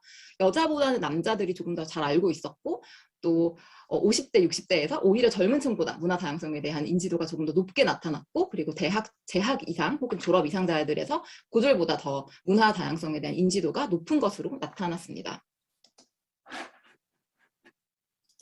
앞서 한건수 교수님 그리고 유정아 박사님께서 이 문화 다양성의 구성 요소와 또 장이 굉장히 여러 가지가 있다고 말씀을 해주셨는데요. 이번 실태조사에서 보시면 이제 문화 다양성이라는 말을 들었을 때 무엇이 제일 먼저 생각이 나냐 이렇게 물어봤을 때는 이 빨간 박스에 보이시는 것처럼 국적, 민족, 언어, 인종 이렇게 이주민과 관련된 요소들을 사람들이 문화 다양성이라는 말을 들었을 때 가장 많이 떠올리는 것으로 나타났습니다. 반면에 앞에 보이시는 것처럼 장애, 계급, 성별, 뭐 출신 지역들은 조금 덜 빈번하게 나타났고요. 앞서 제가 그 비카인즈 분석을 통해서 월드 클라우드로 보여드렸던 어떤 뭐 지역이라든지 어떤 전통 그런 문화들은 한 80% 정도로 그래도 꽤 빈번하게 나타나는 것을 알 수가 있었습니다. 저는 오늘 그 문화적 거리감이라는 개념을 조금 설명을 드리고 싶은데요. 앞서 말씀드린 것처럼 문화 다양성은 어떤 서로 다른 문화의 차이를 굉장히 전제를 하고 있습니다. 근데 사실 사회적 거리감은, 저는 이제 사회학자니까요. 사회학 연구에서 굉장히 많이 이제 등장을 하는데요. 사회적 거리감은 여러분도 많이 들어보셨을 것 같은데, 그 문화적 거리감이라는 용어는 저도 사실 조금 생소했고, 또 이렇게 선행 연구를 하다 보니까 한국에서는 그렇게 이주 연구에서 문화적 거리감을 연구한 것은 좀 드물더라고요. 오히려 경영학에서 문화적 거리감에 대한 연구들이 좀 있었고, 예를 들면은 중국의 소비자들이 한국의 문화를 멀게 느낄수록 한국의 그런 어떤 소비재, 어떤 물건을 오히려 덜 소비한다, 그 물건도 더 멀게 느낀다, 이런 연구들이 좀 경영학에서 많이 있었습니다. 근데 이제 해외 연구들을 보면은 몇몇 문화적 거리감에 대한 연구들이 있었는데요. 이제 데피니션을 한번 가져봤습니다. 여기 보시면 첫 번째 블랙 포인트에 뭐 subjective individual difference variable representing perceived discrepancies, 어떤 차이가 있다는 거죠. between social and physical aspects of the home and host environment. 그래서 어떤 그 이민자, 이주민 집단을 대상으로 봤을 때 얼만큼 그 홈 컨트리와 데스티네이션 컨트리 간의 문화가 다른지, 디스시밀러한지, 디퍼런트한지를 측정하는 이제 그런 개념으로 많이 사용이 되고 있었고, 선행 연구를 쭉 보면 이 이민자 집단이 더 문화적 선주민과 문화적 거리감을 더 많이 느낄수록 더 사이콜로지컬한 웰빙이 더 좋지 않다는 그런 연구들이 있었습니다. 그런데 이렇게 선행 연구들을 분석을 하다 보니까 주로 이주민이 그 데스티네이션 컨트리에서 선주민의 문화와 느끼는 어떤 그런 문화적 거리감에 대한 연구는 굉장히 많이 있었는데, 선주민의 그 이주민에 대한 문화적 거리감에 대한 연구는 별로 없더라고요. 그런데 사실 이주민이 그 데스티네이션 컨트리에 오면, 그 정착국에 오면 자신들의 문화를 가지고 옵니다. 가져와서 이게 변형이 되기도 하고 억셉트가 되기도 하고 뭐 배제가 되기도 하죠. 그래서 사실 선주민도 굉장히 다른, 본인들의 문화와 굉장히 다른 문화를 접할 수 있다는 점에서 이 선주민의 인식을 알아보는 것도 저는 조금 의미가 있다고 생각이 들었습니다. 지금까지 이 문화적 거리감을 측정한 연구들이 몇몇 있었는데요. 일단 제일 먼저 이 Cultural Distance Index라는 이 측정 방법을 바비커와 그의 이제 동료들이 1980년도에 제안을 했습니다. 그래서 여기 보시면 이게 이주민을 대상으로 한 건데요. 이주민이 느끼기에 여기 보시면 이제 1번부터 10번까지의 문화적인 항목들이 있습니다. 그래서 뭐 climate, close, language 이런 식으로 쭉 여러 가지 이런 문화적인 항목에 대해서 이주민이 느꼈을 때 이 선주민과 나의 그 문화가 1부터 7까지 봤을 때 이제 1은 아주 다르고, 죄송합니다. 1은 아주 비슷하고 7은 아주 달랐을 때 얼만큼 달랐느냐는 그 거리를 측정한 것이었습니다. 그 최근에는 이제 이 앞에서 봤던 그 1980년대의 그 스케일을 조금 더 이제 고쳐서 리바이즈를 해서 The Brief Perceived Cultural Distance Scale이라는 어떤 그런 측정 방법을 이 디멘스와 그의 이제 동료들이 만들었죠. 2014년에 만들었고 여기서는 두 가지를 더 추가해서 이제 기후와 natural environment, social environment, living practice, practicalities, food and eating 이런 식으로 12가지의 어떤 문화적 항목에 대해서 얼만큼 이주민이 선주민의 문화 뭐 멀고 혹은 가깝게 느끼는지를 이제 5점 스케일로 리커트 스케일로 측정을 한 것이 있었습니다.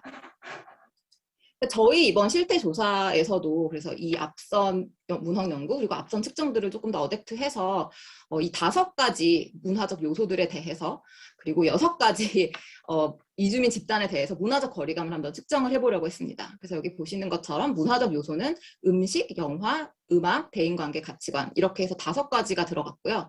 그리고 이주민 그룹은 결혼 이주 여성, 미국 동포, 중국 동포, 이주 노동자, 난민, 외국인 유학생 이래서 이제 두 축이 있는 거죠. 쉽게 말하면 두 축이 있어서 이제 문화적인 요소 그리고 다양한 이주자 그룹에 대해서 이제 문화적 거리감을 한번 측정을 해봤습니다. 그래서 1번은 이제 1부터 5까지, 5까지에서 리커드 스케일을 사용을 했고요. 1이 매우 비슷하다 그리고 5는 매우 다르다입니다. 오늘 발표에서는 이제 1부터 5까지 보여드리면 좀 너무 정신이 없을 것 같아서 다르다와 매우 다르다는 이제 하나로 묶고 또 매우 비슷하다와 비슷하다를 하나로 묶어서 약간 3가지 카테고리로 조금 보여드리도록 하겠습니다. 이제 그 음식, 영화, 음악, 대인관계, 가치관 이 5가지 문화적인 요소에 따라서 대해서 이제 결혼 이주 여성에 대해서 얼만큼 선주민이 거리를 느끼나 봤습니다. 이렇게 봤을 때 음식 그리고 가치관에서 조금 더 멀게 느끼고 있었고요. 또 영화, 음악, 대인관계에서는 이 2가지 문화적 요소보다는 조금 더 가깝게 혹은 또 비슷하다고 느끼고 있다는 것을 알 수가 있었습니다. 네, 미국 동포도 굉장히 비슷한 패턴을 보여주었습니다. 그래서 음식과 가치관에서는 조금 더 멀게 느꼈고 그 반면에 영화, 음악, 대인관계에서는 조금 더 가깝게 느끼고 있다는 것을 알 수가 있었습니다. 중국 동포는 약간 그 앞서 보여드렸던 결혼 이주 여성이나 미국 동포와 조금 다른 패턴을 보여줬는데요. 이 보시면 가치관에서 굉장히 많이 이 선주민과 다르다는 것을 알 수가 있었고요. 그리고 또 음식에서는 비교적 낮은 그 문화적 거리감을 보여주었습니다. 이주 노동자는 결혼 이주 여성 그리고 미국 동포와 또 비슷한 패턴을 보여줬는데요. 음식과 가치관에서 조금 더 멀게 느꼈고 영화, 음악 그리고 대인관계에서는 비교적 가깝게 느꼈다는 것을 알 수가 있었습니다. 다음 그룹은 난민인데요. 난민 보시면 갑자기 파란색 바가 확 올라갔죠. 이제 다른 그룹들에 비해서 훨씬 더 선주민이 느끼기에 문화적 거리감을 느끼고 있었고 다르게 말하면 굉장히 문화가 다르다고 느끼고 있었습니다. 그래서 보시면은 음식, 뭐 가치가 할 거 없이 거의 대부분 다 다르다고 느꼈고 특히 음식 같은 경우는 여기 보시면 뭐 비슷하다고 응답한 그 선주민이 거의 없을 정도로 매우 건 문화적 거리감을 보여주고 있었습니다. 외국인 유학생은 또 난민과 비교했을 때는 굉장히 덜 거리감을 느끼고 있었고요. 특히 뭐 음악이나 대인관계 같은 경우는 다르다고 응답한 사람의 거의 3분의 1 정도밖에 되지 않아서 비교적 가깝게 문화적으로 느끼고 있다는 것을 알 수가 있었습니다. 다음으로는 이제 문화적 거리감을 그 문화적 요소를 이제 보고 그리고 이제 각각의 그 이주민 그룹을 모두 포함해 봤습니다. 그랬을 때는 이제 예상하시는 것처럼 제가 아까 앞에 보여드렸으니까 음식과 가치관에서 조금 더 높게 나타났고 영화, 음악, 대인관계에서는 비교적 가까운 거리감을 나타냈습니다. 그럼 누가 그 이주민의 음식과 더 먼 문화적 거리감을 느끼고 있을지를 봤더니 남자보다는 여자가 그리고 이제 60대 이상에서 또 고졸 그리고 대학원 이상에서 그 이주민 음식에 대해서 굉장히 문화적 거리감을 나타내고 있었습니다. 네, 영화 같은 경우는 성별은 거의 차이가 없었고요. 또 5, 60대 그리고 고졸 이하 대학원 이상에서 역시 좀 더 먼 문화적 거리감을 보여주고 있었습니다. 네, 음악은 남자들이 조금 더 여자들보다 먼 거리감을 느끼고 있었고요. 여기 보시면은 40대가 굉장히 뚝 꺼져 있죠. 굉장히 가깝게 문화적으로 이주민 음악과 오히려 되게 가깝게 느끼고 있었고 5, 60대에서는 더 멀게 그리고 고졸 이하 대학원 이상에서도 멀게 느끼고 있었습니다. 대인관계는 조금 또 다른 양상을 보여주는데요. 남자들이 여자보다는 조금 더 멀게 느꼈는데 저는 사실 이게 조금 신기한 사회현상이라고 생각했습니다. 30, 40대들이 오히려 50대보다 굉장히 그 이주민의 대인관계, 그 문화적인 요소 중에 그 대인관계에 대해서 굉장히 멀게 느끼고 있었습니다. 멀게 느끼고 있었고 또 대학 졸업자들에 비해서 고졸 이하 혹은 대학원 이상 그 교육 수준의 끝단에 있는 사람들이 더 많이 대인관계에 대해서 거리감을 느끼고 있다는 걸 알 수가 있었습니다. 네, 가치관 역시 대인관계랑 약간 비슷했는데 조금 더 극단적인 그 결과가 나타났어요. 그래서 보시면 30대에서 굉장히 그 이주민의 가치관과 우리의 가치관은 다르다라는 그런 문화적 거리감을 보여줬고요. 반면에 성별이나 학력에서는 그렇게 큰 차이가 있지는 않았습니다.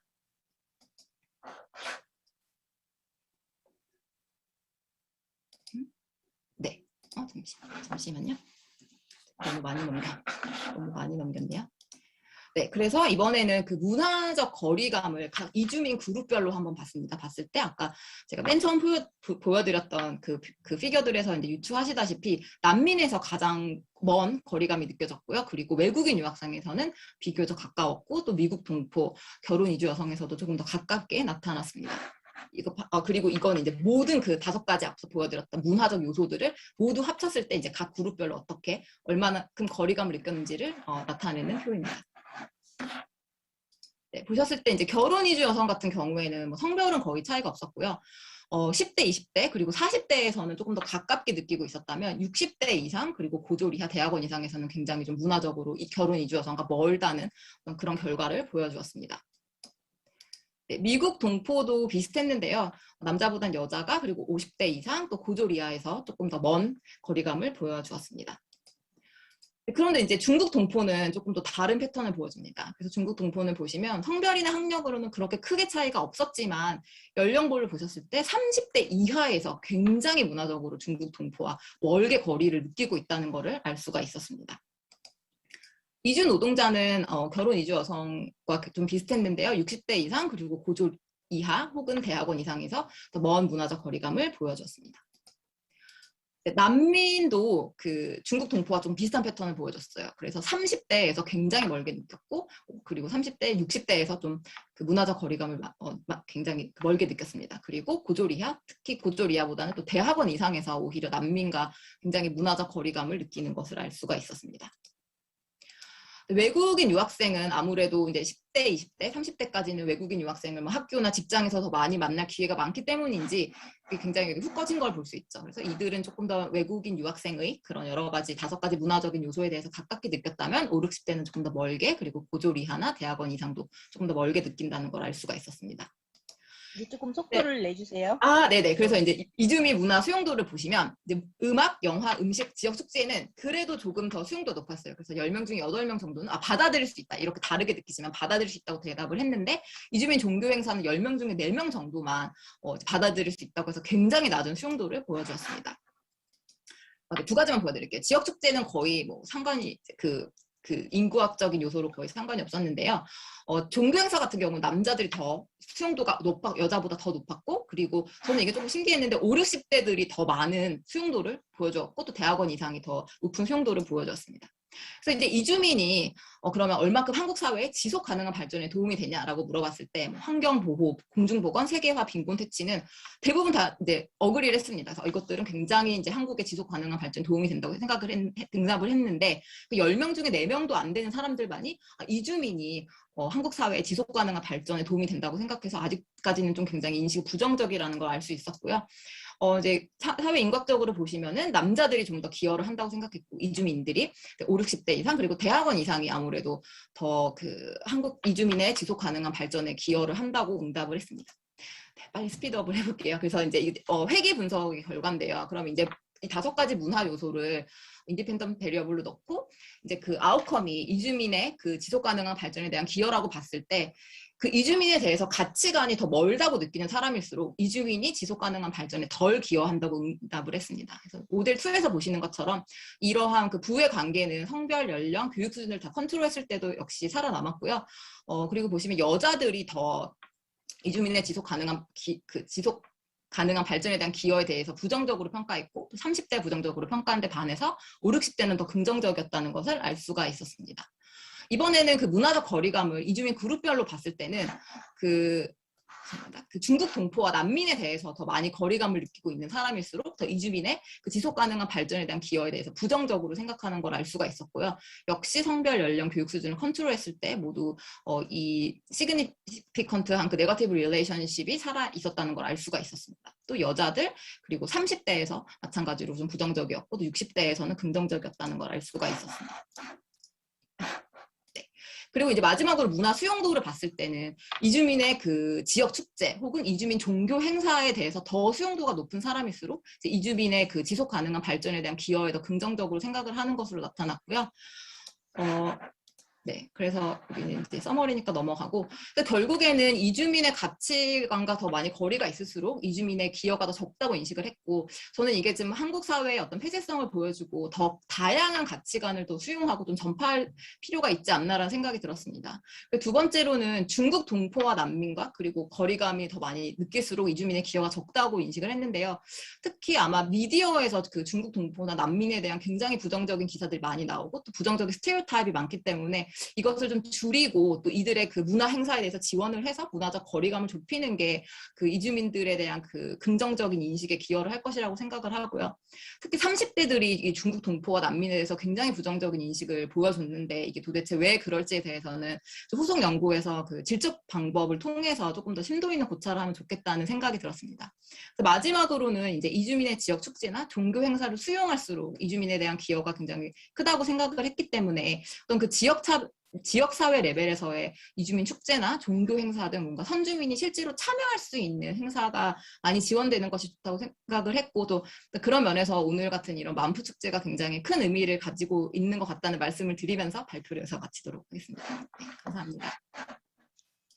네, 감사합니다. 굉장히 그 함축적인 거를 많이 표현을 하고 있는데 궁금한 것도 굉장히 많이 나왔어요. 왜 여성이 더 이렇게 그 폐쇄적인 결과를 대답을 했는지, 그 30대에도 굉장히 폐쇄적인 얘기를 했지만, 그리고 제가 또 상당히 궁금했던 것은 그 회계 분석에서는 대학원 이상 교육을 받은 사람이 더 오픈마인드 된 것처럼 나왔지만 실제로 질문 문항별로 이렇게 한 거에서는 소위 말해서 가방끈 긴 사람들이 더 폐쇄적인 대답을 굉장히 많이 했잖아요. 대학원 이상인 사람들이. 그게 이제 나중에 회계 분석에서는 사라지는데 그게 왜 사라지게 되는지 잘 모르겠어요. 그리고 왜 그 사람들이 소위 말해서 대학원까지 다니고 있는 그런 사람들이 더 폐쇄적인지 하여튼 굉장히 궁금한 것들이 많이 나와 있는 재미있는 연구였다고 생각을 합니다. 감사하고요. 그리고 이제 하나 제가 느낀 그냥 한 가지 그거는 지금 앞에서 문화다양성은 그 이주민, 선주민만의 문제가 아니라 그 여러 가지 개념, 세대 이런 걸 포함하는 것이다라고 이제 말씀을 해주셨는데 막상 그 1000명의 샘플에서 문화다양성 하면 떠오르는 게 뭐냐라고 물어봤을 때 많은 사람들이 그 이주민 관련한 항목을 체크했다는 것이 상당히 재미있는 그 결과였다고 생각을 해요. 이것은 그러니까 문화다양성 개념의 여러 가지 저변을 넓히는데도 유념해야 할 사항이기도 하면서 또한 그 실제적으로 그 선주민이 어떻게 이 새로운 현상에 대해서 오히려 어떻게 보면 선주민이 어떻게 적응을 해갈 것이냐의 이슈로 보는 것이 문화다양성 개념의 굉장히 함축적인 의미라고 생각을 하거든요. 그래서 얼른 마이크를 넘겨서 오늘의 이 재미있는 세 가지 페이퍼를 토론해 주실 임시여 선생님을 모시도록 하겠습니다. 임시여 선생님 어디 계세요? 아이고 반가워라. 네, 반갑습니다. 네, 반갑습니다. 네, 안녕하십니까. 방금 소개받은 임시연이라고 합니다. 선생님들 귀중한 발표 너무 잘 들었고요. 저는 한건 선생님이랑 류정화 선생님 발표에 대해서 토론 말씀을 드리도록 하겠습니다. 먼저 한건 선생님 오랜만에 화상으로나마 인사드릴 수 있어서 너무 반갑고 발표 재밌게 잘 들었습니다. 특히 문화 다양성이 도시의 발전에 어떤 역할을 할 수 있을지 또 어떤 변화를 가져올 수 있을지에 대해서 또 문화 다양성과 창의도시와의 연계성에 대해 좀 심층적으로 말씀을 해주셔서 개인적으로도 또 공부도 많이 되고 또 굉장히 재밌게 들었는데요. 저는 아무래도 유네스코 관련 일을 하다 보니까 이제 문화다양성과 지속가능 발전 중에서도 지속가능 발전 목표 SDG에 대한 어떤 구체적인 부분에 대해서 좀 말씀을 나누고 싶습니다. 그러니까 류정화 선생님께서도 지적을 하셨던 것처럼 이제 유네스코에서 상정하고 있는 그 문화다양성이 워낙 광범위한 개념이다 보니까 다른 분야에 비해서 이 문화다양성이라는 부분은 SDG 목표 중에서도 사실 거의 대부분의 목표들과 과 연계가 되어 있습니다. 근데 잘 아시는 것처럼 올해 뭐 유엔에서 발행한 SDG 보고서에서도 그랬고 또 지난번 유네스코 글로벌 리포트에서도 그렇고 지금 이 속도로 가면 2030년까지 절대 SDG의 대부분의 목표를 달성하기 좀 어려운 그런 상황이고 그런 코로나로 인해서 그 위기가 좀 가속화되고 있다라고 지적을 하고 있듯이 사실 우리가 앞으로 문화다양성 과 지속가능 발전 논의를 할 때 지속적으로 좀 고려를 해야 되는 부분 그리고 좀 더 구체적으로 우리가 생각을 해야 되는 부분이 이 SDG와의 연계성이라고 생각을 합니다. 특히 올해 6월에 이제 파리에서 열렸던 제8차 유네스코 문화다양성 협약 당사국 총회에서도 굉장히 많은 당사국들이 가장 많이 지적을 했던 부분이 이 코로나로 인해서 가속되고 있는 디지털 환경에서 노정되는 어떤 새로운 도전들, 그런 새로운 도전들, 뭐 어떤 뭐 정보 격차 해소 문제라든지 지속 가능한 생태계 구축 같은 문제를 포함해서 코로나로 인해서 변화하는 환경에 어떻게 능동적으로 우리가 대응할 수 있는지에 대한 내용이었고 또 하나 강조되는 부분이 바로 이 SDG 달성을 위한 문화다양성과 2030 아젠다 간의 연계를 강화해야 한다라는 부분에 대해서 이제 공통적으로 이제 당사국들이 지적을 하고 있는데요. 관련해서 한건 선생님께 이제 좀 질문을 드리고 싶은 게 있는데 선생님께서 생각하시기에 코로나 시기에 이 변화된 환경에서 특히 지속 가능 발전 도시 달성, 또 포용 도시 달성을 구현하는 데 있어서 지금 현재 가장 도전으로 제기되고 있는 부분이 어떤 건지 또 앞으로 우리가 강조해서 나아가야 될 방향이 어떤 것이 있을지 특히 한국적 차원에서 이와 관련해서 어떤 정책적 지원해 주실 수 있을지 좀 고견을 부탁드리고 싶고요. 두 번째로 한국 사회에서 문화 다양성과 SDG를 연계해서 이제 이 말씀 주신 지속가능 발전 도시, 포용 도시를 구현하기 위해서 특히 어떤 부분에 좀 초점을 맞춰야 될지 또 말씀을 해주시면 감사하겠습니다. 그리고 두 번째로 창의 도시 부분에 대해서 굉장히 말씀 잘 주셔가지고 저도 굉장히 동의를 하면서 이제 들었는데 특히 국내에는 뭐 7개 영역 10개의 창의 도시가 있어가지고 굉장히 유네스코 회원국들 중에서도 한국이 굉장히 많은 어떤 창의 도시를 가지고 있고 또 활발한 활동을 이제 앞으로 해나가려고 또 준비를 하고 있는 것으로 알고 있습니다. 이미 하고 있기도 하고요. 그래서 이 지속가능 발전 도시, 문화다양성과 연계해서 우리나라 이 창의 도시들이 어떤 노력을 좀 더 기울여야 이 지속 가능성을 달성할 수 있을지에 대해서도 고견을 부탁드리고 싶습니다. 네, 감사합니다. 아니, 유정아 선생님. 선생님 것도 같이 맞아요? 네, 알겠습니다. 네, 유정아 선생님 발표도 너무 재밌게 특히 한국 문화 다양성 정책에 대해서 굉장히 포괄적인 내용을 너무나 조리 있게 잘 정리를 해주셔가지고 개인적으로 너무나 공부가 많이 됐고 저도 계속 공부를 하면서 궁금해하던 부분에 대해서 좀 말씀 많이 주셔가지고 감사하게 생각을 하고요. 특히 다문화 정책에서 이제 문화다양성 정책을 우리나라에서 이제 변화해 오는 그 부분에서 겹치거나 상충되는 부분이 많이 있어서 많은 분들이 굉장히 혼란스러워하는 부분들이 많았던 걸로 알고 있는데 그런 부분을 좀 정리를 굉장히 잘 해주셔가지고 감사드린다는 말씀 드리고 싶고요.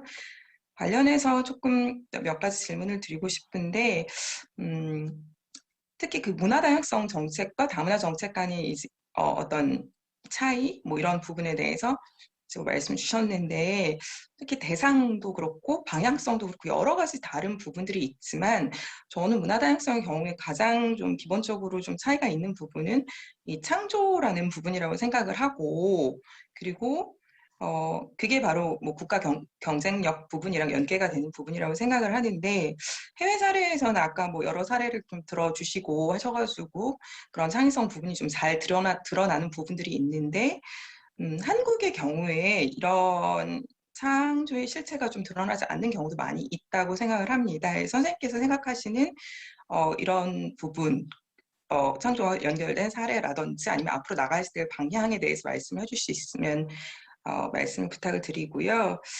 두 번째로 이제 결론 부분에서 이제 선생님께서도 잘 지적을 해주셨듯이 이제 문화다양성은 사실 소수자에 대한 시의 정책이 아니라는 이제 말씀을 하셨고 대상 자체를 사실은 기본적으로는 이제 일반 시민까지도 포괄을 하는 개념인데, 그리고 이 부분이 이제 기존에 한국에서 추진해온 다문화 정책과 굉장히 다른 부분이어야 되는데, 현실은 또 그렇지 않고, 실제로는 기존에 이제 다문화 사업을 하는 부분들, 기존의 다문화 정책 하에서 사업을 하는 부분들이 사실 문화 다양성 정책 하위 사업 내에 그냥 그대로 포괄이 돼서 포함이 돼가지고 진행이 되는 부분도 굉장히 많이 관찰이 되고 있는데요.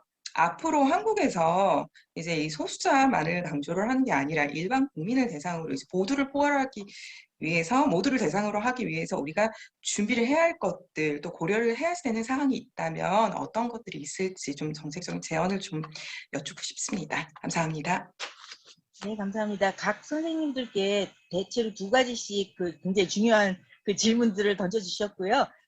마지막 장서연 선생님 관련해서도 토론자분이 따로 계십니다. 마저 질문 듣고 그다음에 3분이 한꺼번에 대답을 좀 해주시고 시간이 남으면 플로어를 여는 것이 어떨까 생각합니다. 한준성 선생님, 네. 네, 반갑습니다. 한준성입니다. 네네, 토론해 주십시오.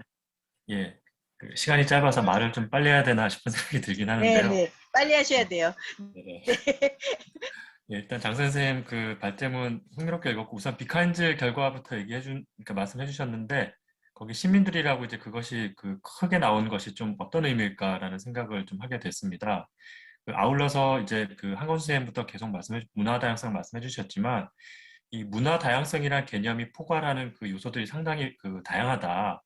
그런 점에서는 이 비카인즈가 어떻게 보면 우리 사회의 어떤 담론의 추이를 보여주는 일면이라고 보여지는데, 이 안에 더 다양한 키워드들이 들어가야 되는 게 아닌가라는 그냥 제 생각이 들었고요.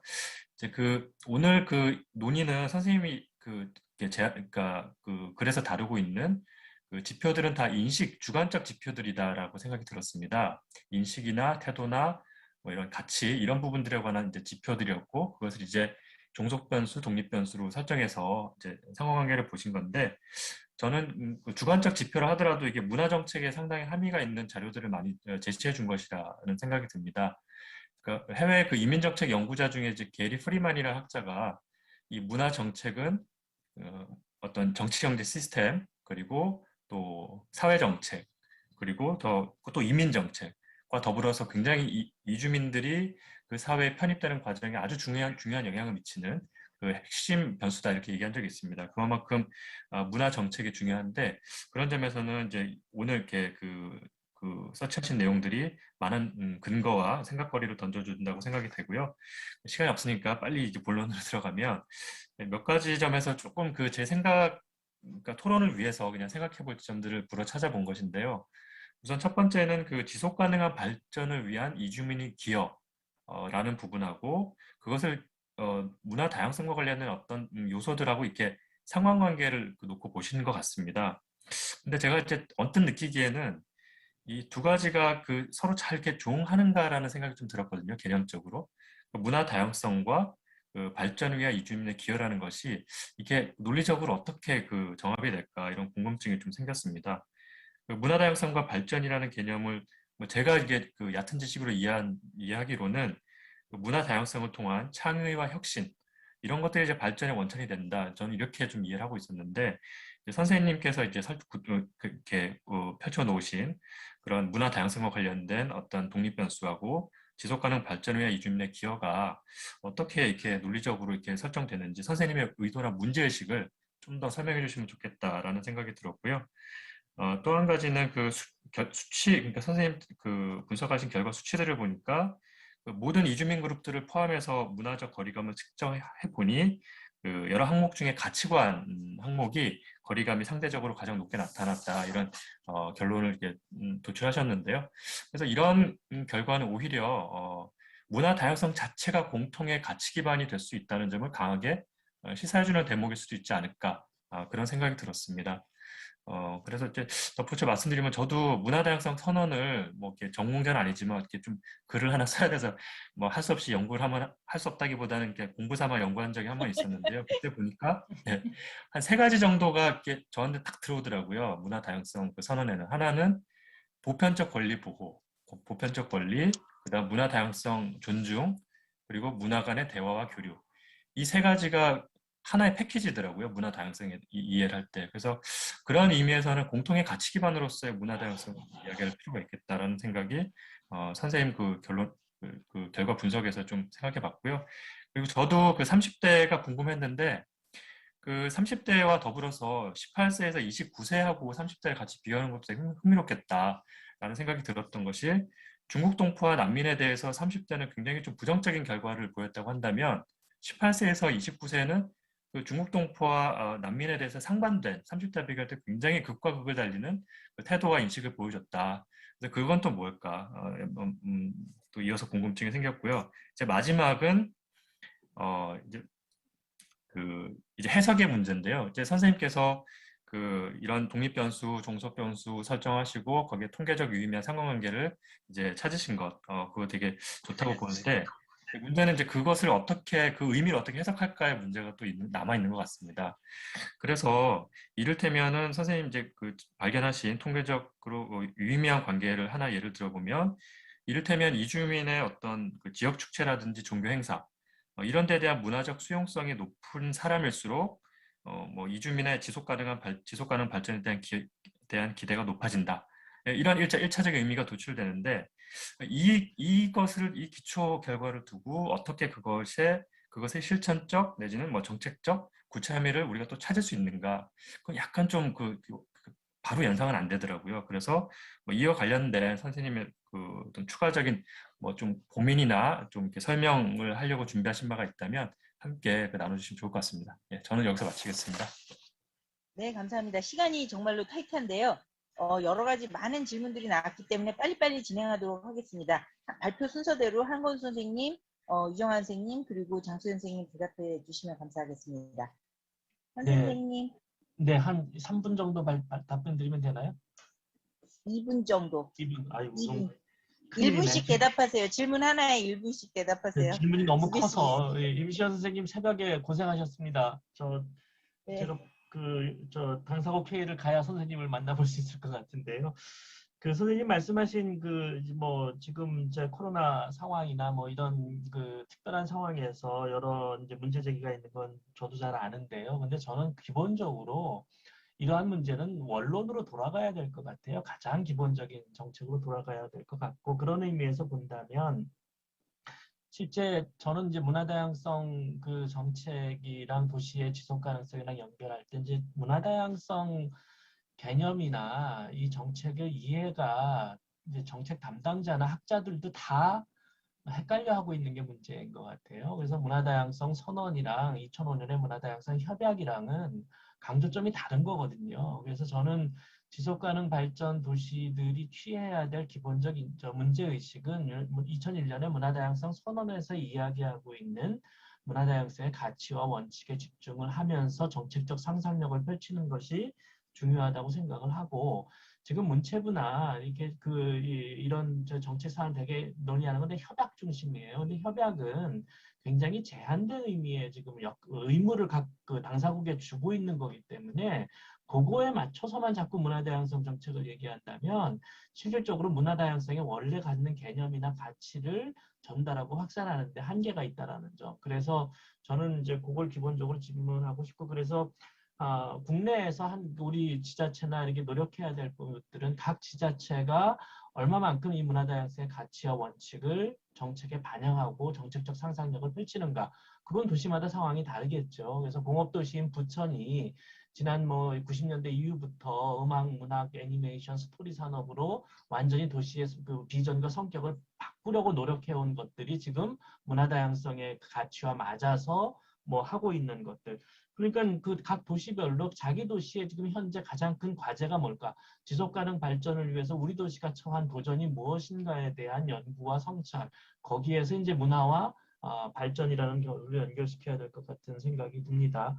그리고 그런 의미에서 본다면 한국이 이제 국제 문화다양성 협약 2005년 당사국 총회는 당연히 그 2005년 협약에 관련된 이야기를 하는 회의니까요. 그럼 협약에서 지금 요구하고 있는 의무사항들이 있잖아요. 무역협정에서 문화상품의 예외성 인정해라.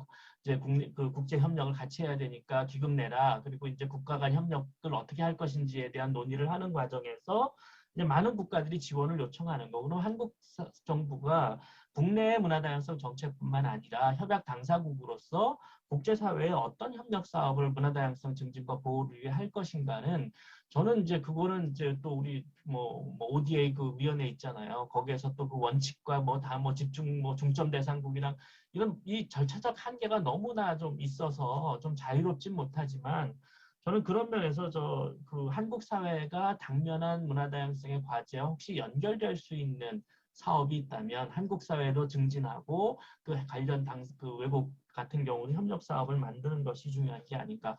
디지털 환경에 대한 이야기는 뭐 플랫폼 자본주의 얘기가 최근에 한국에서 많이 되고 있거든요. 한국 사회의 맥락에서. 네, 끝내겠습니다. 지금 플랫폼 자본주의와 디지털 문화다양성 환경을 위한 노력은 많이 되고 있어요. 근데 이제 이것 역시 국내 대부분 이제 정보통신 그 관련 기업들이 사실은 굉장히 꺼려하고 있는 영역이어서 이 부분에 대한 논의는 뭐 심화되고 있으니까 예, 좀 대응이 나올 것 같습니다. 죄송합니다. 시간이 너무 네, 아닙니다. 네, 아주 유익한 답변 감사합니다. 그리고 이정환 선생님.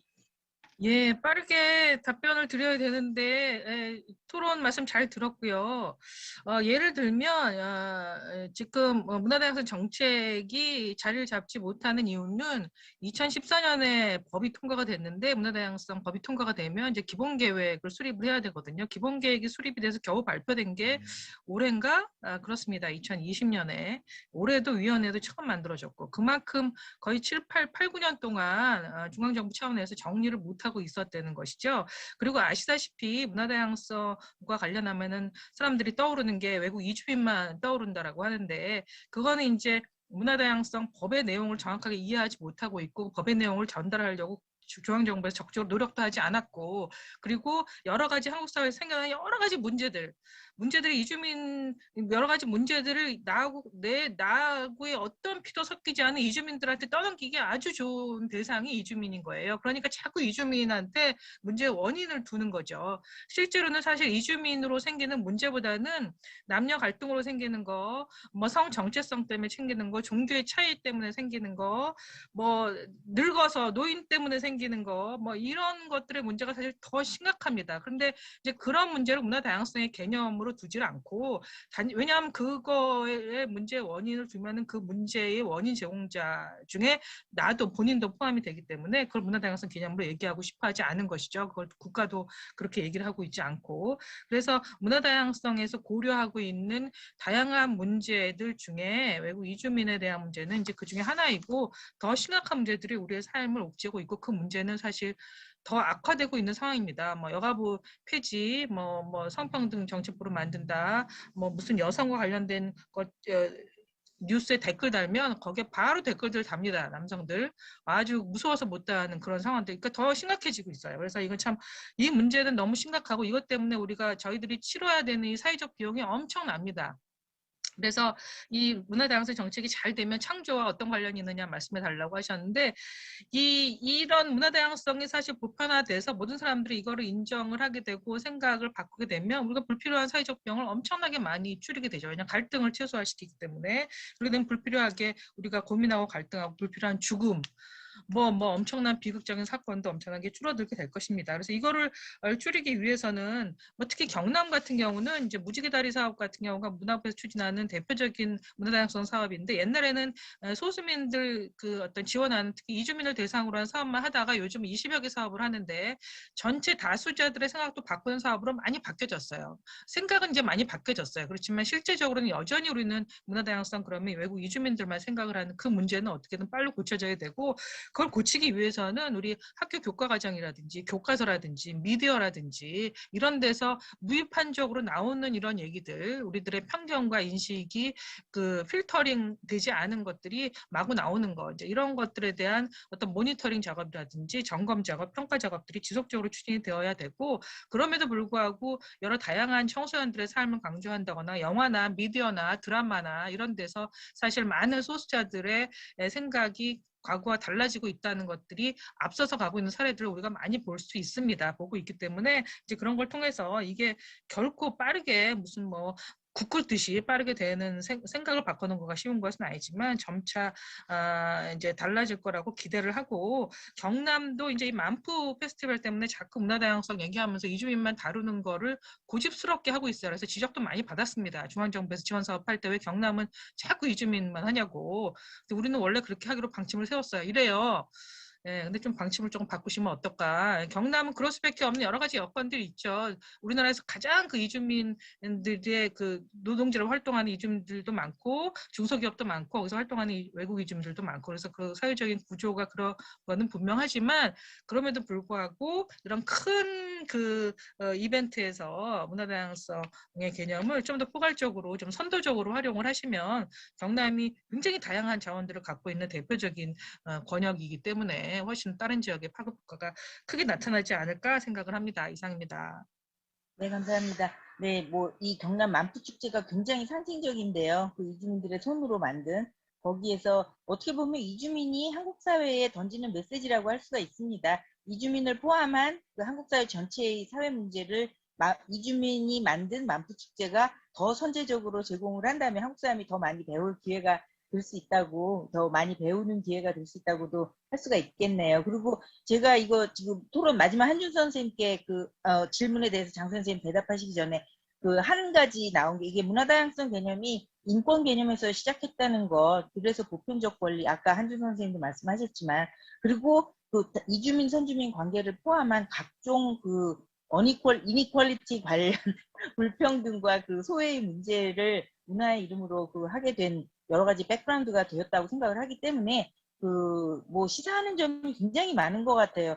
장수 선생님 그 중요한 연구에 대해서 좀 답변해 주시면 감사하겠습니다. 한진 선생님 토론에 대해서. 뭐 시간이 조금 지났지만 2분 넘게 한 2, 3분 해주시면 감사하겠습니다. 네, 일단 한준성 선생님 이렇게 날카롭고도 도움이 되는 코멘트 해주셔서 정말 진심으로 감사를 드립니다. 시간이 지났으니까 짧게 말씀을 드리면, 일단 그 비카인즈는 일단 오버래킹하는 어떤 그런 이제 그 한국 사회에서의 그 담론의 변화를 보여드리려고 했는데, 말씀해주신 대로 조금 더 세분화하면 좋겠다는 생각이 들고, 또 다양한 어떤 그런 이주민 그룹을 키워드로 넣고 또 이렇게 시기를 끊어서 보는 등 또 좀 더 이렇게 앞으로는 후속 연구에서 고찰을 하면 좋겠다는 생각이 들고요. 두 번째로 말씀해 주셨던 게 이제 너무 주관적인 지표를 쓴 게 아니냐, 이게 인식과 태도, 가치들의 이제 그 상관관계를 봤다고 말씀하셨는데 너무 공감이 되는 말씀을 해주셨고요. 또 앞으로는 어떤 그 행정 레벨에서의 데이터를 그 인디비주얼 레벨이랑 묶어서 뭐 애그리게이트 데이터를 만들어서 그거를 좀 분석한다든지, 저도 후속 연구에서는 죄송합니다. 조금 더 그 소피스티케이티드된 그런 이제 분석 방법을 쓰면 좋겠다는 생각이 들었습니다. 그리고 이제 문화적 다양성과 그 지속 가능한 기여에 대한 그 관계가 조금 불명확하지 않냐는 말씀해 주셨는데 굉장히 동감을 하고요. 조금 더 이론을 찾아보고 그 부분을 굉장히 좀 디벨롭하면 좋겠다는 생각이 들고, 일단 그 문화 다양성을 통한 어떤 창의와 혁신이 결국에는 그 이주민이 얼만큼 한국 사회에 기여하는지에 대한 그 인식에 영향을 미친 그 메커니즘이 아니냐라고 말씀해 주셨는데, 그것도 될 수 있지만 제가 사실 조금 생각했던 거는 그 문화적 수용도에서 말씀드렸던 것처럼 그 굉장히 문화적인 거리감이 있지만 그걸 또 얼만큼 수용하고 포용하고 통합할 수 있는지, 그러니까 그런 어떤 루트를 통해서 결국 그 이민자에 대한 그 기여에 대한 인식이 바뀌지 않을까라는 생각을 해서 그 메커니즘을 제가 조금 더 후속 연구에서는 좀 더 이렇게 정교화하도록 하겠습니다. 그리고 이제 30대가 도대체 왜 이런 결과를 보여줬느냐, 어떻게 보면 약간 30대의 보수화라고도 볼 수 있을 것 같은데요. 일단 저는 자녀와 직업 때문이 아닐까라고 이제 개인적으로 생각을 했는데, 아무래도 30대가 현장에서 일하면서 이주민과도 더 많이 만날 수 있는 그런 나이고, 또 자녀들이 있기 때문에 어떤 그 이주민 자녀와 나의 자녀의 어떤 접촉이라든지 어떤 그런 그러니까 이런 현실 생활 속에서 이주민과 만날 기회가 더 많은 그런 연령 집단이기 때문에 그렇지 않을까라는 생각이 들었고, 아까 발표 마지막 말씀드린 것처럼 이건 제가 지금 뭐라고 딱 정형화해서 말씀드릴 수는 없지만, 그 후속 연구에서 좀 질적 연구를 통해서 어떻게 10대, 20대 그리고 30대 또 다른 연령의 그 사람들이 그 이 문화 다양성과 여성도요, 여성도. 네네네, 여성도. 네. 좀 다른지 보면은 굉장히 재미있을 것 같다는 생각이 들고, 사실 오늘 제가 그 양적 방법을 썼지만 사실 저는 질적 연구를 굉장히 많이 하고 있어서 앞으로 굉장히 연구에 도움이 많이 될 것 같다는 말씀을 드리면서 여기까지 하도록 하겠습니다. 너무 네, 감사드립니다. 감사합니다. 오늘 뭐 굉장히 그 리치한 페이퍼가 3개씩이나 돼가지고 사실 이거 플로어를 오픈했으면 좋겠는데 너무 시간이 지나면 혹시 질문 안 하면 오늘 밤에 못 자겠다라고 이렇게 데스퍼레이트하게 질문하고 계신 분 혹시 있으신가요? 한 분 계신가요, 혹시? 없으시면 이 굉장히 성공적인 세션을 마무리하도록 하겠습니다. 여러분 굉장히 댄스한 페이퍼를 짧은 시간 내에 토론과 발표와 전부 해주셔서 너무나 감사드립니다. 네, 그럼 이 세션 마치도록 하겠습니다. 고맙습니다. 네, 감사합니다.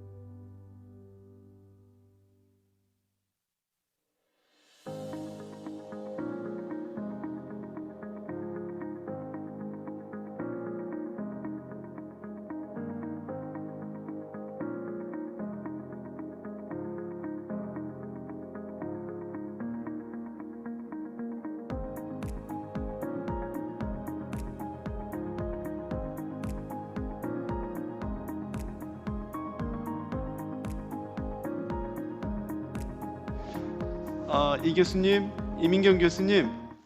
네네. 네, 이제 뭐 시작을 할까요? 지금 시작할까요? 네. 제가 시작 전에 잠깐만 질문 드리면, 저희 이제 마지막 세션이 시간이 조금 넉넉하게 돼 있던데, 제가 이 시간을 다 써도 되는 건지, 아니면 마지막 전체 마무리하는, 시간을 어떤 분께 넘겨드려야 되는지, 계획표상에서는 그냥 3세션이 마지막으로 되어 있네요. 네, 그런데요, 네. 뭐 시간을 그렇게 정했다고 해서 다 뭐 그때까지 네네. 억지로 채워야 되는 건 아니고요. 네, 네네. 보통 발표 한 20분 정도 드렸는데, 네. 뭐 네네. 한 그 정도로 하고 대신 지금 굉장히 토론과 그거에 대한 답변 시간이 굉장히 적더라고요. 맞습니다. 네, 네네. 그래서 일단은 발표는 한 20분 정도로 이렇게 하시고, 네네. 좀 토론이나 또 답변 이 부분을 좀 이렇게 조금 여유 있게 하시되, 꼭 네. 5시까지 꼭 억지로 끌어야 되는 건 아니니까. 아니, 네. 제가 이제 질문 드리고 싶었던 분은 3세션이 끝나고 혹시 또 다른 메인 사회자가 전체를 마무리하는 시간이 필요하신지가 조금 궁금해서. 꼭 그렇지는 않아요. 그렇진 않아요? 알겠습니다. 네. 네네네. 네, 알겠습니다. 그러면 저희가 이제 마지막 세션이라 다들 이제 피곤하시긴 할 텐데요. 그럼에도 불구하고 마지막 세션이 우리 한국 사회 문화다양성 존중 도시에 대한 굉장히 생생하고 현장성 있는 연구와 발표들로 이루어져 있으니 함께 마지막 그 시간까지 함께 해주시면 감사하겠습니다. 먼저 저희가 정해진 대로 저희가 3세션은 이제 크게 두 영역으로 나눌 수 있을 것 같아요. 그래서 첫 번째는 실제적으로 상호 문화 존중 도시의 사례를 볼 수 있는 안산시와 서울시 구로구의 사례 두 가지의 발표가 있고요. 그리고 두 번째 영역으로는 한국인의 문화 다양성에 대한 인식에 대한 연구 결과물들이 이제 준비되어 있습니다. 그래서 두 영역으로 저희가 진행을 하려고 합니다. 그리고 아마 이제 저희가 잠깐 저희가 시간에 세션에 비해서는 그래도 이제 넉넉하지만 이제 말씀드린 것처럼 앞부분 선생님들께서 시간을 좀 지켜주시면 플로어에 계신 다른 분들이 질문을 할 수 있는 그런 풍성한 토론의 기회가 더 많았으면 하는 바람이고요. 그리고 저희가 이제 온라인 회의도 장점도 활용을 해서 옆에 채팅창에 또 간단하게 질문을 또 남겨주시면 제가 또 일별을 해서 전해드려도 되고, 그리고 또 발표자 선생님들께서 잠깐 일별을 하시면 또 서로가 편한 방식으로 또 활발한 토론을 할 수 있는 기회가 아닐까라는 생각이 듭니다. 그러면 저희가 바로 진행을 하도록 하겠습니다. 먼저 첫 번째로 안산시 장훈 선생님께서 안산시 상호문화도시 프로젝트 성과와 과제를 주제로 한 발표가 있겠습니다. 장훈 선생님 부탁드립니다. 네, 잘 들리시나요? 네, 잘 들립니다. 예, 안녕하십니까. 저는 경기도 안산시 외국인 주민 지원본부 외국인 주민 정책과에 근무하는 장훈 주무관이라고 합니다. 먼저 이 자리를 빌려서 일반 지방자치단체 공무원으로서 또 너무 특별하고 또 되게 드문 경험을 하게 해주신 우리 한국이민학회 윤인진 교수님과 그 관계자분들, 그리고 만푸축제 관계자분들께 먼저 감사의 말씀을 전하고 싶습니다. 그리고 이제 시간이 한 20분 정도 있다고 들었는데요. 바로 시작하도록 하겠습니다. 지금 화면 잘 보이시죠? 화면은 안 보이는데요. 공유가 안 된 것 같습니다. 공유하겠습니다. 네.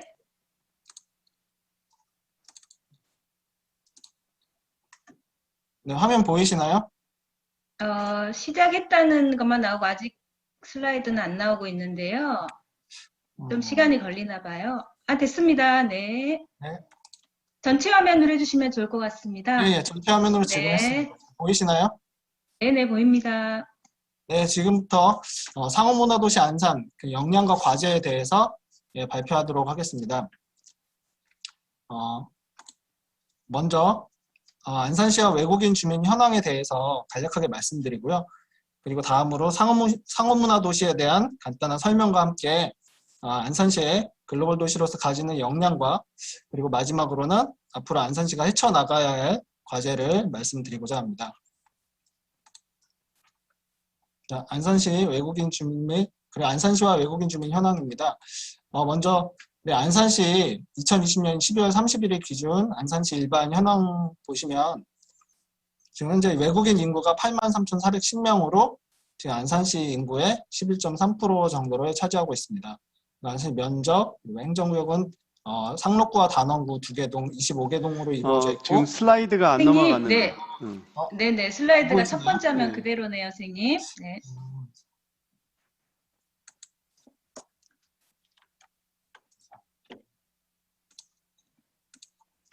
네, 네, 됐습니다. 다시 보이시나요? 네네. 네.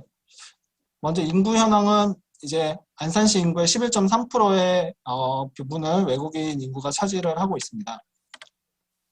그리고 행정구역은 단원구와 상록구 2개 구로 이루어져 있고요. 그리고 재정 규모와 위치는 화면에 보시는 바와 같습니다.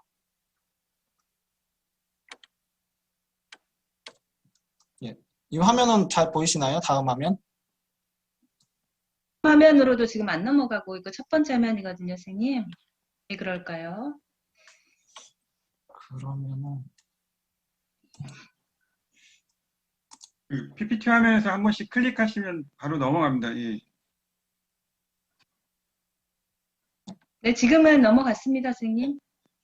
먼저 안산시는 이제 70년대 공단이 들어오고 이제 90년대 산업연수생 제도가 도입되면서 이제 외국인 이제 근로자분들이 이제 모이기 시작하면 원곡동을 중심으로 모이기 시작하면서 이제 저렴한 주거 공간과 편리한 교통을 통해서 이제 안산이 최고의 밀집 지역을 형성하게 됩니다. 특별히 단원구 원곡동은 외국인 밀집 지역으로서 총 33,935명의 외국인이 총 33,935명 중에 82% 외국인 인구가 거주를 하고 있습니다.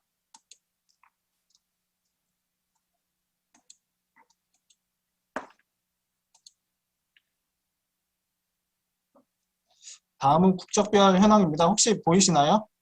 아니요, 지금 안 넘어가네요. 그렇죠. 지금 PDF로 지금 하고 있는데 지금은 또 넘어갔습니다. 네. 제가 파워포인트로 다시 해서 발표를 진행하도록 하겠습니다. 죄송합니다. 네, 알겠습니다.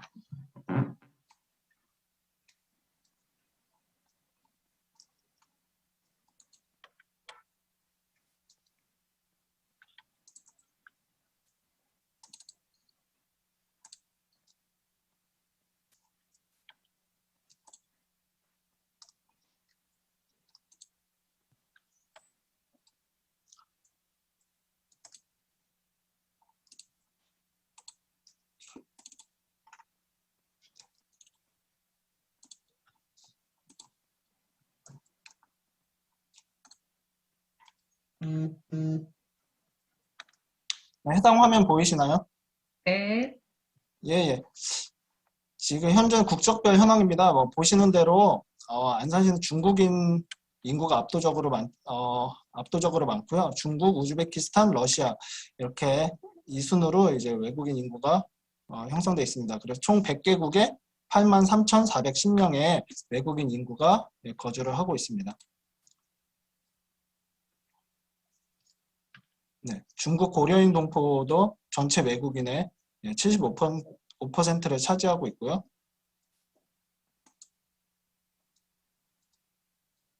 넘어가는 게 좀 느린데 양해 부탁드립니다. 그리고 체류 자격은 지금 외국 국적 동포 그리고 외국인 근로자 순으로 형성이 되어 있습니다.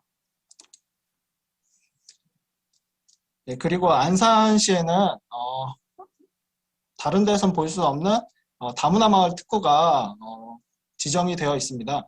원곡동 다문화 음식거리 주변 일대를 다문화 마을 특구로 지정을 해서 외국인 최대 밀집 지역인 원곡동 일대 치안 유지 및 특화거리를 조성하고 있고 외국계 상권 활성화를 통한 내외국인 고용 창출에 기여하고 있습니다. 특구 규제 특례 적용 사항을 보시면 이제 특구 내 외국인 조리사 비자 발급 절차를 간소화하고 또 이제 도로 통행 금지 또는 제한을 걸어서 차 없는 거리를 운영할 수 있게 되었습니다.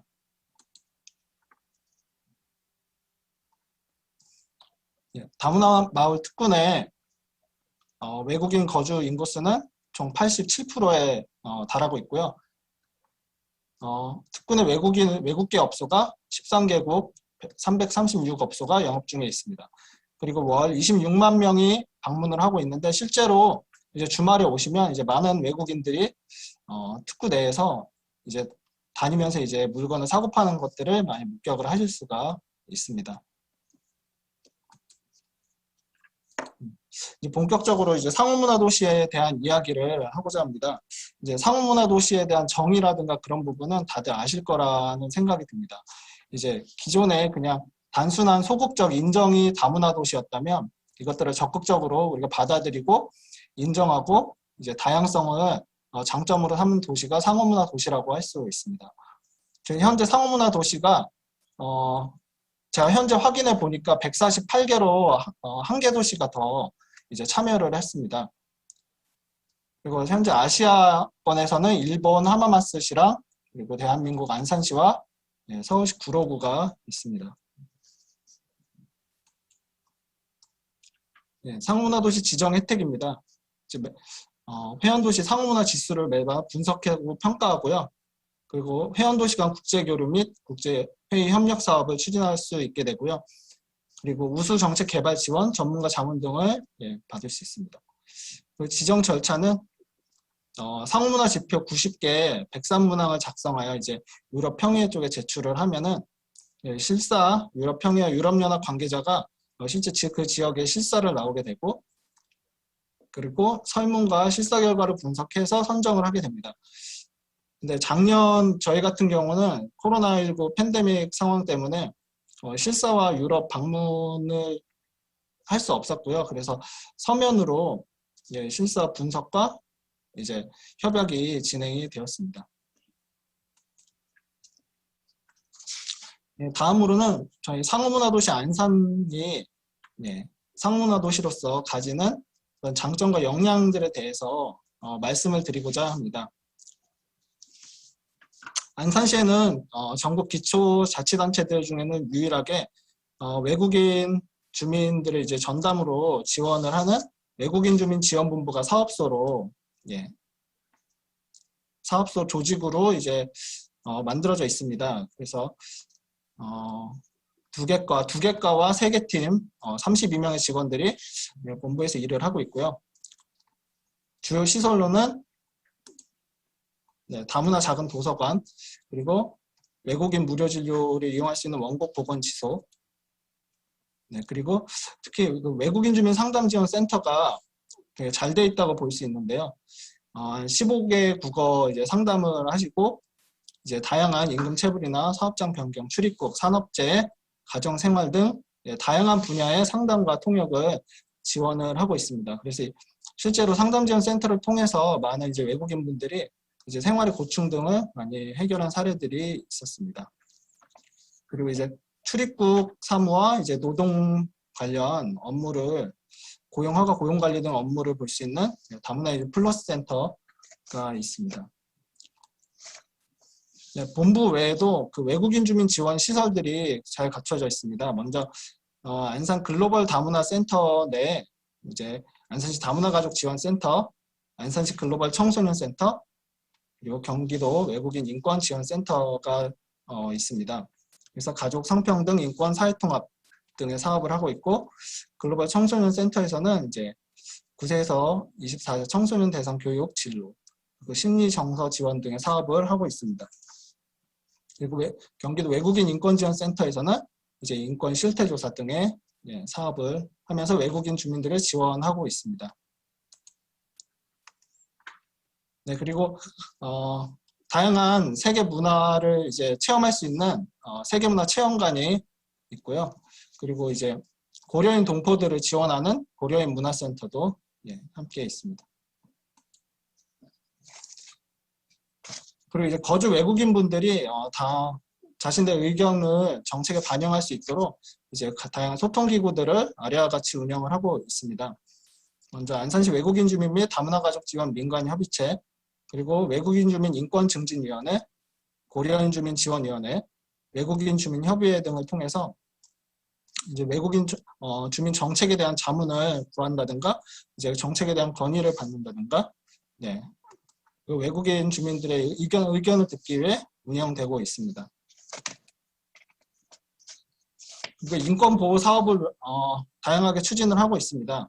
주민 응급 지원 사업을 통해서 이제 복지 사각지대 외국인 주민의 기본 인권을 보장하고요.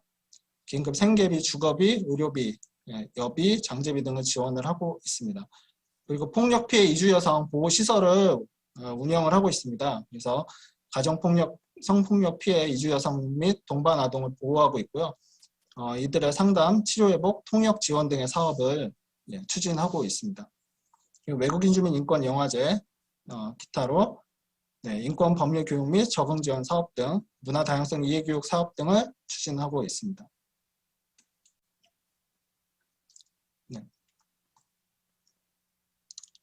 그리고 자녀 교육 및 보육 부분에서 한국어 교육, 부모 나라 언어 교육 등, 그리고 중도 입국 자녀 교육 진로 지원, 이주 배경 아동 심리 정서 지원, 근로자 자녀 보육, 어린이집 지원 등 다양한 가족 중심 지원 사업을 추진하고 있습니다. 그리고 내외국인 교류 및 공동체 활성화를 위해서 세계인에 대한 기념 행사를 진행하고 외국의 다문화 축제를 지원을 하고 있습니다. 그리고 외국인 주민 생활체육교실을 운영하고 있고 지구촌 합창단 등 그리고 외국인 주민 국가 공동체 페스티벌 등 다양한 문화 행사들을 지원하고 있습니다. 다양한 외국인 생활정보 소식지를 저희 본부에서는 안산 하모니를 발행을 해서 8개 언어, 연 사회 발행을 통해서 다양한 소식들을 전달을 하고 있습니다.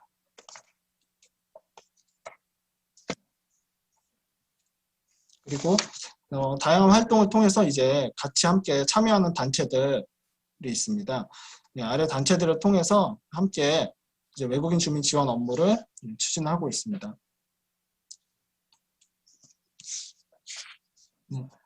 그러면 저희 안산시가 앞으로 헤쳐나가야 할 상업문화도시로서 앞으로 헤쳐나가야 할 과제에 대해서 말씀드리고자 합니다.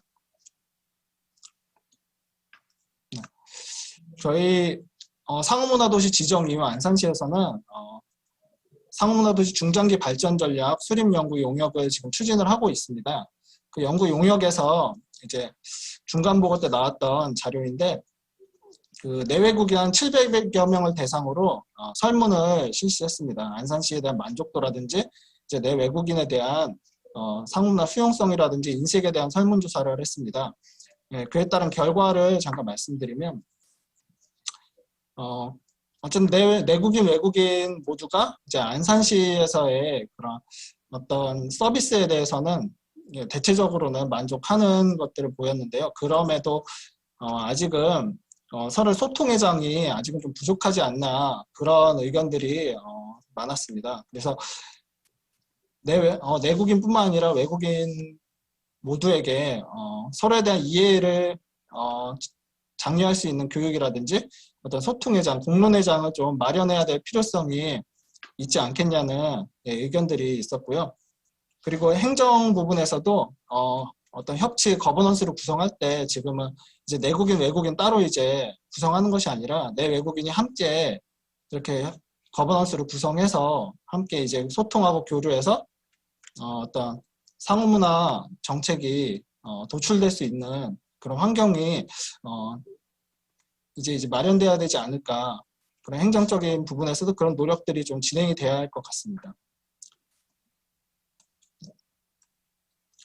무엇보다 상호문화 인지도 및 수용성을 제고해야 할 것 같습니다. 그래서 안산시가 이제 작년 2월 18일에 이제 상호문화도시에 지정이 됐으나 이게 사실은 이제 이 부분 이쪽에 근무하는 저나 이제 다른 이제 부서 저희 본부 쪽에서는 좀 익숙한 단어일지 모르겠지만 이제 여기 이제 밖으로만 나가도 이제 상호문화도시 하면 그게 뭐지 하는 물어보는 경우들이 아직은 좀 많더라고요. 그래서 직원 일반 이제 공무원 직원들도 그렇고 이제 일반 시민들은 아마 여기에 대해서 더 좀 모르지 않을까 그런 느낌들을 좀 받았거든요. 그래서 일단 저희는 이것을 위해서 이런 상호문화 이제 인지도를 좀 높이기 위해서 이제 공무원이라든지 이제 각 동의 통장님들 이제 주민자치위원분들을 대상으로 이제 상호문화 이해 교육을 좀 추진하려고 준비를 하고 있습니다. 그래서 무엇보다 이제 상호문화 수용성을 제고를 해야 되는데요. 이제 이주민과 선주민 간에 그런 어떤 제가 여기서 실무자로서 이제 느끼기에는 그런 적극적인 뭐 어떤 혐오나 그런 차별 이런 것보다도 좀 무관심, 그러니까 선주민에 대한, 이주민에 대한 그런 무관심들이 조금 더 심한 것 같다는 생각을 좀 했었습니다. 그래서 또 국적과 출신에 대한 형식적 관심, 어떤 정책, 어떤 사업을 했을 때 그런 관심들이 어떤 쌓이고 쌓이지 않고 그냥 형식적 관심으로 끝나버리는 경우도 많았던 것 같고요. 그리고 무엇보다 이제 선주민 대상으로 상호문화에 대한 교육이 아직까지는 좀 부족하지 않나는 생각이 들었습니다. 그리고 각종 이제 생활 및 학교나 직장에서 각종 이제 아직까지는 이들에 대한 선입과 뭐 편견과 선입견 등으로 인해서 어떤 무관심이나 차별이 아직까지는 그래도 존재하는 것 같다라는 느낌을 받았습니다. 그래서 이 부분에 대해서 우리들이 어떤 노력을, 어떤 적극적 활동을 전환하기 위해 노력을 진행해야 되겠고, 무엇보다 이제 아까 방금 말씀드렸다시피 상호문화 이해를 위한 지역사회 리더를 시작으로 해서 교육 프로그램을 추진하려고 하고 있습니다. 그리고 무엇보다 이제 소통을 위해서 단순히 모이기만 한다고 해서 소통이 되는 것이 아니라 일단 언어적인 문제들이, 언어적인 장벽이 가장 크다고 생각이 듭니다. 그래서 이 부분에 대한 이제 통역의 필요성을 좀 실감을 하고 있고요. 그래서 코로나 상황과 좀 관련지어서 말씀을 드리자면, 이제 안산에서도 이제 외국인 주민들, 확진자분들과 자가격리자분들이 많이 발생을 하는데, 이제 저희 공무원 직원들이 이제 그분 자가격리자분들에게 이제 자가격리 안내나 이제 물품들을 좀 지원을 하고 있습니다, 현재. 근데 저희 안산시는 이제 외국인 주민분들도 많이 계시다 보니까 이제 한국인 공무원분들이 이제 외국인 이제 자가격리자분들을 이제 담당을 해서 그분들에게 연락을 하고 이제 소통을 해야 되는데, 이 부분이 이제 한국어를 잘 못하시는 분들이 많기 때문에 이 부분에서 좀 어려움이 많았었거든요. 그래서 정말 이거 하면서 정말 통역 일을 하시는 분들이 정말 귀한 분들이구나라는 것을 다시 한번 실감을 하게 되었습니다. 그래서 이 부분에 대한 좀 어떤 사업이라든지 통역 인력 길러내는 투자라든지 이런 부분들이 좀 이루어져야 되겠다는 생각이 들었고요. 그리고 무엇보다 자주 이제 만날 수 있는, 이제 내외국인이 자주 만날 수 있는 그런 만남의 장, 소통의 장을 좀 마련을 해야 되겠다고 느꼈습니다. 그리고 이 일을 위해서 어떤 이런 인프라가 좀 부족하거든요. 한 지자체에는 어떤 외국인들이 모여서 자기들이 어떤 커뮤니티를 형성하고 어떤 동아리나 그런 모임들을 할 수 있는 장소가 상당히 부족합니다. 거의 없다고 해도 될 정도로 많이 부족을 해서 그러한 센터라든지 지원 시설들이 시설들을 좀 건립해야 될 필요성이 있고, 그리고 이주민 축제 등의 행사에 이제 우리 선주민들이 좀 적극적으로 참여할 수 있도록 지자체 차원에서도 장려를 해야 될 것이라고 생각합니다. 그리고 저희 말씀드렸던 연구 용역에서 도출해낸 목표와 전략, 그리고 이제 중점 과제들입니다. 좀 간단하게 정리 부탁드리겠습니다. 네, 경제, 교육, 공동체 법, 그리고 시설 공간 부분에서 이러한 정책들을 마련해서 추진을 하려고 하고 있고, 관련 부서와 이제 협의 예정에 있습니다. 그래서 저희 안산만의 상호문화도시 프로그램을 개발할 수 있도록 노력을 하려고 하고 있습니다.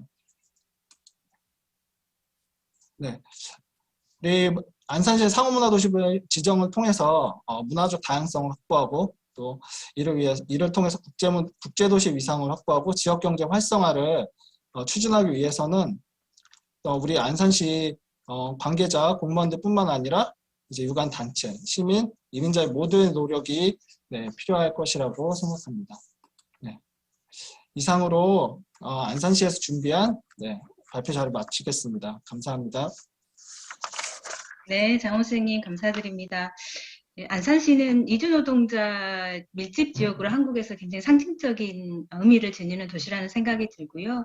안산시가 이제 상호문화 도시로서 이제 어떻게 정책적, 사회문화적 인프라들을 갖추면서 문화 다양성을 지닌 도시로 성장하고 있는가를 잘 보여주셨습니다. 근데 그럼에도 불구하고 또 여전히 남겨진 과제들, 또 상호 소통의 문제, 그리고 표면적인 형식적인 관심이 아니라 실질적인 함께하는 구성원으로서의 공존의식, 그리고 또 이주자들에게 에이전시를 주는 문제 등 다양한 이제 과제들이 있음을 저희가 이제 많이 느낄 수 있었던 발표가 아닌가라는 생각이 듭니다. 그럼 저희 바로 이제 두 번째 발표로 넘어가도록 하겠습니다. 두 번째는 또 안산시와 더불어서 한국사의 대표적인 문화다양성 자치구라고 할 수 있는 서울시 구로구의 사례를 조승현 선생님께서 구로구의 상호문화도시 비전과 성과라는 제목으로 발표를 해주시겠습니다. 네, 조승현 선생님 부탁드립니다.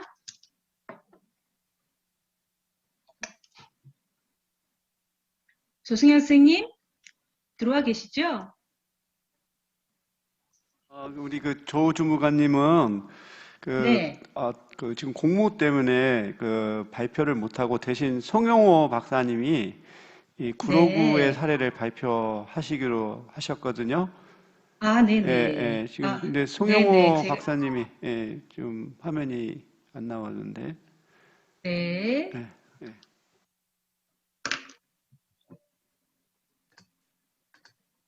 예, 안녕하세요.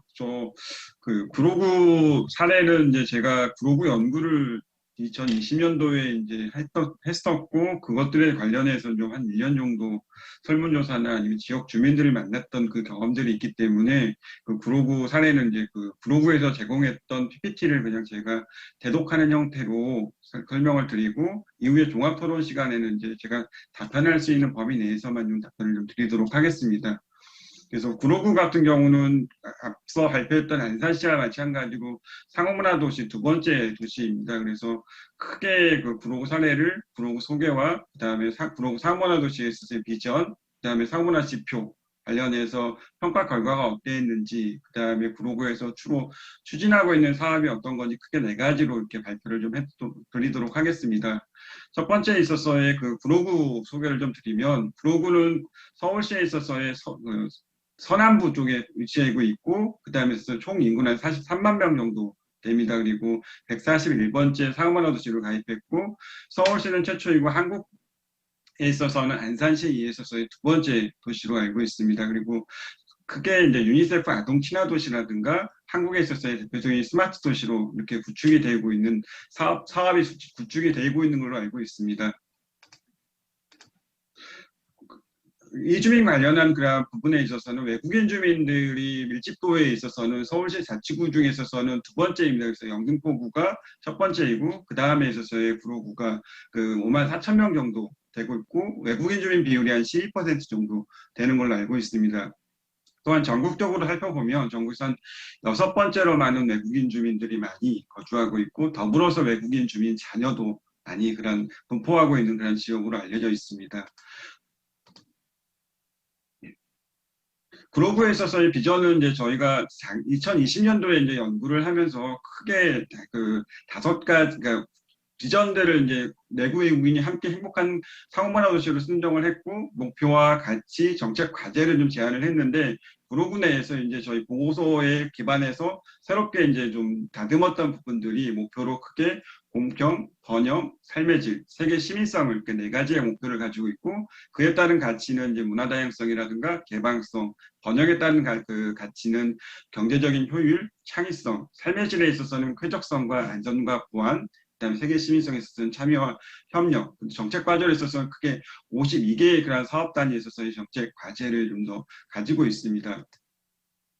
그 다음에 있어서의 그 상호문화 그 도시 그 지표 관련해서 평가 결과에 있어서 보면 2020년도에 있어서의 상호문화 도시 지표 분석에 있어서는 인구 규모가 한 20만 명에서 50만 명 규모의 도시들을 가지고 평가를 했던 것이고, 그 중에 있어서의 외국인 비율이 한 10%, 15%인 도시에 있어서의 평가 결과를 보면 그 도시에 있어서는 구로구가 단연 1등으로 이제 그 모든 지표들이 이제 가장 좋은 평가를 받았고 그 여러 개의 그런 이 규모에 있어서의 그 도시 중에서는 가장 높은 평가를 받았습니다. 그래서 여러 개의 그런 지표, 상호문화 도시 지표가 있지만 그 지표들의 평균으로 보면 100점 만점에 한 87점 정도 되고 있고 오른쪽에 있어서 보면 모든 영역들이 평균, 그러니까 그 규모에 있는 그 평균보다는 좀 더 많은 그런 점수들을 받고 있고 특히 이제 랭귀지 같은 경우는 이제 그 평균 정도의 그런 수준을 가지고 있다라고 볼 수가 있습니다.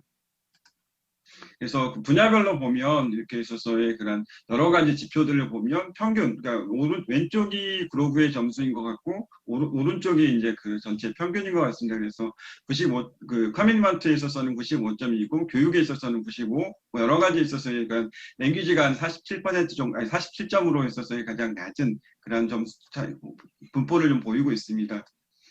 다음에 있어서의 그런 구로구에 있어서의 그런 추진하고 있는 그 이중언어, 그러니까 다중언어 관련한 추진 사업들을 좀 살펴보면 크게 주신 자료들에 보면 이중언어 동화책 보급 사업들을 2021년 신규 사업으로 추진하고 있다. 그래서 구로구 자체 사업인 것 같습니다. 그래서 구로구하고 국민과 전문가들에 있어서의 거버넌스 맵이 구축이 돼 있고 그 거버넌스를 그 전문가 자문을 통해서 번역하고 감수하고 해서 동화책 오디오북, 오디오북이라든가 동화책을 이제 발간하고 배포하는 사업들이 대표적인 그냥 다중언어 추진 사업으로 이렇게 제시를 하고 있습니다. 두 번째에 있어서는 이중언어 말하기 대회인데요. 이중언어 말하기 대회 같은 경우는 구로구 사업이라기보다는 전국에 있어서의 그런 사업인데 교육부에서 추진하는 사업인데 이것들을 구로구에서 이제 좀 더 보완하고 좀 더 그것들을 발전하는 그런 형태로 추진하는 것 같습니다. 그래서 2021년 11월에 이제 계획이 돼 있고 주제는 상호문화로 해서 다중언어 사회라든가 상호문화 도시 조성, 이민자 환영, 차별 방지, 포용과 다양성들에 관련 주제를 통해서 그 8살부터 19살까지의 그런 자녀들을 대상으로 다양한 언어로 이중언어를 통해서 발표하는 그런 이중언어 말하기 대회가 이미 예정돼 있다고 볼 수가 있습니다. 다음으로 이제 기반 시설인데요. 구로구에 있어서는 가장 건강 가정 다문화 가족 센터가 이미 구축이 돼 있고 거기에서 주로 하는 건 크게 4가지로 있어서 한국어 교육이라든가 이민자 및 청소년 대상으로 한국어 교실을 하고 있고 또한 두 번째에 있어서는 그 4세대를 위한 언어 프로그램에 있어서 초등학생, 중학생을 대상으로 한 그런 언어 프로그램들 또한 상담이라든가 뭐 여러 가지들이 추진되고 있습니다. 또한 다문화 가정을 위한 다중언어 환경 구축을 해서 다언어를 통한 다문화 가정 지원이라든가 뭐 여러 가지 10개 이상의 서비스를 통해서 통역이라든가 번역의 업무들을 좀 더 지원하는 것들이 다문화 가족 지원센터의 주된 업무로 이렇게 제시가 되고 있습니다. 또한 구로구 학습지원센터에 있어서의 프로그램들을 크게 2가지로 나눠볼 수가 있는데요. 원어민 외국어 교실과 학교를 찾아가는 원어민 외국인 교실이 있습니다. 그래서 원어민 외국인 교실 같은 경우는 초등학생부터 중학생까지를 대상으로 하고 있고 3월부터 12월까지 그다음 주요 내용들은 실용회화 위주에 있어서 영어 학습들을 가르치는 걸로 되어 있습니다. 또한 학교를 찾아가는 원어민 외국어 교실 같은 경우는 구로구에 소재하고 있는 그런 학교들을 찾아가서 원어민 강사가 학교를 방문해 코칭 및 수업을 하는 걸로 이렇게 되어 있습니다. 그래서 주된 대상들이 중학교까지는 원어민 외국어 교실, 그다음에 고등학교까지는 학교를 찾아가는 원어민 외국인 교실로 좀 더 이렇게 구분해 볼 수가 있습니다. 5번째에 있어서는 구로구 월드카페 톡톡이라고 해서 이제 이건 아마 그 이주민 그런 주민들에 있어서의 커뮤니티를 그 온라인으로 이제 좀 더 운영하고 있는 걸로 좀 파악이 되고 있는데요. 그 분기별로 수준별로 프로그램을 좀 제공을 하고 약 한 1000명 정도의 수강생이 있고 그다음에 5명의 외국인 강사들과 그룹 리더가 한 8명 정도 결혼 유주 여성이 주소돼서 각 언어권별로 결혼 유주민 여성들이 이 언어들을 좀 더 가르치고 좀 더 이것들을 주도적으로 운영을 하는 걸로 좀 더 보입니다. 여기까지 이제 구로구에서 주셨던 저는 사업들이고 그 구로구 같은 경우는 다문화 관련한 구의 두 단위에서 다문화 정책 지원과가 신설이 돼 있고 작년부터인가가 아마 상호문화 존중과로 이렇게 관련 과도 바꾸고 관련 체계도 좀 더 상호문화 도시 관련해서 좀 더 초점을 맞춰서 좀 추진하고 있는 걸로 좀 파악이 되고 있습니다. 예, 여기까지 발표를 마치도록 하겠습니다. 네, 승용 선생님 감사드립니다. 주로 이제 이 그로구의 사례는 그로구가 이제 상호 문화 도시를 만들기 위해서 이제 어떤 환경적, 제도적 혹은 프로그램의 지원을 갖추고 있는가를 중심으로 말씀을 해주셨습니다. 승용 선생님이 대신 발표를 하는 바람에 아마 구체적인 얘기들은 아마 할 수 없으셨을 거라고 생각이 되고요. 그래서 한 10분 안에 금방 끝났거든요. 그래서 토론자이신 장한옥 선생님께, 이화여대 장한옥 선생님께 토론을 먼저 부탁드리고, 이제 그 다음에 저희가 같이 또 구체적인 사안에 대해서 같이 질의응답 해보는 시간을 갖도록 하겠습니다. 예, 이화여대 장한옥 선생님 부탁드립니다. 네, 안녕하세요. 반갑습니다. 오늘 아침부터 지금까지 제가 이렇게 열심히 학회에 참석한 적이 없습니다. 그래서 굉장히 제가 관심 있는 주제라서 쭉 지켜봤습니다. 먼저 토론에 앞서서 이제 전체적인 흐름을 다시 한번 보면은 크리스티나 메르켈, 그 다음에 필 우드, 이분들이 이제 큰 그림을 그려주시고, 그 다음에 윤인진 선생님, 이하 세 분이 한중대만, 아니죠. 한대만, 일본, 이렇게 지금 해주셨습니다. 제가 생각했을 때는 사실은 그 세션이 끝나고 바로 이 세션이 들어갔으면 좀 더 좋았을 거다, 이런 생각이 듭니다.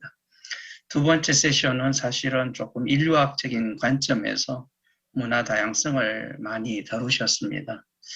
이 문화 다양성하고 상호 문화 도시가 별개의 것은 아닙니다. 근데 결부가 되어 있긴 하지만은 어느 정도 구분은 하실 필요가 있다고 봅니다. 네, 문화 다양성을 강조한 곳은 유네스코입니다. 그리고 이건 주로 이제 예술이라든지 문화 자체에 관심을 뒀던 것이고, 오늘 우리 주제는 상호 문화 도시는 사실은 그 유럽 평의회하고 유럽 연합이 추진하는 겁니다. 유네스코 본부가 파리에 있기 때문에 당연히 유럽 평의회 또 유럽 연합과 많은 교류를 하고 있기 때문에 겹치는 부분은 있지만은 이 두 개는 어느 정도는 구분지어야 된다고 생각을 합니다. 그래서 이 상호문화 도시는 사실은 기본적으로는 정주민과 이주민의 상호작용에 관련된 문제를 다루는 겁니다. 그러다 보니까 문화 다양성을 다루긴 하지만은 그 두 개를 혼돈해서는 안 될 것 같습니다. 두 번째 제가 이제 좀 말씀드릴 것은 전국 다문화 도시 협의회가 있었습니다. 그 중에서 이제 안산이라든지 그 다음에 또 구로구, 영등포구가 외국인 주민이 많다 보니까 다문화 도시에서 이제 상호문화 도시로 이렇게 전환하는 그런 과정에 있습니다. 그런데 아직까지도 보면은 어떻게 보면은 용어만 좀 바꿨지 전반적인 흐름에 있어서는 상호문화 도시의 어떤 의미를 제대로 살리고 있지 못하다. 저는 늘 그렇게 생각을 합니다. 제가 2019년에 그 안산에 가서 또 이 상호문화 도시를 소개를 했고, 2020년에는 작년에는 구로구에 가서 상호문화 도시를 소개를 했습니다. 이번에 이제 영등포구가 세 번째로 됐는데 전반적으로 공통적인 문제들이 좀 있습니다. 먼저 그 장훈 선생님, 주무관님 그 발표 잘 들었습니다. 안산시의 상황을 제가 좀 알고는 있지만은 좀 더 자세히 알 수 있는 기회가 됐습니다. 발표 내용을 이렇게 보면은 외국인 주민본부가 이제 2008년에 만들어지는데 이 2008년이 공교롭게도 상호문화 도시 프로그램이 시작된 그 시점입니다. 그런데 이렇게 보면은 지금 발표하신 주된 내용은 그동안에 외국인 주민 지원본부가 쭉 해오신 사실 활동입니다. 그래서 제가 오늘 조금 기대를 했던 건 뭐냐 하면은 그동안에 그렇게 해왔는데 상호문화 도시로 천명을 하면서 뭘 바꾸었느냐. 저는 그것을 사실 좀 듣고 싶었습니다. 사실 그 부분이 좀 많이 빠져 있어서 제가 조금 고민에서는 좀 실망을 했습니다. 상호문화 도시의 핵심은 외국인 주민을 지원하는 게 아닙니다. 외국인 주민을 지원하는 것은 그건 다문화 도시에도 하는 겁니다. 상호문화 도시에서 하는 것은 뭐냐 하면은 외국인과 내국인의 상호작용, 그리고 좀 더 나아가서 서로가 서로에게서 배워서 상생할 수 있는 분위기를 만드는 것입니다. 그래서 이런 것들을 좀 생각하면은 이 상호작용에 있어서 굉장히 큰 걸림돌이 되는 것은 한국인은 교육 수준, 소득 수준이 높지만은 단일 민족 교육을 굉장히 강하게 받아서 외국인에게 굉장히 배타적이라는 것이죠. 그래서 그 문제가 먼저 해결이 되지 않으면 상호문화 도시로서 나갈 길이 굉장히 막혀 있는 겁니다.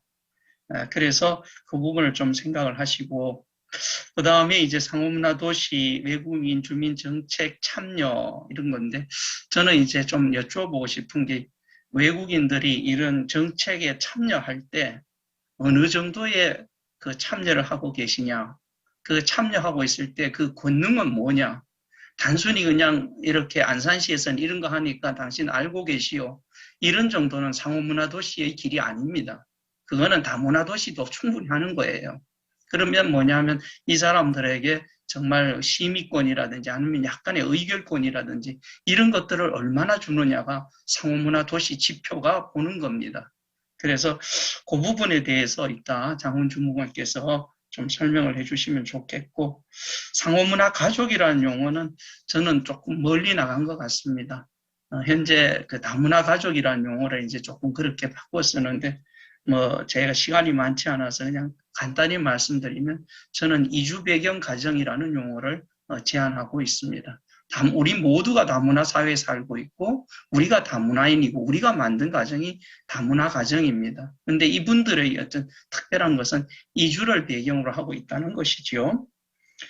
그래서 이제 그거 하고 그 다음에 이제 또 한 가지 좀 여쭈어보고 싶은 것은 사실은 이런 상호문화 도시가 되려면은 무엇이 중요하냐 하면은 일반 내국인의 인식 개선이 매우 중요하고 내국인의 인식 개선은 공무원의 인식 개선이 없이는 이루어질 수가 없는 겁니다.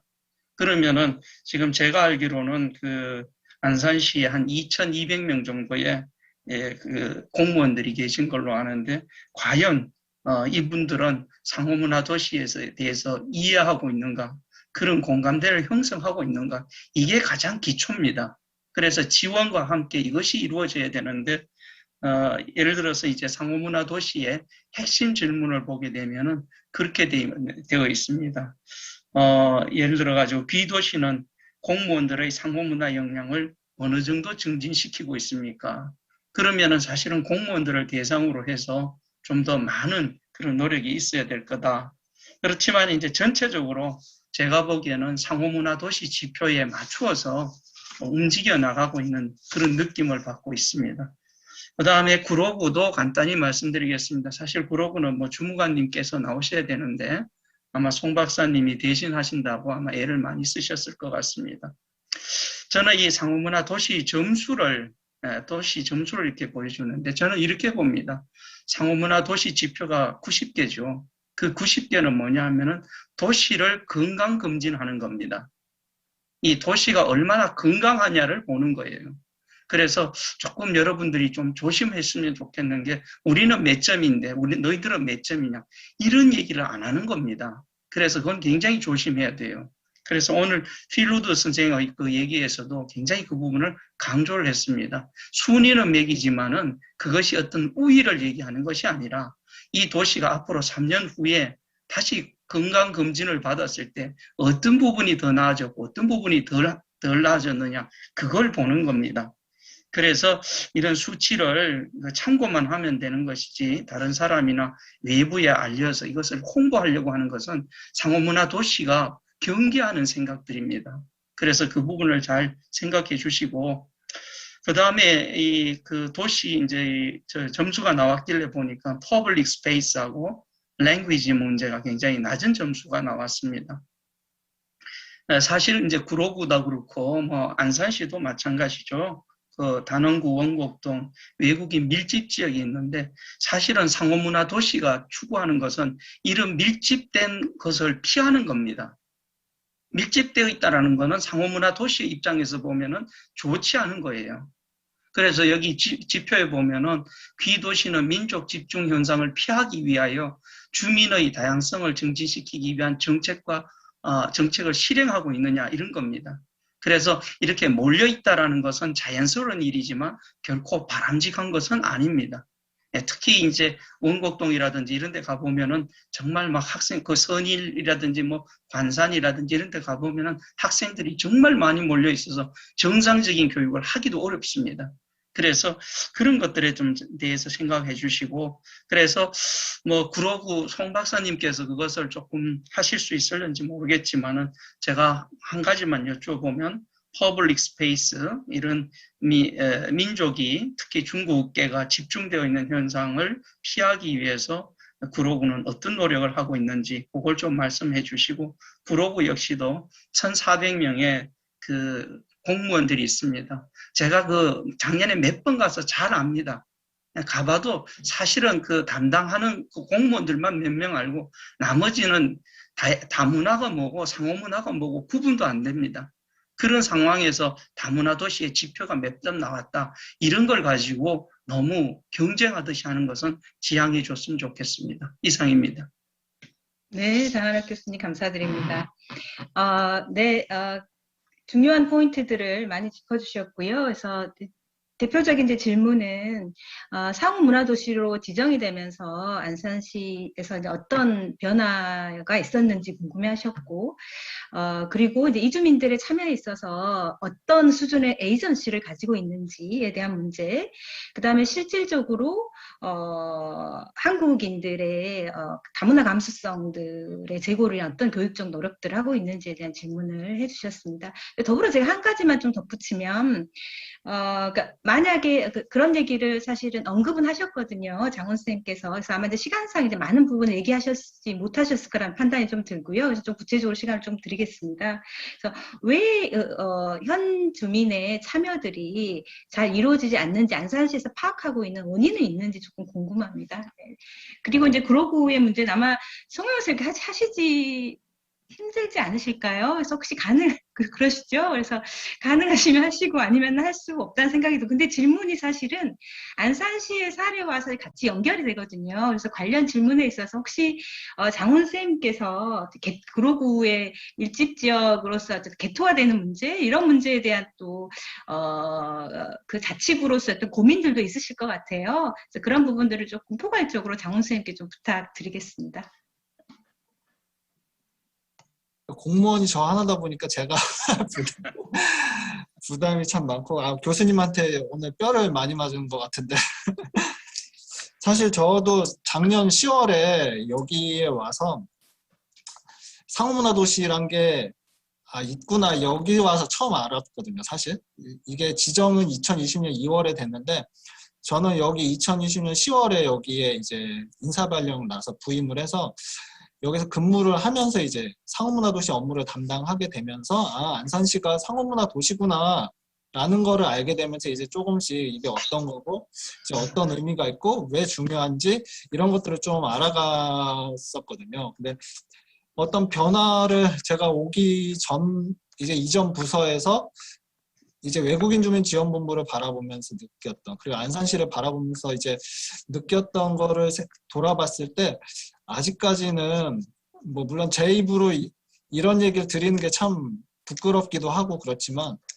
아직까지는 눈에 띄는 변화를 좀 기대하기는 사실 좀 어렵지 않을까라는 생각이 들었습니다. 그래서 사실 상호문화도시라고 해서 뭘 해야 될지도 모르겠는 게 저희 지금 담당자들도 사실 잘 갈피를 못 잡고 있거든요. 그래서 이상은 높지만 지금 현재 이제 앞을 딱 봤을 때 그렇게 많이 이전과 그렇게 바뀐 건 없는 것 같고, 이렇게 사람들이 상호문화도시가 뭔지도 잘 모르고 이거를 이렇게 알리고 이제 인지도를 높이고 이제 끌고 가야 되는 저희 입장에서는 좀 이게 딱 앞 상황을 봤을 때 이제 좀 난감하고 좀 어려운 부분이 좀 있는 것 같습니다. 그리고 이제 좀 저희 그 외국인 주민 지원본부에는 그 외국인 주민 협의회와 외국인 주민 모니터단이 이제 외국인 주민분들로 구성된 이제 협의체가 있거든요. 그래서 거기서 이제 활동하시는 분들이 이제 어떤 각 기관이나 학교에서 이제 통역 지원이 필요할 때 이분들이 이제 그 지원을 이제 나가기도 하시고 어려운 상황에서 이제 통역 지원을 해주시기도 하시고요. 그리고 이제 두 개의 협의체 공통적으로 이제 저희 쪽에 이제 정책이나 이런 것들을 가끔 이제 건의를 하시거나 제안을 해주시기도 하고요. 근데 저도 인정을 하지만 이분 이제 외국인 주민의 어떤 심의 의결권이 있는 협의체가 있어야 된다는 건 저도 충분히 인지를 하고 있고 교수님 말씀대로 인정을 하는 부분이지만 아직까지 지금 중심이 되는 거는 그래도 선주민 중심으로 이제 구성된 이제 위원회나 협의체가 이제 정책 의결이나 이런 것들을 끌고 가고 있는 상황인 것 같습니다. 그래서 아직까지는 좀 요원한 부분이 있는데 그럼에도 좀 지자체 멀었어요. 이런 시각보다는 이렇게 노력하고 있구나 이런 눈으로 좀 봐주시면은 네, 감사할 것 같습니다. 그리고 제가 처음에도 말씀드렸지만 이제 저도 여기 와서 이제 상호문화도시가 있구나 이런 거를 알았듯이 지금 공무원 직원분들은 아마 전무할 거라는 생각이 들거든요. 그래서 용어만 이제 단어만 좀 들어본 분들도 아마 계실 거지만 상호문화도시가 어떤 건지는 다문화도시나 상호문화도시나 뭐 그게 그거 아니야 이렇게 생각하시는 분들이 아마 대부분이 아닐까 그렇게 생각이 듭니다. 그래서 제가 발표할 때도 말씀드렸지만 이제 한 걸음을 떼기 시작해서 이제 공무원분들이나 이제 일반 이제 오피니언 리더분들 대상으로 이제 상호문화 이해 교육을 좀 진행을 해보려고 하고 있습니다. 그래서 이걸 이제 매년 좀 끌고 가서 이제 상호문화 인지도를 좀 저희도 높이려는 노력들을 이제 하고 있습니다. 그래서 이것을 통해서 이걸 첫걸음으로 이제 직원분들과 이제 오피니언 리더들의 공감대를 좀 형성해 나가는 그런 단계에 있다고 보시면 될 것 같습니다. 좀 보시기에는 좀 작은 발걸음이라고 생각하실 수도 있겠지만 이제 상호문화도시로서 첫걸음을 뗀 만큼 좀 기대감을 가지고 봐주시면 참 감사할 것 같습니다. 그리고 선주민의 참여 부분은 그런 행사나 이런 부분이 사실 관심들이 그렇게 여기 와서 참 느끼는 게 놀랐던 게 뭐냐면 여기만 좀 다른 세상이에요. 여기 외국인 주민 지원본부가 있는 이제 원곡동만 좀 다른 세상이고 여기에 나가면은 여기가 대한민국이지 이런 생각이 들 정도로 좀 여기에 있으면은 내가 지금 대한민국 안산에 있는 건지 아니면 또 다른 나라 어디에 있는 건지 모를 정도로 좀 분위기가 많이 좀 다르거든요. 그래서 제가 여기 와서 느낀 거는 실무자로서 좀 외국인 업무를 해보면서 느끼는 거는 너네는 이제 거기에서 있어. 너네가 있는 건 인정해. 그러나 너네는 거기에서 그러고 있어. 너네끼리 이렇게 우리는 우리끼리 또 우리끼리 이렇게 이런 식으로 좀 무관심 그러니까 적극적인 뭐 혐오나 뭐 차별 뭐 공격 이런 건 없지만 오히려 그런 것보다 더 무서운 것 같아요. 지금 상황 보면. 그래서 아마도 이제 선주민들이 좀 무관심이 가장 크지 않을까. 그러니까 여기 사시는 분들은 모르겠는데 여기 바깥에 다른 동만 벗어나도 상당히 이제 안 좋은 이미지로 바라보는 경우도 많고 좀 무관심한 경우가 좀 많은 것 같아서 이런 부분에 대해서 좀 인식 개선이 필요하다는 생각이 많이 들거든요. 그래서 이런 부분을 위해서도 저희들 좀 여러 가지로 교육이라든지 인식 개선을 위한 노력들을 많이 지금 하려고 하고 있습니다. 네. 네, 장원 선생님 감사드립니다. 사실은 인식은 아주 어렸을 때부터 우리에게 사실 의식적 또 무의식적으로 쌓이는 부분이라 단기간에 바뀌기 참 어려운 과제가 아닌가 싶어요. 그래서 연령대부터 지금 세대를 위한 교육도 중요하지만 이제 다음 세대를 위한 교육에 더 집중해야 되지 않을까. 그럴 것 같습니다. 그래서 앞으로 이제 아주 어렸을 때부터 그런 교육적 로드맵을 조금 만들면 저희가 아마 점점점 조금 나아지는 그런 사회가 되지 않을까라는 생각이 조금 들었고요. 이제 플로어에서 질문이 있는데요. 근데 저희가 이제 앞부분의 세션들의 시간이 굉장히 타이트해서 아마 질문이 있어서 못하신 분들도 계셨을 거라 생각이 듭니다. 근데 이제 일단 이 세션에 관한 질문을 일단 받고요. 그래서 저희가 이제 나중에 그래도 시간을 아껴서 시간이 좀 남으면 이전 세션에서 못했던 질문들도 저희가 받으면 어떨까라는 생각이 듭니다. 일단은 임정택 선생님께서 토론자이신 장한업 선생님께 질문이 있다고 이제 채팅을 남겨주셨거든요. 네, 질문 일단 해주시기 바랍니다. 임정택 선생님. 네, 안녕하세요. 들리시나요? 네네, 잘 네, 들립니다. 고려대학교 석사과정 재학 중인 임정택이라고 합니다. 아까 전에 이 토론 내용까지 전부 잘 들었고요. 또 들으면서 이제 장한업 교수님이 말씀해 주신 몇 가지 부분에 대해서 굉장히 흥미롭게 느껴서 질문을 드리게 됐습니다.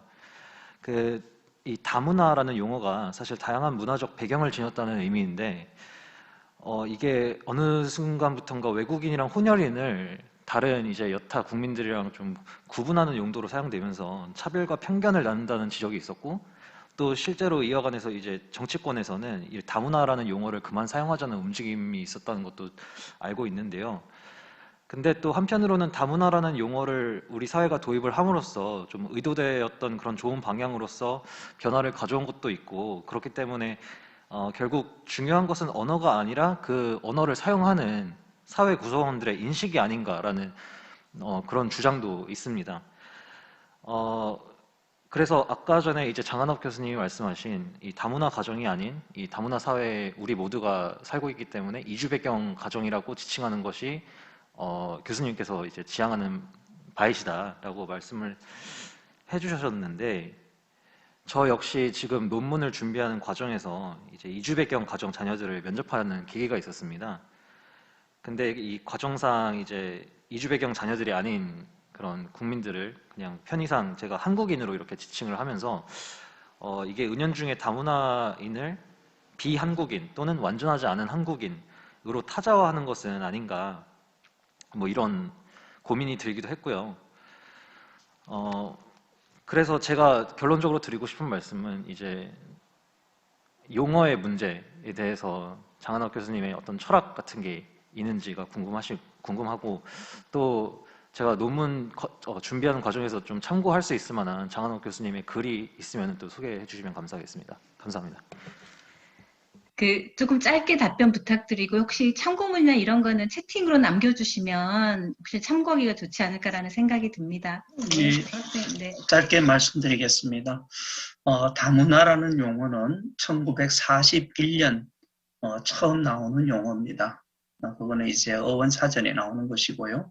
그 다음에 1950년대부터 이게 이제 널리 확산이 되었고, 그 다음에 상호문화라는 용어는 1965년 그 지점에 나옵니다. 그래서 다문화는 어떻게 보면은 문화가 이렇게 공존하는 걸 나타내면, 상호문화는 문화간들 간의 어떤 상호작용을 나타냅니다.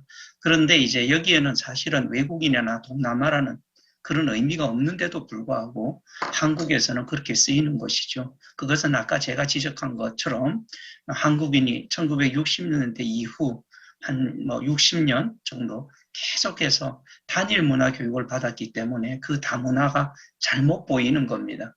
그래서 그런 면에서 이제 저는 다문화 가정이라는 용어는 적절치 않다. 네, 이게 2006년부터 사용되기 시작한 용어죠. 그래서 저는 이주 배경 가정이라는 용어를 쓰자 이렇게 제안을 하고 있고, 나머지는 채팅창에 남기겠습니다. 고맙습니다. 네, 감사드립니다.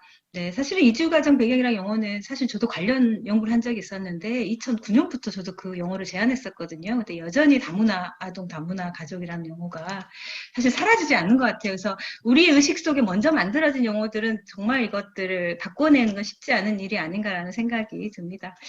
네, 감사드리고요. 저희가 이 세 번째 세션의 첫 번째 파트를 매우 활발하고 뜨거운 상호 토론으로 이루어졌습니다. 그래서 제가 이제 두 번째 영역으로 조금 주제를 바꿔서 빨리 진행을 하도록 하겠습니다. 두 번째 파트는 한국인의 문화 다양성 인식에 초점을 맞춰서 이제 두 분의 발표가 준비되어 있습니다. 먼저 첫 번째 발표는 이제 방금 또 대독을 하신 송영혁 선생님께서 한국인의 문화 다양성 인식에 따른 문화자본과 사회통합 수준 비교라는 제목으로 발표해 주시겠습니다. 송영 선생님 부탁드립니다.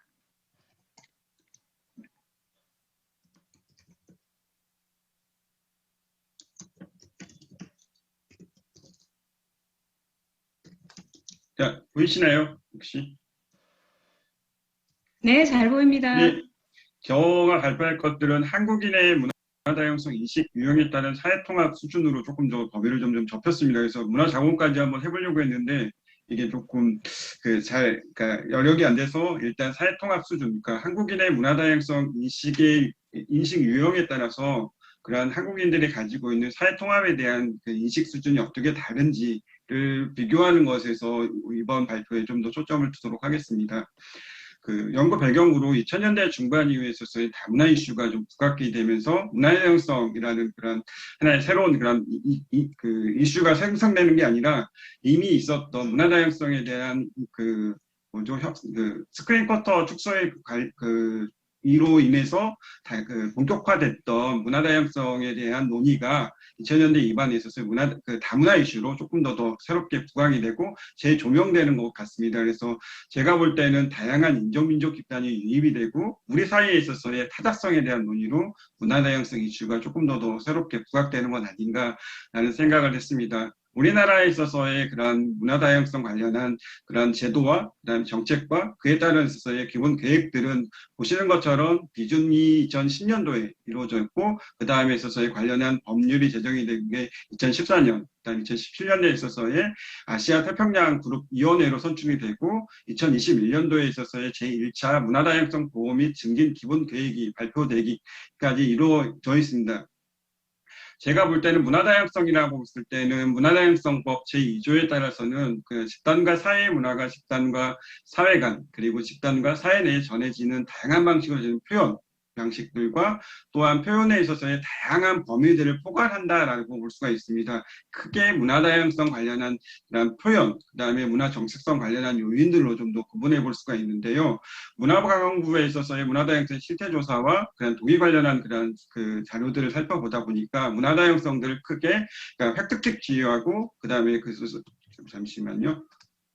예, 기속적 지위와 획득적 지위로 좀 더 구분해 볼 수가 있는데 앞서 이제 살펴봤던 그 내용들에 있어서의 그런 종교, 성별, 나이, 성적 지향, 민족이나 인종 관련한 사항들, 장애, 그런 관련들, 그러니까 문화다양성이라고 포괄할 수 있는 다양한 범위에 있어서의 포괄성들이 좀 더 범위가 있고 그 다음에 독일 같은 경우는 있어서의 개인적인 차원에서의 내적 차원과 외적 차원으로 구분을 해서 이것들의 나이, 성별, 뭐 여러 가지에 있어서의 혼인, 부모, 지역, 습관, 그다음에 수입, 뭐 여러 가지 영역에서의 모든 인간 삶에 있어서의 총체로서의 문화 다양성들을 규정하고 있다라고 볼 수가 있습니다. 그래서 문화다양성 실태조사와 나동산 선생님이 연구를 보니까 이것들을 크게 기본적으로 있어서의 기속지위와 획득지위로 좀 더 나눠볼 수가 있다라고 그렇게 얘기를 하고 있고 또한 그 정책 대상으로 있어서의 그런 문화다양성 그러면 무엇이 문화다양성이고 누가 그 범주에 포함되는가가 주요한 그런 핵심 키워드다라고 볼 수가 있습니다. 그래서 문화다양성 인식 부분과 정책 대상으로서의 범주는 좀 더 다양하다라고 볼 수가 있습니다. 그래서 그 기본 계획에서 살펴보면 문화다양성이라고 했을 때 크게 세 가지 범주로 나누고 있습니다. 그래서 문화적 표현의 영역들이 있고 정책의 영역이 있고 그 다음에 문화 정체성 의 영역이 있습니다. 그래서 문화적 표현의 영역들은 언어적 표현이라든가 예술적 표현, 그다음에 생활 양식적인 표현, 도시와 문화 경관, 미디어 등 뭐 다양한 형태에 있어서의 문화적 표현의 영역의 문화 다양성이 한 축이 되고 그 다음 축에 있어서의 문화 정체성 관련해 있어서의 개인적인 차원이든 뭐 집단의 차이든 성별, 세대, 인종, 뭐 장애, 지역, 그러니까 본인이 가지고 있는 획득적 지역하고 그 다음에 본인이 가지고 있는 원래 가지고 있었던 그런 그 특성들을 포함해서 문화 정체성의 영역으로 좀 더 하나의 범주화시키고 있고 이를 통해서 정책적인 영향으로 있어서는 뭐 차별 시정과 인식 제고라든가 문화 다양성에 있어서의 뭐 접근성 확대라든가 뭐 다양한 정책적인 영역으로 확대 가능하다라고 볼 수가 있습니다. 그래서 크게 문화적인 표현의 영역과 문화 정체성의 영역으로 구분이 된다라고 볼 수가 있습니다. 그래서 저는 이 연구에 있어서는 사람들이 생각할 때, 한국인들이 생각할 때 문화 다양성을 떠올렸을 때 그 문화 다양성이라는 것들을 얼마나 접한 적이 있는지, 접했다고 하면 본인이 생각할 때 문화 다양성의 영역들이 어떠한 그런 유형으로 먼저 크게 그 문화 다양성의 어떤 영역에 해당이 되는지 관련성이 있다고 생각하는지에 대한 그런 문항들을 통해서 그 문항들을 한 15개를 좀 더 제시를 하고 그것들에 따라서 문화 다양성 인식 수준에 따라서 그 집단 유형화를 좀 더 시켜봤고 각 집단의 유형에 따라서 이후에 있어서의 사회 통합 수준이 어떤지, 어떤 차이가 있는지, 집단별로 어떤 차이가 있는지를 좀 더 비교하는 게 주된 그런 본 연구에 있어서의 초점이다라고 볼 수가 있습니다. 그래서 이 연구를 위해서 인터넷 조사를 통해서, 온라인 조사를 통해서 한 성인 남녀 1000명을 대상으로 할당 표집을 통해서 했던 그런 자료를 사용을 했고요. 주로 분석은 잠재 집단 분석과 그런 집단 간에 있어서의 차이 분석으로 나눠볼 수가 있습니다. 첫 번째에 있어서의 문화다양성 관련한 요인으로 문화다양성을 들어본 적이 있냐라고 했을 때 한 96% 정도가 들어본 적이 있다라고 하고, 그러면 들어봤을 때 문화다양성이 관련이 있는 영역들이 어떤 것이 있냐라고 했을 때 15개 인종부터 시작을 해서 지역 문화까지 있어서의 각 항목별로 이것들이 문화다양성 관련이 있냐 없냐 갑으로 물어봤을 때 있다라고 응답한 부분들은 주로 볼 때 인종, 민족, 국적, 언어 등이 좀 더 문화다양성과 관련이 높다라고 응답을 했고요. 그 다음에 있어서의 그런 반면에 문화적 표현이라든가 기호라든가 비주류 예술, 전통문화, 지역문화와 같은 그런 문화적인 표현에 해당하는 항목들은 좀 더 중간 단위이고, 그 다음에 가장 문화다양성과 관련이 없다라고 생각하는 사람들의 항목들이 장애라든가 성별이라든가 성적 지향이라든가 조금 더 소수자라든가 소수자성을 대변하는 그런 요인에 대해서는 문화다양성과 연관성이 낮다라고 인식하는 그런 특징을 살펴볼 수가 있습니다. 그래서 이후에 있어서의 분석 방법은 이러한 15개의 문항을 사용을 해서 문화다양성 인식에 관련한 15개 문항을 사용해서 여러 가지에 있어서의 그런 잠재 집단 분석을 통해서 그런 집단의 범주, 그런 유형화를 좀 더 생각을 해봤습니다. 그래서 통계를, 그러니까 잠재 집단 분석을 분석을 돌려보니까 크게 이제 세 가지의 집단으로 구분하는 게 타당하다라고 이제 나와서 크게 보면 혼합형, 문화적 표현형, 정서적 지향형으로 좀 더 구분을 해봤습니다. 그래서 혼합형의 유형들이 43% 정도 되고, 문화적 표현형이라고 이건 제가 명명을 한 겁니다. 그래서 문화적 표현형이라고 하는 것들이 한 44% 정도 되고, 정서성 지향형은 한 12% 정도 된다. 그래서 크게 그런 혼합형이, 그러니까 문화적 표현형이 가장 많고, 그다음에 가장 적은 것들은 정체성 지향형이 좀 더 적다. 그래서 각 집단별로 이게 어떠한 그런 차이들을 살펴보냐 보면 인종과 민족, 국적, 언어, 종교 여러 가지에 있어서의 항목별로 중요하다라고 생각하는 사람들은 혼합형 같은 경우 모든 영역들이 문화다양성과 관련 있는 항목이다라고 인식하는 사람들인 반면에, 그 다음에 두 번째 문화적 표현형 같은 경우는 이 문화적 순서를 바꾸고 있습니다. 정체성 지향형 같은 경우는 문화 다양성이라고 했을 때 그러니까 인종, 민족, 국적, 언어, 종교 관련한 요인들이 주로 연관성이 있다라고 하고, 나머지 문화적인 그냥 다양한 표현이라든가 정서성 지향과 관련한 요인들은 관련성이 없다, 있다라고 하는 비율이 좀 더 낮은 그런 집단입니다. 이 두 번째에 있어서의 문화적 표현형이라고 제가 명명한 것들은 이 모든 집단이 문화적 다양성과 연관이 있다라는 그런 유형과 그 다음에 다문화 관련한 정체성 지향과 관련한 요인으로만 인식하는 그런 집단과 있어서의 중간, 어떻게 보면 조금 더 중간 수준에 있어서의 문화적 인식 수준을 문화적 다양성에 관한 인식 수준을 가지고 있는 집단으로 크게 세 가지 유형으로 나눠볼 수가 있습니다. 그래서 이후 분석에 있어서는 이 세 가지 유형에 따라서 문화적 인식이라든가 그러니까 다문화적인 수용성이라든가 사회 통합의 인식에 있어서 어떤 차이가 나는지를 좀 더 살펴보도록 하겠습니다.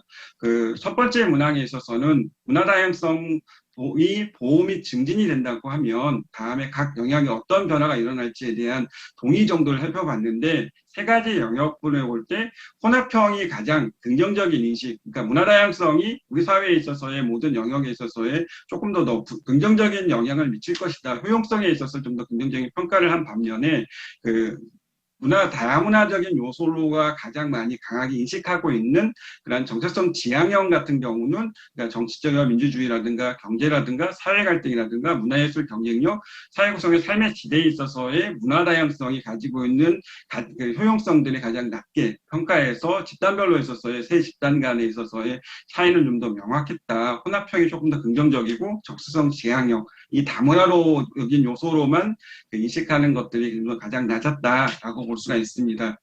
다음으로 있어서의 그러면 문화적인 활동들, 이 세 가지의 유형이 가지고 있는 그런 집단들이 각각의 문화적인 자본으로까지는 아니지만 문화적 향수의 그런 실태가 어떠한지를 좀 살펴보면 혼합형과 문화적인 표현과 정체성 지향에 있어서 보면 큰 차이가 없는데 서양 음악과 전통 예술, 연극, 무용적인 측면에서 보면 정체성 지향형이 가장 좀 더 그 빈도가 높다라고 볼 수가 있고 혼합형과 문화적 표현형은 좀 더 유사한 그런 형태를 띠고 있습니다. 그래서 두 개의 집단 구성이 되는 분류가 되는데 정체성 지향형과 혼합형 문화적 표현형으로 좀 더 나눠줄 수가 있다라고 볼 수가 있습니다.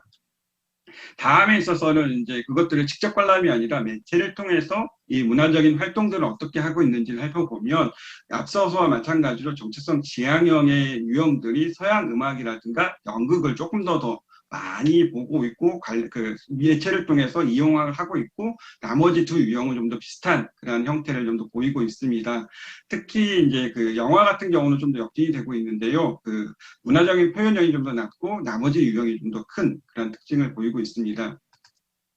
다음에 있어서의 그런 세 가지 유형들에 따라서 잠재 집단에 따라서 다문화적인 수용성이 얼마나 차이가 나는지를 보면 다문화 지향들 정체성 지향형이 가장 긍정적인 인식을 가지고 있습니다.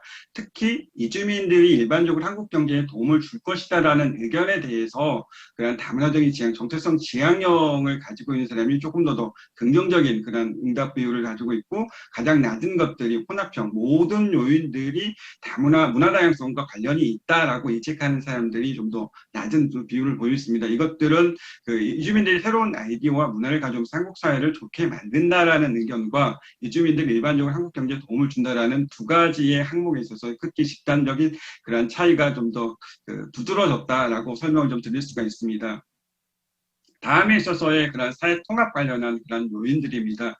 사회 통합에 있어서 이주민들이 거주국사에 있어서 잘 통합한다라는 그런 것들이 다양한 의미를 지니는 것인데 다음에 각 항목들, 그러니까 10가지의 항목을 제시하고 이것들이 이주민의 성공적 통합을 위해서 얼마나 중요하냐라고 중요하다고 생각하느냐고 봤을 때 전체 평균으로 봤을 때는 크게 보면 복지제도를 기여하는 것들이 사회통합에 이주민들이 성공적인 사회통합에서 가장 중요하다라고 하는 것들이 가장 큰 비율을 가지고 있고 또한 소속감, 한국인으로서의 그런 구성원으로 느껴야 된다라는 것들이 두 번째, 그 다음에 있어서의 한국 사회에 있어서의 일자리를 찾기에 충분한 교육과 기술을 겸비하는 것들이 이주민이 성공적인 사회통합을 위해서 중요하다라고 인식하는 부분들이 좀 더 중요하게 인식을 하고 있고 반면에 있어서의 한국 사회에 있어서의 사회적 활동 그다음에 정치적 참여가 중요하다라고 인식하는 부분들은 좀 상대적으로 낮았습니다. 즉 한국 사회에 있어서 단체나 조직에 활동하는 것들이 중요하다라는 것들은 한 절반 조금 더 높은 53% 정도 됐고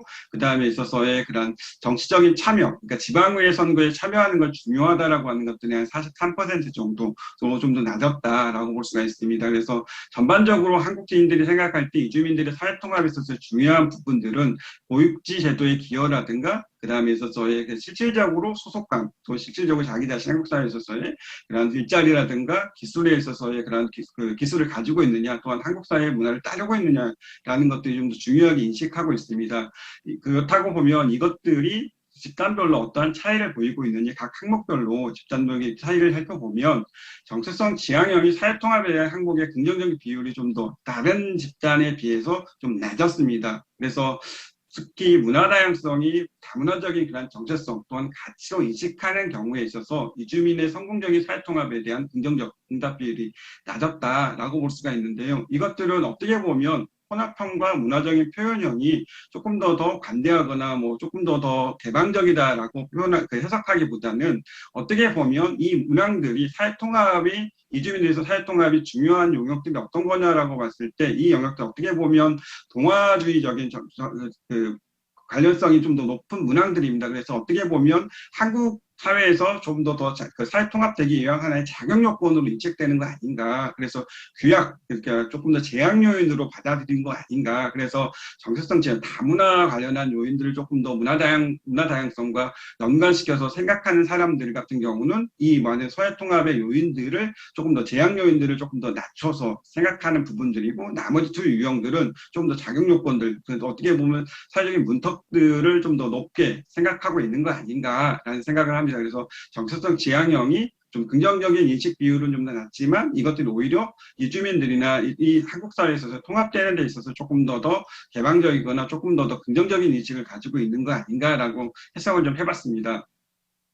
마지막으로 있어서의 그런 이 각각의 잠재 집단별로에 있어서의 이 다양한 사회적 소수자와 사회적 약자에 있어서의 사회적 거리감들을 측정해 봤는데 크게 있어서 보면 실제 그 중국 동포에 관련한 사항들이 예전 그런 조사와 관련해서 사회적 거리감들을 가장 부정적으로 좀 더 크게 느낀다, 거리감들이 좀 크다라고 볼 수가 있습니다. 그래서 어떤 관계도 맺을 수 없다라고 하는 것들이 중국 동포가 한 28% 정도 되고, 이 비율이 가장 낮았던 집단들 같은 경우는 그러니까 미국 동포 같은 경우는 한 3.3%. 그러니까 어떻게 보면 이주민 집단들 간에 있어서의 레퍼런스로 잡을 수 있는 중국 동포 라고 볼 수가 있고, 조금 더 친밀하고 친근함을 가지는 사람들, 이 3.4%에 비해서는 굉장히 큰 수치이다. 그래서 어떤 관계도 맺지 않겠다라고 하는 것들이고, 사회적 약자의 그룹들을 보면 그 산부모 가족이라든가 2.0%, 그다음 장애인 4.5%라든가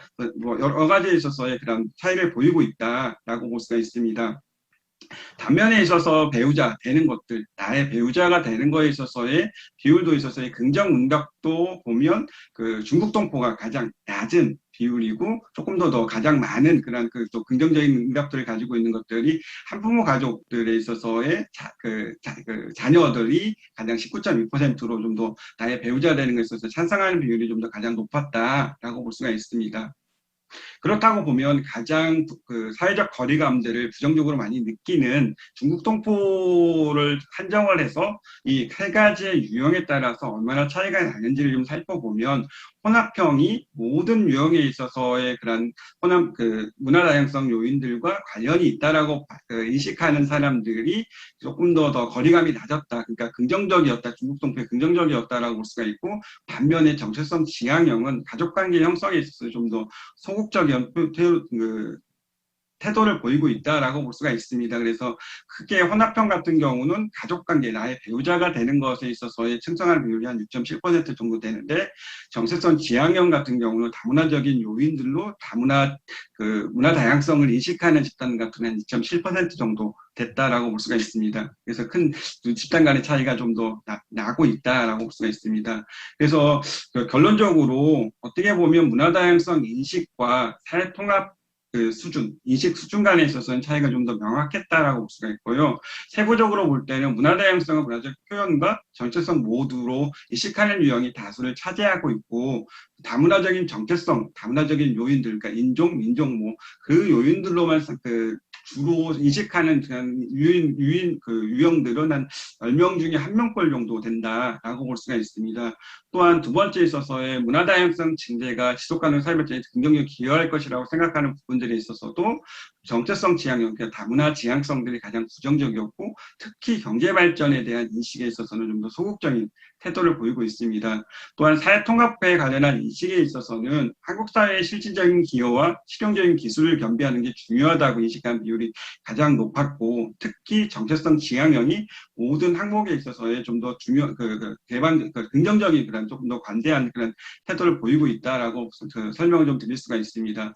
이후에 있어서 보면 제가 함의하는 바에 있어서 보면 조금 더 다문화 정체성 잠깐만요. 문화 다양성이 함의하는 그런 포괄성을 보려 할 때 문화 다양성 다문화로만 귀결되지 않도록 다양한 교육과 정책들이 좀 필요하지 않을까. 여전히 이제 문화 다양성이라고 하면 다문화적인 요인들, 이주 배경 관련한 요인들로만 조금 더 인식하는 요인들이 10명 중에 1명이지만 그 요인들도 좀 더 인식하지 않도록 좀 더 다양한 교육과 정책이 필요하다. 그래서 광의의 개념인 문화 다양성을 포괄할 수 있는 정책, 교육이 필요하고, 말고 어느 한쪽으로만 치우치는 문화생이 아니라 일상으로서의 문화를 좀 더 사람들이 인식하고 그것들을 실생활에 있어서 적용할 수 있는 실질적인 그런 프로그램이 필요하지 않는가라는 생각을 듭니다. 두 번째에 있어서는 좀 더 이건 그 연구의 주제에 있어서 결과를 통해서 제가 좀 더 발전시켰을 부분들은 뭐냐면 시혜적 대상으로만 다문화적인 그런 대상들, 이주 배경을 가졌던 이주민들에서 시혜적 대상이 아니라 또한 적응을 돕는 그런 단계에서만 필요한 것들이 아니라 사회통합이 아니라 협력적 관계를 위한 기반을 마련할 필요가 있지 않을까. 즉 사회적인 구성, 한국 사회 구성원으로서 사회통합이 얼마나 필요하냐 때 보면 한국 사회의 그런 여러 요인들 중에 있어서의 뭐랄까 그 실질적인 그러니까 복지도에 기여한다라든가 뭐 일상생활에 있어서의 그 기술을 연비하는 게 중요하다, 소속감을 준비하는 게 중요하다라고 본다고 하면 일상적인 생활뿐만 아니라 기여와 공존을 위한 토대를 함께 구축해가는 것들이 그러니까 어쨌든 보면 그 정책적으로 필요하고 이주민과 선주민이 모두 포괄하고 전체적으로 한국 사회를 좀 더 지금보다는 좀 더 나은 그런 단계로 가기 위한 하나의 기반 인프라를 구축하는 부분들이 여기에 좀 초점을 맞춰야 되는 거 아닌가라고 생각을 합니다. 여기까지 제가 발표를 좀 마치도록 하겠습니다. 그래서 이후에 있어서의 그런 연구에 있어서는 지금은 이제 좀 더 아이디어를 먼저 생각을 하고 그다음에 그 관련한 그런 데이터를 분석했기 때문에 이게 좀 더 일치하지 않는 부분들이 있고 이것들이 이렇게 어떻게 보면 선후 관계, 인과관계에 있어서의 무엇이 우선이고 무엇이 뒤고 어떠한 요인들이 독립적인 요인으로서 종속 변수에 영향을 미치는지에 대한 조금 더 그 분석들을 추가로 해서 이후에 조금 더 발전을 시키도록 하겠습니다. 여기까지 발표를 마치도록 하겠습니다. 네, 송영 선생님 감사드립니다. 한국인의 문화 다양성 인식에 대한 설문 자료에 근거해서 유형별로 나누어서 매우 흥미롭게 분석을 해주셨고요. 그래서 저희가 사실은 다문화 사회를 선언했던 2000년대 중반부터 사실 이런 인식 조사를 끊임없이 해왔는데 크게 달라진 거는 없는 현실이 조금 슬프긴 합니다. 그래서 여전히 우리는 이 주자를 도구적 존재로 사유하는 삼국사에 얼마나 기여하느냐가 중요한 기준으로 인식을 하는 게 아닌가라는 생각이 여전히 또 송영원 선생님의 논문 결과에도 드러나 있지 않는가라는 생각이 들었습니다. 저희 바로 두 번째 발표로 넘어가도록 하겠습니다. 이제 두 번째 발표는 서울대학교 이내원 선생님이 이주 및 이주민 그리고 한국인의 자격 조건에 대한 인식이라는 제목으로 발표해 주시겠습니다. 자, 이내원 선생님 부탁드립니다. 네, 안녕하세요. 서울대 아시아연구소 이내연입니다. 제 목소리 잘 들리시나요? 네, 잘 들립니다. 네, 제 발표도 이제 송영호 박사님과 앞서 이전 세션에서 장서연 교수님처럼 2021년도 문화다양성 존중도시 국민인식 조사 결과를 중심으로 살펴봤고요. 앞선 세션에서 이제 문화다양성에 정말 다양한 의미가 있고 사실 우리가 다문화로만 국한하거나 이주민의 문화다양성으로만 국한하면 안 된다 이런 얘기를 하셨는데 일단 오늘 저의 발표에서는 이주와 이주민에 대한 태도 그리고 한국인의 자격 조건에 대한 인식을 중심으로 살펴보겠습니다. 그래서 이 사람들이 어떻게 이주와 이주민 그리고 한국인이 되려면 어떠한 조건들을 갖춰야 하는가에 대해서 생각을 하고 있는지를 알면 앞으로 문화다양성 정책이나 문화다양성에 대한 우리 논의들이 나아갈 방향을 제시하는 데도 좀 도움이 될 것 같습니다. 그래서 제가 오늘 연구 요약은 이제 간단하게 지나가고요. 네, 여기서부터 설명을 드리겠습니다. 그래서 저희가 아까 송영호 박사님 발표에서도 보셨듯이 2021년도 문화다양성 존중도시 국민인식 조사를 했고요.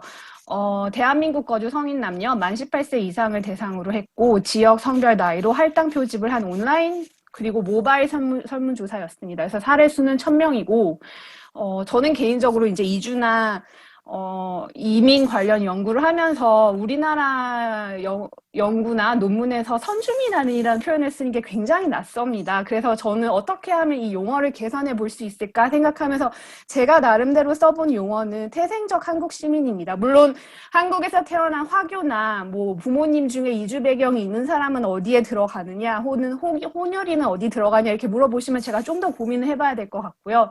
제가 생각하는 용어는 이제 한국에서 태어난 이주 배경이 없는 인종적으로나 이제 혈통적으로 한국계인 사람의 생각이 저는 궁금했습니다. 근데 미리 먼저 제가 양해를 구해야 될 것은 저희 사례수가 1000명인데 1000명 중에 6명은 부모님이 본인 태어날 때 한국 국적이 아니었습니다. 그 다음에 또 6명은 부모님 두 분 다 자신이 태어날 때는 한국 국적이 없었다고 대답을 하셨거든요. 그래서 제가 원래대로라면 이제 그 12분을 다 제외를 하고 봤어야 되는 건데 저의 용어 선택은 태생적 한국 시민이지만 지금 결과에는 1000명이 다 들어가 있습니다. 그래서 제가 이제 추후의 발표에서는 응답자라고만 표현했는데 앞으로 제가 쓰고 싶은 용어는 이제 태생적 한국 시민이고요. 왜 선주민이란 용어가 제가 이제 낯선가 하면 보통 선주민이란 표현은 호주나 뉴질랜드나 북미 대륙 같이 원주민이 원래 있던 곳에서 이제 그 용어를 많이 쓴 걸로 저는 그렇게 많이 접했어요. 그래서 선주민도 제가 아까 말씀드린 이 태생적 한국 시민이라는 용어의 문제점과 똑같은 문제에 봉착하게 됩니다. 화교나 뭐 이런 한국에서 몇 세대째 살아온 사람들은 그러면 선주민이 아닌가? 뭐 인종이나 그런 종족적인 그런 차이점을 우리가 너무 뭉뚱그려서 표현하는 거 아닌가. 분명히 한국에서의 다수자는 한국계 인종이나 혈통을 갖고 있는 사람인데 이것을 너무 지워버리는 게 아닌가 해서 저는 그런 문제의식이 있고요. 그래서 저는 개인적으로 제 연구에서는 선주민이라는 표현을 지금 안 쓰고 있습니다. 그래서 제가 오늘 발표에서 간단하게 살펴볼 주제는 4가지입니다. 그래서 첫 번째는 실제 이주민의 규모와 우리 응답자들이 인식한 이주민 규모의 차이에 대해서 살펴볼 예정이고요. 두 번째로는 이주에 대한 태도에 대해서 살펴보려고 합니다. 그래서 정확히는 현재 한국에 거주하러 오는 이주민의 수, 이것을 늘려야 하는지 아니면 더 줄어들어야 한다고 생각하는지, 그래서 이주에 대한 태도를 살펴보고요. 세 번째는 이주민에 대한 태도를 살펴보려고 합니다. 이건 아까 송영호 박사님도 잠깐 보여주셨는데 이주민이 범죄율을 높인다, 이주민이 경제에 도움이 된다, 이주민이 한국인의 일자리를 뺏어간다, 이주민이 새로운 문화를 가져오기 때문에 한국 사회에 좋은 쪽으로 이제 기여한다. 그 다음에 마지막은 한국 문화를 훼손한다. 이렇게 5가지가 보통 제가 이주민이나 이주에 대한 태도 연구를 많이 했는데요. 이게 보통 다른 국제사회조사에서 많이 쓰는 문항이 이렇게 5가지입니다. 그래서 이 5가지가 보통 이주민에 대한 태도고, 그 다음에 추가로 2가지를 더 봤는데 합법적 이주민의 동등한 권리를 가져야 한다. 여기에 얼마나 찬성하는지, 혹은 불법 이주민을 배제하기 위한 더 강력한 조치를 정부는 시행해야 된다. 여기에 대한 2가지 문항도 제가 따로 살펴봤습니다. 그다음에 마지막 주제는 한국인의 자격 조건인데요. 이제 쉽게 생각하시면 이렇게 생각하시면 됩니다. 한국 사람이 되려면 다음에 8가지 중에서 어떤 것이 얼마나 중요하다고 생각하시는지 이제 여러 1000명의 이제 응답자들에게 물어봤고요. 이것도 마찬가지로 국제사회조사나 이제 한국종합사회조사에서 많이 쓰이는 국가정체성 모듈에 있는 그 똑같은 문항입니다. 그래서 8개의 면면을 살펴보면 한국 국적을 갖고 있는 것이 한국인이 되는데 중요하다. 혹은 한국에서 태어났다는 사실이 중요하다. 아니면 한국에서 평생 아니면 대부분의 삶을 거주했다는 것이 중요하다. 아니면 한국어를 한다는 것이 중요하다.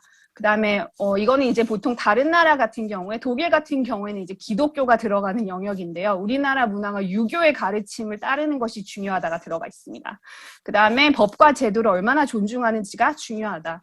그 다음에 아까 다른 문항에도 있었는데 한국인으로 본인이 느끼는 것이 한국인이 되는데 중요하다. 그 다음에 마지막은 한국인 조상을 두었다는 사실. 그러니까 혈통이 있는지 없는지가 중요하다 해서 아주 중요하다부터 전혀 중요하지 않다까지 이렇게 나뉘는데 이걸 봐서 이제 사람들이 얼마나 우리나라의 정의, 아까 임정택 선생님이 한국인이라는 표현 자체가 자기가 인터뷰를 했던 대상자들에게 본인들을 배제하는 느낌을 주지 않았을까 염려하셨다고 했는데 그 모든 것을 포괄한 한국인이 되려면 무엇이 필요하다고 사람들이 생각하는지 여기에 대해서 물어본 것이 이제 4번째 주제입니다.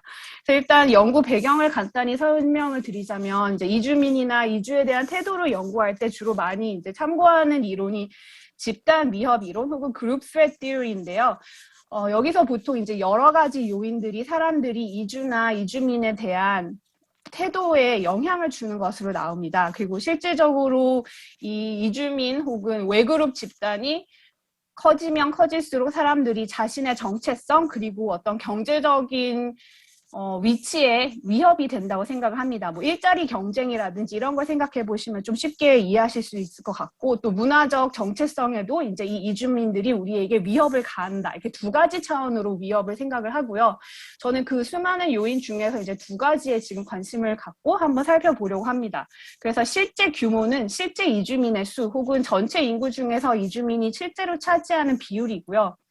인식된 규모는 응답자가 생각하는 이주민의 집단의 크기입니다. 혹은 이주민의 비율이라고도 볼 수 있겠죠. 그래서 많은 연구들을 보시면 실제 이주민의 규모와 인식된 규모가 굉장히 많이 다르게 나타납니다. 그리고 이 차이가 사실상 사람들이 이주나 이주민에 대해 보이는 태도에 많은 영향을 주는 것으로 보입니다. 그래서 우리나라에서는 실제로 얼마나 이주민이 있고 사람들이 생각하는 우리나라의 이주민 집단의 크기 혹은 이주민의 비율의 차이를 한번 살펴보겠습니다. 네, 그래서 일단 제가 어떤 데이터를 썼는지 이제 보여드리는데, 실제 규모는 통계청 자료가 이미 나와 있습니다. 그래서 2015년에서 2019년 사이에 시군구별로 외국인 주민 비율을 보여주는 자료가 있고요. 저는 이거를 시도 차원으로 한번 보고, 그 다음에 시군구로 나눠서 이제 보여드리겠습니다. 그 다음에 인식된 규모는 저희가 한 설문조사에서 응답자들이 느끼는 이주민의 비율입니다. 그래서 이것도 역시 시군구와 시도로 나눠서 살펴보고요. 그 다음에 저희가 설문 문항 중에는 본인이 느끼는 자신이 다니는 직장 내 이주민의 비율이라는 질문도 있습니다.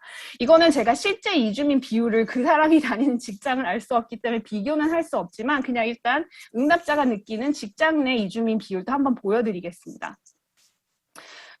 그 다음에 이제 이거는 뒤에 있는 연구 문제인데요. 이건 이따가 다시, 이거는 이따가 같이 보고 먼저 데이터를 같이 보도록 하겠습니다. 네, 그래서 일단 이게 제가 시도로 나눠서 두 비율을 비교해서 보여드리고 제가 앞에 발표에서 본 예쁜 그래프들을 저도 그렸으면 좋았을 텐데 제가 전혀 생각을 못했습니다. 네, 그래서 일단 실제 외국인 주민 비율 2015에서 19년 사이의 비율이고요. 그 다음에 두 번째 라는 응답자가 생각한 자기가 사는 거주 지역의 이주민의 비율입니다. 그래서 이제 보시면 전체 평균은 전체 우리나라 외국인 주민 비율을 이게 2015년에서 19년 데이터라서 좀 낮게 나왔죠. 그래서 3.4%이고요. 이게 주민등록 인구를 전체 인구로 보고 그 다음에 전체 외국인 주민 수를 이제 해서 나온 퍼센티지가 3.4입니다.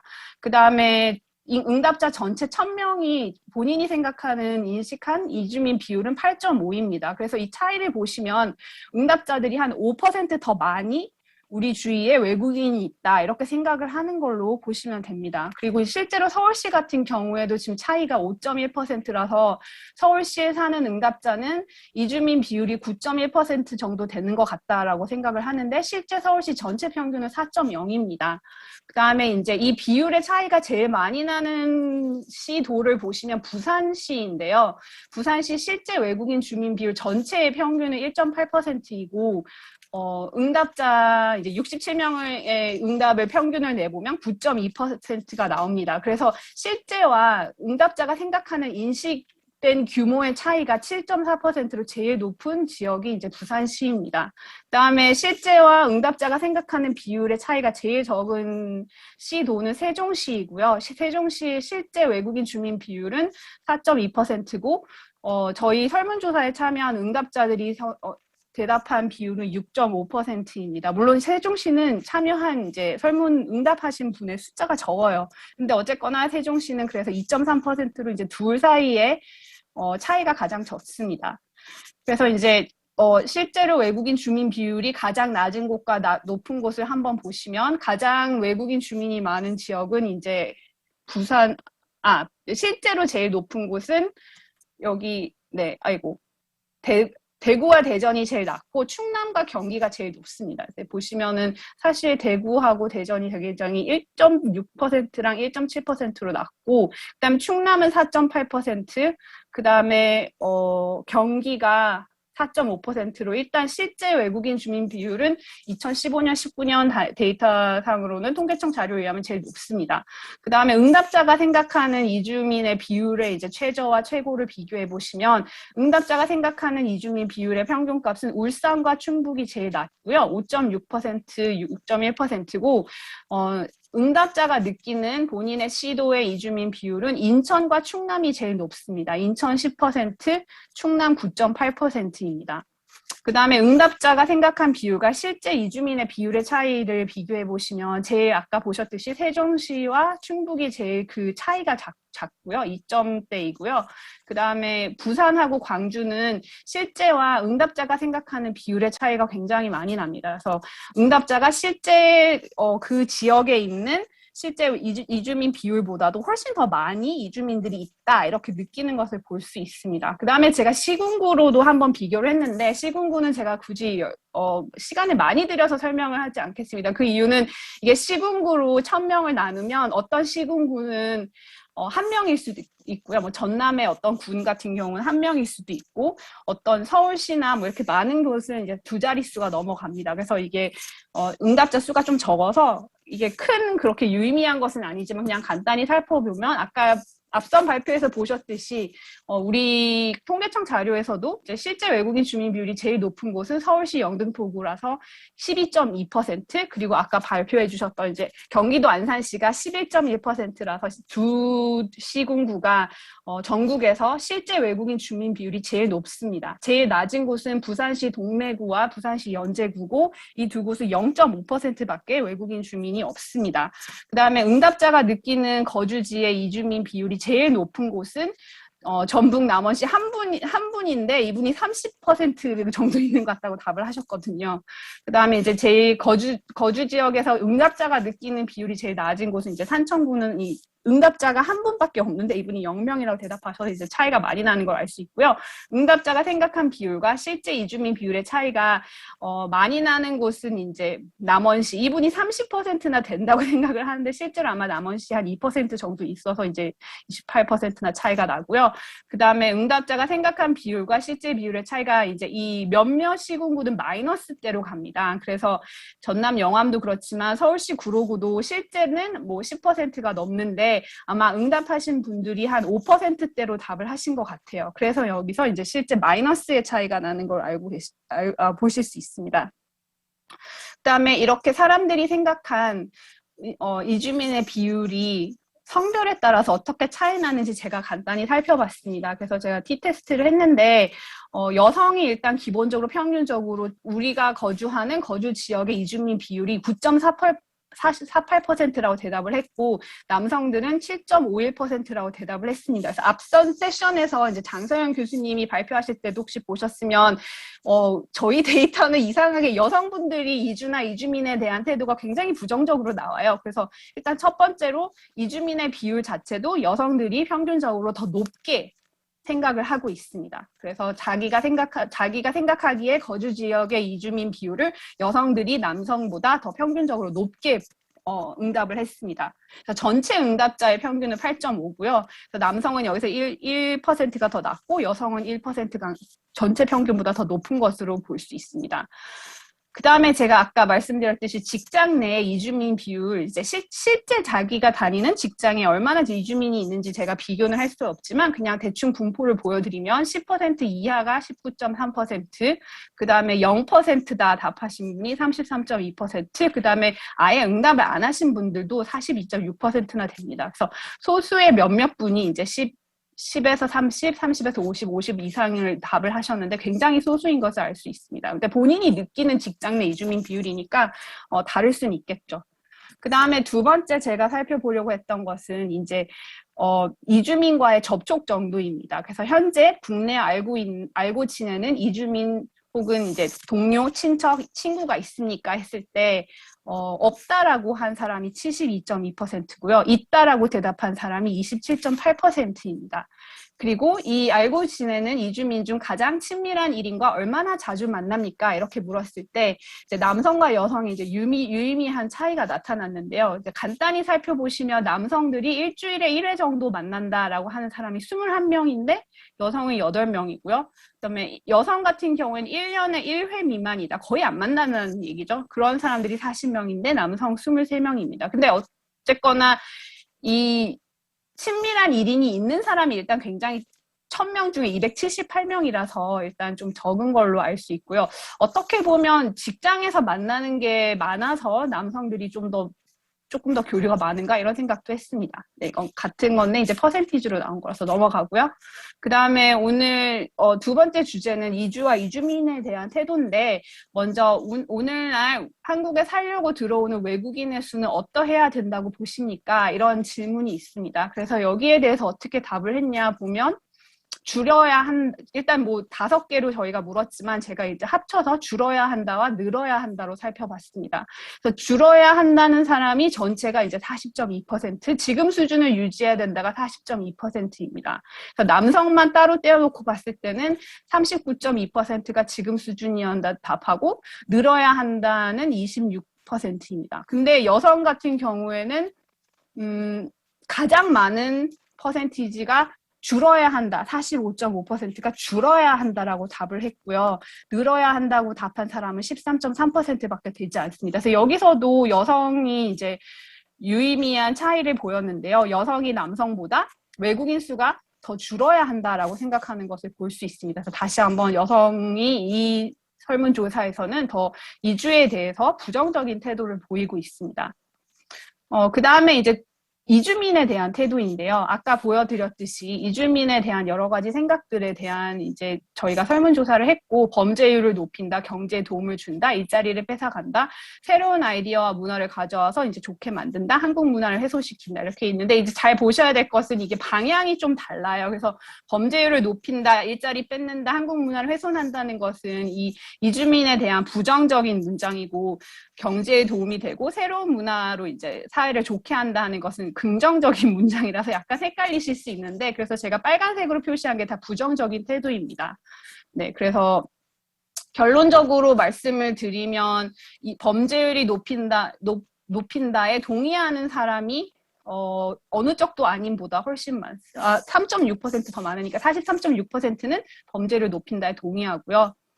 경제에 도움이 된다 해도 또 46.6%가 동의를 하고 있습니다. 그래서 범죄를 높이지만 경제는 도움이 된다 이렇게 생각하는 것 같고 일자리를 뺏는다에는 어느 쪽도 아니라고 대답하는 사람이 많지만 일자리 뺏는 거 아니다 이렇게 말한 분이 두 번째로 34.8%니까 어느 정도 있고요.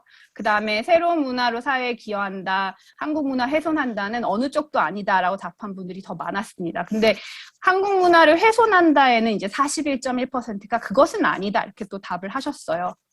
그래서 일단 제가 성별에 따른 또 통계적으로 유의미한 차이를 살펴봤는데 경제에 도움을 준다, 일자리를 빼앗아 간다, 한국 문화 훼손한다에서도 또 이제 성별에 따라서 유의미한 차이가 나왔고요. 경제에 도움을 준다에서는 또 다시 한번 여성들이 남성보다 더 부정적인 태도를 갖고 있습니다. 그래서 경제에 도움을 준다에 이제 반대하는 사람이 이제 여성이 더 많았고요. 어느 쪽도 아니다라고 답하는 사람도 여성이 더 많습니다. 반면에 남성들은 동의한다, 경제에 도움을 준다 이렇게 동의하는 사람들이 훨씬 많았습니다. 그 다음에 일자리를 빼앗아 간다에서도 여성들이 남성보다 이주민에 대해서 더 부정적인 태도를 보였는데요. 일자리를 빼앗아 간다 이렇게 말을 했을 때 이제 동의한다는 비율이 여성들이 더 높은 것을 알 수 있고요. 남성들은 빼앗아 가지 않는다, 그러니까 반대한다라는 게 좀 더 많은 걸 여러분 보실 수 있습니다. 그다음에 한국 문화를 훼손한다. 여기에 대해서도 여성이 남성보다 더 부정적인 태도를 보입니다. 그래서 동의한다는 사람들은 19.3%인데 그에 비해서 남성들은 반대한다는 사람들이 이제 여성과 비교했을 때 좀 더 많습니다. 그래서 네, 유의미한 차이를 보였고요. 평균적으로 여성이 남성보다 이주민에 대해서 더 부정적인 태도를 보이는 것으로 알 수 있습니다. 그래서 이거는 네, 그 다음에 이제 합법적 이주민들도 동등한 권리를 가져야 한다. 혹은 불법 이주민을 배제시키기 위해서 우리 정부가 더 강력한 조치를 취해야 한다. 이런 거에서도 제가 물어봤었는데 불법 이주민을 배제해 강력 조치를 해야 된다 하는 것은 이제 동의한다는 사람들이 60.3%라서 굉장히 높고요. 합법 이주민은 동등한 권리가 있어야 한다는, 거기에 반대한다는 것도 39.9%로 이제 물론 어느 쪽도 아닌다라고 하는 사람들도 34.5%지만 생각보다 응답자들이 이제 합법 이주민의 동등 권리에도 반대하는 사람들이 좀 어느 정도 되는 걸로 보실 수 있습니다. 물론 불법 이주민에 대해서는 훨씬 더 높게 강력 조치를 취해야 된다. 여기에 동의한다. 이렇게 답을 하고 있습니다. 이내연님 조금 빨리 부탁드립니다. 네네네. 네. 마지막 주제인 한국인의 자격 조건에 대해서 살펴보려고 하는데요. 일단 제일 중요하게 생각하는 두 가지 요소는 한국어를 잘 해야 된다와 한국어를 해야 한다와 한국인으로 느낀다. 그 다음에 전혀 중요하지 않다라고 대답한 항목은 유교의 가르침을 따른다입니다. 그래서 일단 중요하다는 비율이 높은 순서를 보시면 한국어, 한국인으로 느낌, 법과 정치 제도로 존중한다. 그 다음에 국적 이렇게 보실 수 있고요. 중요하지 않다는 압도적으로 이제 유교의 가르침은 중요하지 않다라고 하는 사람이 제일 많았습니다. 그리고 이거는 이제 교육 수준별로 제가 차이를 봤었는데 대학 재학 졸업인 사람들이 사실은 더 이게 중요하지 않다라고 다 대답을 한 비율이 높았습니다. 그래서 한국 출생도 그렇고 유교 같은 경우는 이제 대학원 이상과 대학 재학 이상인 사람들이 중요하지 않다라고 보는 비율이 좀 더 높고요. 이게 다 통계적으로 의미가 있는 차이였습니다. 그리고 법과 정치 제도를 존중해야 한다. 이것도 대학원 이상과 대학 졸업자들이 이제 고졸 이하보다는 중요치 않다라고 생각하는 비율이 더 높은 것을 알 수 있습니다. 그래서 결론을 말씀드리면 실제 이주민 비율과 응답자가 느끼는 이주민의 비율의 차이가 있었고요. 그 중에서는 이제 여성이 남성보다 더 평균적으로 자신이 사는 지역의 이주민 비율을 더 높게 인식하는 경향이 있었습니다. 그리고 이주민과의 접촉 빈도, 그리고 이주와 이주에 대한 태도에서도 이제 성별에 따라서 유의미한 차이가 나타났고요. 여성이 주로 남성보다 이주나 이주민에 대한 태도에서 더 부정적인 모습을 보였습니다. 그리고 한국인의 자격 조건에 대한 요소에서는 이제 교육 수준이 높을수록 한국 출생이나 유교의 가르침을 따르는 것 혹은 법과 정치 제도를 존중하는 것이 그렇게까지 중요하지 않다라고 생각하는 사람들이 더 많았습니다. 네, 그래서 이상 발표를 마치도록 하겠습니다. 감사합니다. 네, 이내연 선생님 감사드립니다. 이주와 이주민 그리고 한국인의 자격 조건에 대한 인식을 결과를 발표해 주셨고요. 이제 저만의 생각인지 모르겠지만 일반적인 기대와 조금 다른 흥미로운 결과들도 이제 많이 있네요. 예를 들면 여성이 소수자나 이민자에 대해서 더 부정적인 인식과 태도를 갖는 건 이제 저희 일반적 경험하고 좀 많이 달라서 굉장히 조금 놀라운 결과이긴 했고요. 그래서 이게 왜 그런지에 대한 또 미시적이고 질적인 또 분석도 좀 필요하지 않나라는 좀 생각이 좀 들었습니다. 굉장히 흥미로운 발표 감사드리고요. 이제 바로 저희가 토론으로 이제 넘어가도록 하겠습니다. 자, 토론은 한양대학교의 김상학 선생님께서 해주시겠습니다. 네, 선생님 부탁드립니다. 예, 말씀드리겠습니다. 예, 손영호 박사님, 임혜 박사님 발표 잘 들었고요. 예상컨대 충분치 않은 시간에 자료 분석하시고 표 만드시고 이렇게 하시느라 노고가 많으셨을 텐데 항상 자료를 가지고 씨름해야 되는 동료 연구자 입장에서 먼저 위로와 감사의 말씀을 간단하게 먼저 말씀을 드리고요. 그 다음에 제가 좀 이렇게 사실은 이제 토론이라기보단 이게 지금 두 발표 모두 약간 뭐랄까요, 기초적인 수준의 자료 분석이고 아직 뭔가 더 심화 있는 주제에 대해서는 추후에 연구를 하실 거라고 예상이 되기 때문에 그 자료에 대한 질문이 조금 주가 되고요. 그 다음에 제가 조금 드릴 수 있는 코멘트 이렇게 해서 말씀을 드리려고 합니다. 먼저 손영호 선생님 발표에 대해서 이게 사실은 이제 잠재 집단 분석을 하게 되면 사실 잠재 집단 분석의 처음과 끝이 여기에 관련 있는 건데 통계 분석을 해서 유형이 나오면 그 유형을 어떤 식으로 여하이 설득력 있게 혹은 그 통계적 차이를 잘 짚어내는 이름으로 표현할 것이냐. 결과적으로는 이제 거기서 그 논문의 질이나 이렇게 설득력이나 이런 게 걸리는 그 좌우가 되는데 지금 쓰시고 있는 게 정체성 지향형, 문화적 표현형, 혼합형이라고 했는데 이 네이밍에 대해서 조금 좀 다시 생각해 보는 게 어떨까 이런 일단 이 의미 말씀을 드리고 싶습니다. 물론 이제 이렇게 제가 말을 하면 여기에 대한 대안을 제시해 드려야 되는데 대안이 쉽지 않아서 근데 쭉 자료를 보면 인종, 민족, 국적 이런 거는 뭐랄까요? 그러니까 국가 간 between country 레벨의 변수들이고 장애, 성별, 성적 지향성 이런 거는 그 집단 내에 그러니까 국가 내에 between 그룹 레벨의 요인들이고요. 그 다음 밑에 보면 기호, 취향, 비주류 예술, 전통문화 이런 건 그것보다 조금 더 세밀화해서 between person 레벨에서의 요인들이거든요. 그러니까 지금 15개가 전부 다 정체성에 기반이 되는 그 요인들을 쭉 나열을 했는데 이게 국가 간으로 볼 수 있는 요인들, 그다음 집단 간, 국가 내 집단 간으로 구분되는 요인들,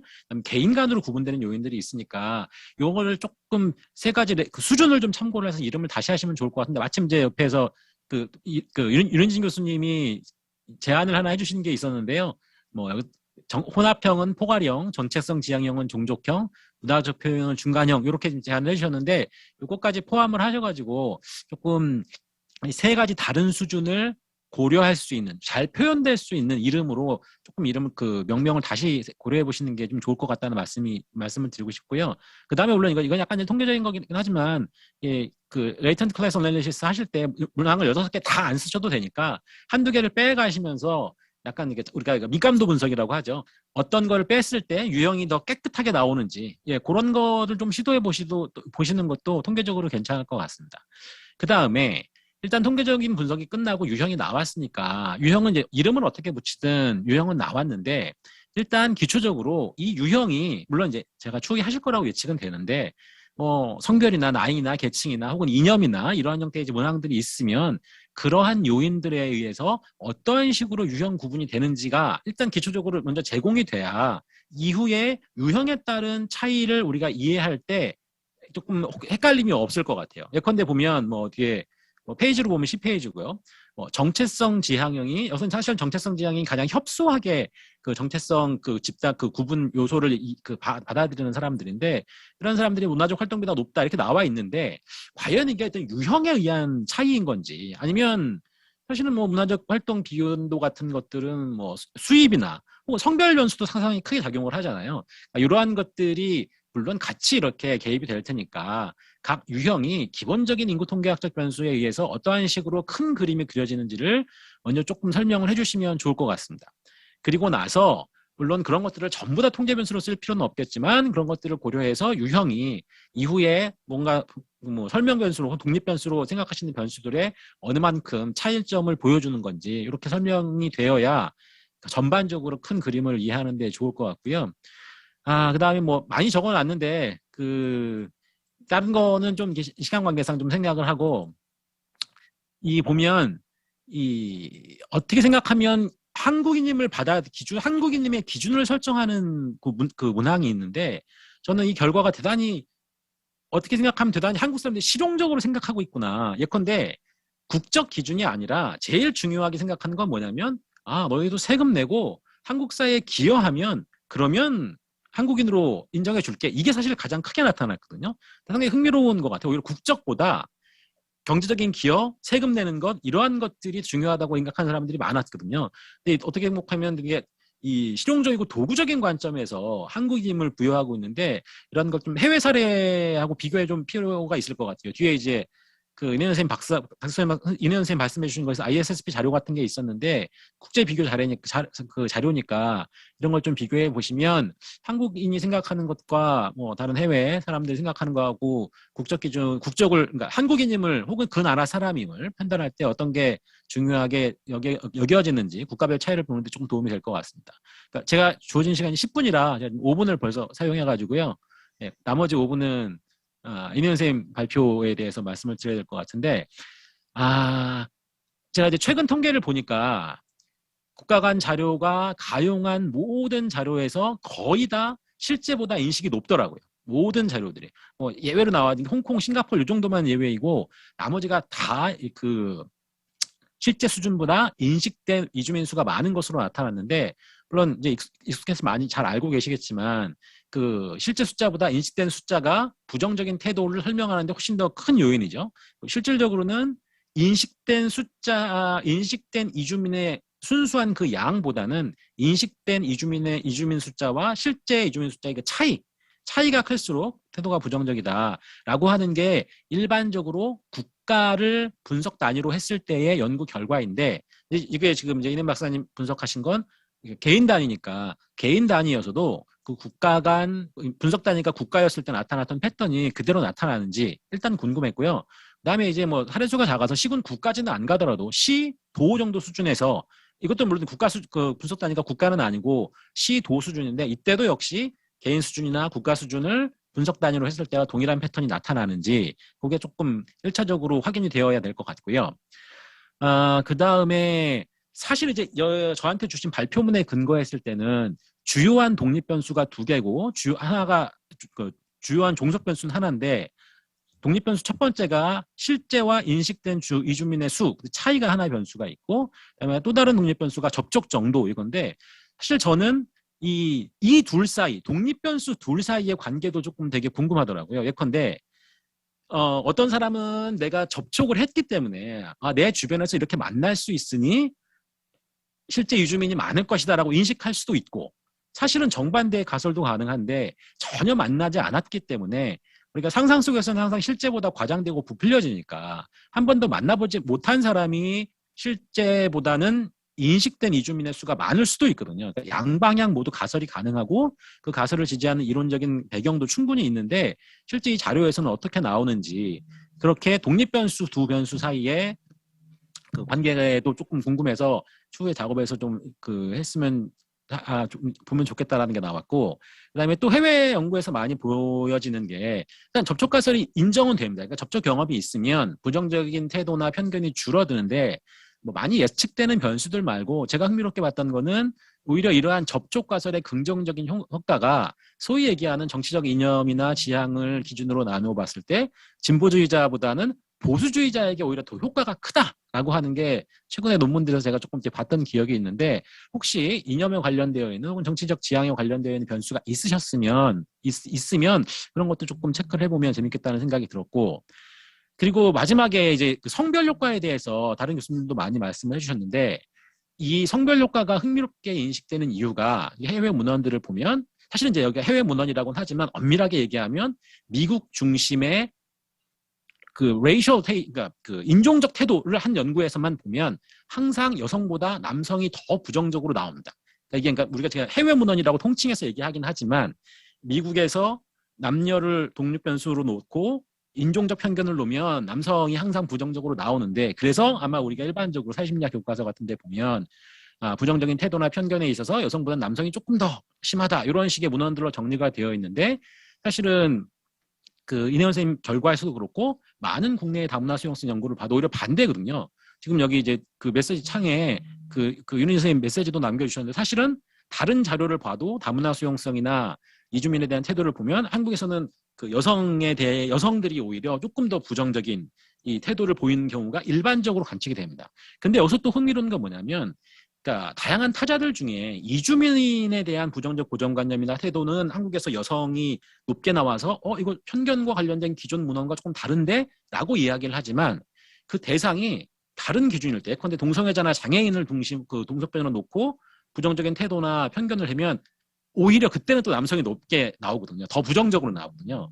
그러니까 이거는 아마 그 젠더 관련된 연구자들이거나 혹은 모든 분들에게 해당이 되겠지만 왜 이런 패턴이 나오는지에 대해서 조금 더 그 심도 있게 연구를 해봐야 될 것 같고, 마지막으로 하나는 이제 설문조사를 지금 하면서 저희가 이제 태도나 이런 것들을 계속 보고 있는데, 최근 이제 많은 연구들에서는 이런 식의 설문조사에 근거한 명시적 태도 말고 인지연구 분야에서 많이 제한되고 있는 암묵적인 태도 측정 기법들이 제한이 되고 있는데, 뭐 상호문화, 다문화와 관련되어 있는 여전히 태도 이런 것들이 우리가 중요한 이슈로 대기가 될 텐데, 측정 방식이 설문조사를 벗어난 이런 연구 방법에 대한 조금 좀 새로운 측정법을 좀 진지하게 고려해 봐야 하지 않을까라는 제언을 드리고 토론을 마치겠습니다. 감사합니다. 네, 김상원 선생님 감사드립니다. 여러 가지 통찰력 있는 다양한 제안들을 해주셨고요. 저희가 이제 시간은 많지 않아서 두 분 선생님께 한 3분 정도 아주 짧게 답변을 부탁드려야 될 것 같고요. 그리고 옆에 또 윤윤진 선생님을 포함해서 몇 분이 코멘트도 해주셨어요. 근데 제가 판단하기로는, 그러니까 직접적 질문은 아니긴 하지만 그래도 혹시 관련해서 또 언급할 얘기가 있으면 잠깐 언급하셔도 좋을 것 같습니다. 그래서 3분씩 부탁드립니다. 먼저 송혜원 선생님 먼저 부탁드립니다.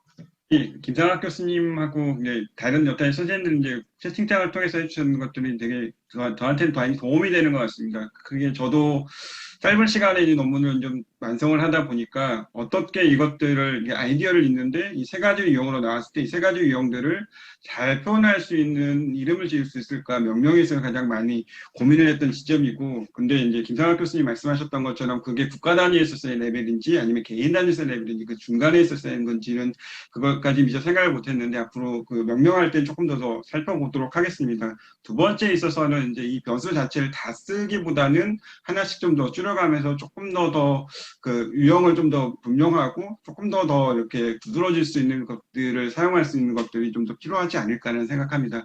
또 아까 말씀하셨던 것처럼 저도 이 유형화를 시켰지만 이 유형들이 어떤 특징이 있는 사람들인지 그리고 이 사람들이 왜 그런지를 좀 살펴보면서 연령이라든가 소득이라든가 또 정치적 이념 성향이라든가 여러 변수들을 좀 지금은 작업을 하고 있는데 미처 담지를 못했는데요. 이제 그것들까지도 이제 논문을 단계에서는 좀 더 반영을 하도록 하겠습니다. 또한 그 마지막에 있어서 말씀하셨던 것처럼 사회통합 그 변수들 사용을 했는데 사회통합 변수들 같은 경우는 여전히 있어서의 실용적이고 도구적인 측면에 있어서의 그 한국 사람들이 한국인이 되냐가 아니라 한국 사람들과 이민자들 간에 있어서의 그 공존을 할 때 뭐가 또 필요하냐 이민자에서 어떻게 보면 이게 또 확장된 좀 더 동아주의적인 그런 시각으로는 반영이 되고 있는 건 아닌가라는 생각도 들고 한국에 얼마나 기여하느냐의 여부로 이게 결국은 좀 귀결되는 것 같아서 도구적인 그런 존재로 하는 것 같아서 그것들이 좀 집단 간에 그게 또 분명한 차이가 있어서 이것들 좀 해석할 때나 또 함의를 낼 때 조금 더 그 정치하게 좀 분석을 할 수 있도록 노력하도록 하겠습니다. 예, 거기까지입니다. 네, 감사합니다. 자, 마지막으로 이내연 선생님.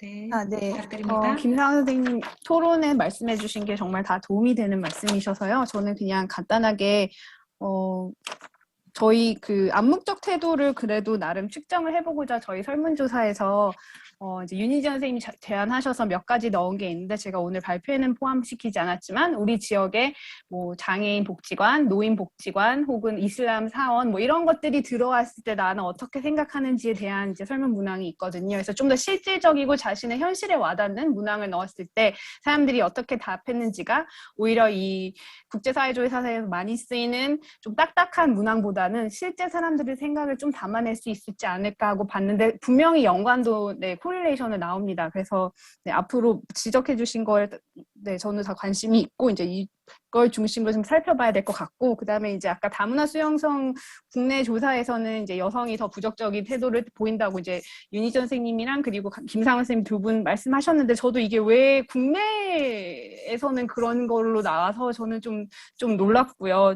말씀하신 대로 아마 우리가 미국의 인종적 편견을 중심으로 한 자료들을 봤기 때문에 이제 리터러처가 그렇게 정리되어 있는 것이 아닌가 그 말씀에 동감을 하고 왜 그 다른 집단에 대한 다른 소수자에 대한 태도는 다르게 나오는지 좀 더 살펴봐야 될 것 같습니다. 네, 감사합니다. 네, 이내연 선생님 감사드립니다. 저희가 이제 발표와 토론은 모두 마쳤고요. 그래서 3세션을 제가 이제 마지막 사회를 맡게 돼서 3세션을 포함해서 혹시 플로어에서 앞 세션에 질문이 있었는데 시간 관계상 못했던 분들에 대한 질문도 저희가 종합적으로 조금 받으려고 합니다. 그래서 질문을 자유롭게 해주시면 여기 발표자분들이 아마 다 지금 아직까지 계신지는 의문이긴 하지만 가능한 대로 저희가 논의들을 같이 해보면 좋을 것 같습니다. 질문을 자유롭게 부탁드립니다.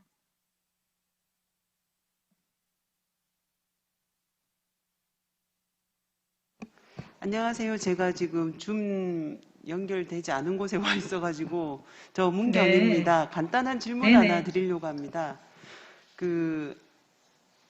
발표 잘 들었습니다. 제가 드리고 싶은 거는 이 뒷부분에 성별 차이에 대한 저도 궁금증이 생겨서 아직 많은 분석과 뭐 이제 여러 가지 논의들을 앞으로 하실 거라고 예상이 되는데요. 저는 그냥 개인적으로 이게 여성이 더 부정적인 이유가 지금 우리나라에 들어와 있는 이주민들이 주로 남성들이고 제조업이나 이런 아무래도 여성들이 만나지 못하는 곳에 남성 이주민들이 많기 때문이다. 뭐 이렇게 혹시 해석도 가능하지 않을까? 앞에서 아까 세션에서 발표하셨던 아까 장 교수님인가요? 문화적 거리감 하신 것도 보면 여성들이 대인관계 부분에서 이주민에게 거리감을 훨씬 더 남성보다 많이 느낀다는 조사 결과가 있었는데요. 그래서 이 접촉 빈도가 혹시 낮아서 그런 건 아닐까 하는 생각이 하나가 들었었고요.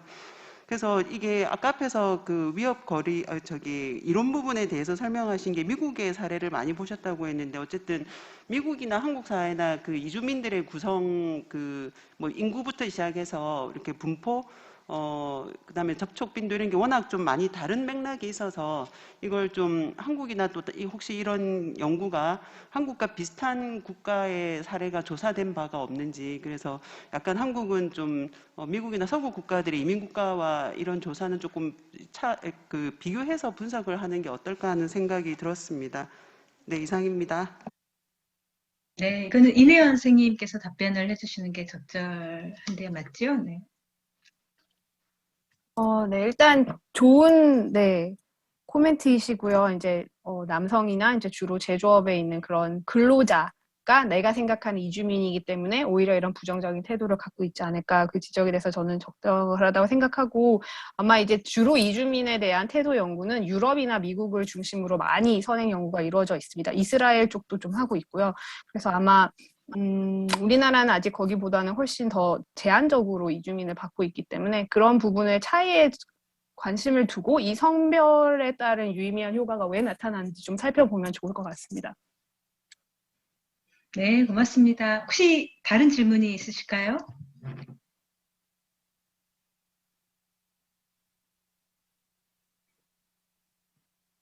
들리십니까?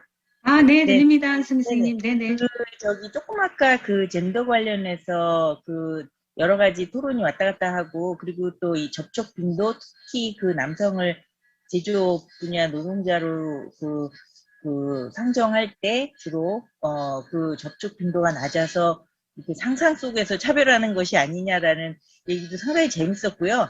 근데 그 얘기를 들을 때 제가 갑자기 생각난 게 뭐냐면, 그 제주도 난민 받을 때 그때 그 무슬림 남성에 대한 섹슈얼 어택 이런 걸 상상해서 굉장히 네거티브한 반응이 있었거든요. 그러니까 그런 것도 상당히 관련이 있을 것 같아요. 어떤 발생하지 않은 것에 대한 공포. 그다음에 그리고 또 그때 그 제주 난민 그때 굉장히 제가 놀랬던 거는 기독교가 사실 우리나라에 굉장히 뿌리가 깊고 굉장히 강력한 세력인데, 사회 세력인데, 이슬람이 이렇게 들어오는 것에 대한 엄청난 반감, 그런 것들도 있어서 사실 기독교 세력이 이런 난민 이슈나 이런 목사님들이 굉장히 활발하게 하시잖아요. 그래서 굉장히 아이러니한 거예요. 그러니까 무슨 다문화 관련이나 이주자 관련이나 그런 액티비스트로 상당히 그야말로 전선에 나서서 하고 계시는데, 반면 굉장히 아이러니하게도 그런 그리고 아까 발표자분의 한 분이 문화 다양성 하면 뭐를 생각하십니까 할 때 맨 위에 민족 국가 이런 거 얘기 나왔는데, 사실 종교도 90%였어요. 근데 장서연 선생님이었던 것 같은데, 사실 90% 넘는 것들은 쫙 언급을 하셨는데 딱 90에 턱걸이를 한 게 종교였거든요. 근데 그 부분은 인클루드를 안 하셨어요. 근데 이 종교 이슈가 사실 우리나라는 그렇게 큰 이슈가 아니었거든요. 다문화 이런 거 관련할 때. 유럽에서는 그게 엄청난 이슈인데, 근데 이제 저희 나라의 각종 다문화 내지는 인권 관련해서 기독교가 굉장히 중요한 서포트 그룹인데, 과연 이런 이슬람권의 남성 새로운 이입자에 관해서 어떤 태도를 취하고, 그다음에 담론을 어떻게 리드할 것인가. 그리고 그게 사실 거기에 여성이 굉장히 많이 좌우되는 게 많은 것 같아요. 그래서 관련해서 저는 아까 여성이 팩트가 계속 꾸준히 이렇게 나오는 거가 굉장히 궁금했거든요. 예, 그래서 그래서 생각난 걸 그냥 말씀드렸습니다. 네. 한승미 선생님 코멘트 저도 사실 상당히 흥미롭네요. 그래서 우리가 사실 이주민을 여성 입장에서 볼 때 사회적 소수자로 인식하는 것이 아니라 젠더적 관점에서 위험한 남성으로 이제 인식이 가능하다는 위험한 거죠. 남성인 소수자가 아니라. 굉장히 공감이 그냥 개인적으로는 되는 굉장히 흥미로운 지적이신 것 같습니다. 관련해서 이제 종교 관련 질문해 주셨는데, 문화 다양성을 인식할 때 혹시 장서연 선생님 이 부분에 대한 답이 가능하실까요? 신지 모르겠네요. 들어와는 계시는데. 성영 선생님도 같은 데이터에 아까 종교가 높은 거 네, 그러셨구나. 그럼 성영 선생님께서 해주시기 바랍니다. 네. 예, 저도 한승민 선생님 말씀하셨던 것처럼 종교적인 요인들이 문화적 다양성하고 또 다른 다문화적인 이주 배경 관련한 요인들하고 같은 높은 비율로 사져있기 때문에 이것을 어떻게 해석할까를 했을 때 저는 이제 이슬람 같은 경우나든가 한승민 선생님 말씀하신 설명하고 좀 같은 맥락에서 저는 이해를 했습니다. 그래서 그 부분들을 다문화적인 그런 요인들로 좀 한껏 묶었던 것들을 볼 수가 있습니다. 예. 아니, 그래서 저희가 이제 바야흐로 새로운 단계로 접어드는 것 같아요. 한국 사회도. 네. 혹시 또 다른 질문, 저희가 한 마지막 질문 정도 받아야 되지 않을까 싶긴 한데요. 네. 예, 저 말씀해 되겠습니까? 네네, 두 분 하셨어요. 네. 어떤 분이 먼저 뭐 하시겠어요? 토론자도 아니고 오늘 발제도 네네. 아니지만 계속 쭉 참석을 해서 지켜보고 있었는데요. 저는 만프 축제 관계자로서 계속 보고 있었습니다. 반갑습니다. 저는 명색이 사실은 이주민을 만나는 직업에 종사하면서도 상업문화도시라는 개념에 대해서는 저도 상당히 생소했어요. 그래서 처음에 상업문화도시란 말을 들었을 때 원래 문화도시라는 개념은 또 있었거든요. 저는 다른 의미로 있습니다. 즉 개발이나 도시화를 좀 저지하고 그 원도시의 생태계를 회복하는 차원에서 문화도시라는 개념이 있었는데 저는 상업문화도시라는 말을 처음 들었을 때 이 문화도시끼리 서로 상호 연결하는 도시를 말하는가 하는 라고 생각할 정도로 좀 무식하게 생각을 하고 있었어요. 그래서 어쩌면 이런 용어가 좀 자리를 굳히기 전까지 지금이라도 용어를 좀 정비했으면 좋지 않을까 생각이 드는데요. 좀 어색하게 그냥 영어를 번역하는 투에 있는 상호문화도시라는 개념보다는 좀 이해하기 쉽게끔 문화상호 존중도시 또는 문화상호 교류도시 이런 말이 훨씬 더 바로 단박에 이해되지 않을까요? 그래서 좀 용어로 고치기 전까지 그 전에 시간이 조금 있으니까 이 말을 좀 우리말 어법에다 맞지 않는 상호문화도시라는 말을 안 썼으면 좋지 않을까 생각이 그냥 개인적으로 들었어요. 그래서 여러분들이 앞으로 이런 논문 쓰실 기회가 있으시면 이 용어 사용을 좀 더 신중하게 조금 더 학술적으로 고민해봤으면 좋지 않을까 싶어서 제안을 드려봤습니다. 이상입니다. 혹시 관련해서 혹시 답변을 해주실 분이 있으실까요? 그래서 이번 학술대 제목이 문화 다양성 존중 도시거든요. 예, 그것도 제가 지하 고치는데 일조를 했어요. 그렇게 고치도록요. 그래요. 네. 그래서 원래 이제 외국에서 이렇게 이제 이미 프로젝트로 진행되는 게 인터컬처럴 시티인데 일단 이것이 우리에게는 좀 생소하고 그래서 사람들이 상호문화 도시 했을 때 그것이 전달하고자 하는 의미를 곧바로 이해하기는 좀 어려운 것 같고 그래서 한국적 맥락에서는 우선 문화 다양성 존중 도시라고 하는 것이 좀 적합하다는 생각이 들었고 그리고 또한 이게 지금 문화체육관광부에서 또 이렇게 추진하는 사업이 문화 다양성 그 사업이기 때문에 서로 연관성이 있겠다 그런 생각이 좀 들어요. 그래서 일단은 이번 연구에서는 정말로 아까 우리 장 교수님께서도 이 다문화주의와 상호문화주의 또 상호문화 도시 이것 사이에 있어서의 또 애매한 부분들을 그래도 상당 부분 잘 설명을 해 주셨는데 앞으로 좀 연구자들이 그런 것과 관련해서 조금 더 정리를 좀 해야 될 필요가 있는 것 같습니다.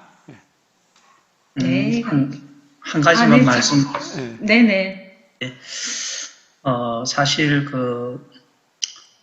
상호문화 도시라는 말은 intercultural city를 그대로 번역한 것이죠.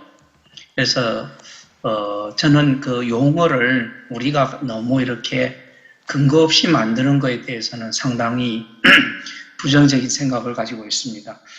그래서 제가 보기에는 intercultural city라는 용어를 2008년부터 그쪽에서 썼고 또 intercultural city라는 용어를 쓰기 전에 intercultural dialogue라는 말을 썼고 그 다음에 intercultural confidence라는 말을 썼고 그 이전에 이제 intercultural society라는 말도 썼고 interculturalism이 그 밑에 바탕이 된 겁니다. 이 상호문화 도시라는 것은 이 도시의 문화를 저 도시에서 배우고 저 도시의 문화를 이 도시에서 배우는 그런 의미가 아니고 그 도시 내에서 정주민과 이주민이 상호작용을 한다는 의미를 굉장히 강조를 합니다. 그래서 초창기에는 뭐 예를 들어서 2000년대 초반에 이것을 인터컬처럴 어떻게 번역하느냐 하는 문제 때문에 논란이 좀 있었습니다. 그때는 이제 문화간이라는 말을 썼는데 사실은 문화와 문화가 만나는 게 아니죠. 엄격하게는 사람과 사람이 만나는 겁니다. 그래서 조금 상호문화 도시라고 했을 때 이 상호라는 말이 상호작용을 생각하시면 제가 보기에는 충분히 이해가 될 것 같고 그렇게 사람들에게 인식을 시켜나가면 이 또한 나쁘지 않은 용어입니다. 저는 뭐 상호문화 도시라는 용어를 우리가 제대로 이해한다면 별 문제 없다고 생각합니다. 네, 감사합니다. 사실 유럽에서는 이제 멀티컬처럴보다 인터컬처럴이라는 표현이 훨씬 많이 사용되고 있고요. 이제 교육에서도 인터컬처럴 에듀케이션 표현을 합니다. 이게 또 관계성 훨씬 더 집중한 용어가 아닌가라는 생각이 듭니다. 네, 이내연 선생님 아까 질문이 있으셨어요. 네, 이내연 선생님 질문해 주세요. 그러니까 아까 네네. 그 90%에 딱 걸리는 게 종교라고 말씀하셔서 제가 이제 송영호 선생님 발표 자료 다시 봤는데 언어도 이제 96.5%인데 인종민족 국적 다음으로 언어인데 언어도 사실 어떻게 보느냐에 따라서 제가 보기에는 종교와 마찬가지로 이게 다문화 정체성에 관련될 수도 있고 아닐 수도 있고 그런 생각이 들어서 그냥 코멘트를 드리고 싶었습니다. 네. 네, 감사합니다. 혹시 마지막으로 질문이 혹시 있는 분이 계실까요? 저는 질문이라고 보기보다는 이제 아까 그 이내연 선생님이 말씀하신 것들이 이제 이민자에 대한 태도를 해석을 할 때 이제 이민자들이나 그 원래 문화가 이제 외국인인데 외국인들을 받아들이는 것들을 늘려야 하느냐 아니면 지금 수준을 유지하느냐 줄여야 하느냐를 이게 부정적인 태도냐 긍정적인 태도로 해석하기보다는 어쨌든 필요에 의해서 그 제조업 분야에 있어서의 사장님 같은 경우는 이게 인력이 더 필요하기 때문에 늘려야 된다라고 하는 것들이 긍정적일 수도 있고 아니면 더 줄여야 된다라고 하는 것들을 꼭 부정적으로 해석할 필요는 없다. 지금 수준에 있어서 조금 더 이게 같이 중립적인 표현 아닐까라는 생각을 합니다. 그래서 태도에 있어서 그것들을 이제 그 줄여야 된다고 하는 것들이 부정적이고 늘려야 된다는 게 긍정적일 필요는 없고 어쨌든 자기 자신이 어떤 처지에 있느냐에 따라서 그걸 받아들이냐로 좀 해석하는 게 좀 더 타당하지 않을까라는 코멘트를 좀 드리고 싶습니다. 네, 감사드립니다. 저희 이제 마지막 3세션을 닫아야 될 시간인 것 같고요. 늦은 시간까지 함께 해주셔서 감사드리고, 그리고 이제 전체 회의를 닫는, 학술대회를 닫는 코멘트는 우리 주최 측에서 해주시면 좋을 것 같습니다. 저는 3세션 사회를 맡았던 대구대학교 이민경이었습니다. 모든 분들께 감사드립니다. 네, 처음에 우리가 제3세션을 시작할 때 너무 시간이 많아서 이거 끝까지 채워야 되냐 그런 고민을 했는데 결과적으로 정말 5시까지 다 행사가 진행이 되네요. 굉장히 좀 더 우리가 좀 풍부한 토론을 할 수 있는 세션이었던 것 같습니다. 그래서 오늘 행사를 다 마치면서 이번 행사가 갖는 좀 의미에 대해서 한번 좀 정리하고 앞으로 우리가 좀 나아가야 될 방향에 대해서 함께 좀 고민을 했으면 좋겠습니다. 처음에 이 경남 이주민 노동복지센터의 이철승 소장님께서 이번 만푸 축제를 개최를 하면서 한국이민학회가 좀 국제학술회의를 좀 개최해달라고 요청을 했을 때, 그 이전에도 우리 이민학회가 우리 만푸와 함께 국제회의를 했었던 적도 있고, 저는 또 우리 학회가 그런 일에 적극적으로 동참해야 된다는 생각을 갖고 있었기 때문에 기본적으로 우리가 같이 하겠다라고 말씀을 드렸지만 어떤 행사를 위한 행사하는 것은 굉장히 의미가 없다고 생각했어요. 다 바쁜 사람들이 그냥 해야 하기 때문에 하는 행사는 의미가 없고 또 그런 면에서 이미 다 발표됐던 원고들을 모아가지고 발표하는 것은 정말로 이것도 의미가 없다. 그래서 정말 우리가 이 이주나 또 다문화를 연구하는 학자들이 고민하는 정말 중요한 이슈를 한번 끌어놓고 그것을 한번 좀 더 심도 있게 좀 논의를 해보자. 그런 것이 훨씬 더 생산적인 하나의 행위가 될 수 있겠다는 생각을 했어요. 그래서 이미 여러 지금 연구자들께서 지적했다시피 어찌 보면 한국에서의 어떤 다문화 연구는 한계에 봉착했다는 생각을 갖고 있거든요. 이 다문화가 이제 사회적인 스티그마가 됐고, 그리고 또 일반 국민들이 느끼는 어떠한 역차별, 형평성의 문제가 있고, 또 한 가지는 이제 중앙정부가 아무리 뭔가 적극적으로 이민정책이나 다문화 정책을 하려 해도 일반 국민들이 여전히 거부감을 갖고 있는, 어떻게 보면은 연구나 정책에 있어서 지금 우리가 딱 한계점에 봉착했다는 생각을 하게 되었습니다. 그래서 우리가 어떻게 하면 이러한 것을 넘어설 수 있을까 하는 그 생각에서 결국 문화다양성이라고 하는 이 개념으로 우리가 좀 넘어가게 되면 이 다문화라고 하는 것이 비단 외국인 또는 뭐 다문화 가족에만 국한된 것이 아니라 우리 전체 일반 국민한테도 해당될 수가 있고, 그러면서 이제 일반 국민들이 이 문제에 대해서 같이 이렇게 동참할 수 있는 이러한 그 계기가 마련될 수 있겠다라고 하는 생각이 이제 우리가 문화다양성이라고 하는 개념으로 이제 넘어가게 되고, 두 번째로는 이제 중앙 정부가 갖고 있는 이 한계를 우리가 극복하는 방법은 이 지방 정부의 역할 또는 지역 사회의 역할을 강화하는 것이라는 생각을 가졌습니다. 그런 면에서 이렇게 그 유럽에서 처음 시작한 이 인터컬처럴 시티 프로그램이라고 하는 것이 결국은 이런 이주민과 또 선주민, 다양한 문화 집단들이 서로 상호작용할 수 있는 현장이기 때문에 결국은 이런 지역사회와 지방정부의 역량을 강화하는 것이 앞으로 우리가 나아갈 수 있는 굉장히 현실적이고 실천적인 방안이라는 생각을 가졌어요. 그래서 이번 우리가 학술대회의 주제를 그 문화다양성 존중도시의 현황과 과제라고 잡은 것도 그러한 문제의식에서 시작을 한 것이고, 저는 이것이 이제 우리가 앞으로 그런 방향을 나가는 데 있어서 이번 학술회의가 굉장히 중요한 하나의 토대를 마련을 했다고 생각합니다. 그러면서 이번 또 학술대회를 준비하면서도 우리가 두 건의 또 조사, 연구 사업을 시작을 했어요. 한편으로는 일반 국민들의 의식조사도 했었고, 또 한편에서는 한 245개의 지방단체들의 어떤 다문화 프로그램에 대한 분석도 했고, 그래서 굉장히 우리가 짧은 시간 안에 조사도 하고 분석을 해야 하다 보니까 우리 장 교수님 또 송 박사님, 이 박사님께서 굉장히 아주 충분하게 이렇게 좀 풍성한 결과를 이렇게 소개하지 못한 측면도 있지만, 또 오늘 발표를 통해서 이것을 좀 더 정교화할 수 있는 또 계기가 되지 않을까. 그리고 또 우리가 토론하는 과정에서 왜 한국 여성들이 남성에 비교해서 더 비관용적이고, 근데 제가 이제 사회심리학을 연구하는 사람으로서 이미 저는 이 현상을 발견하면서 이거 젠더 이펙트라고 이름을 붙였어요. 그래서 한번 우리가 어느 시점에 우리 한국 사회에서 여러 가지 사회적 이슈에 대해서 남성과 여성의 차이, 그리고 그런 것이 어떤 데서 연유하고 그것이 가져오는 결과에 대해서 한번 좀 체계적인 연구를 해야 되겠다는 생각을 했었는데, 오늘 자연스럽게 또 그런 이슈도 이렇게 표면으로 부상한 것 같습니다.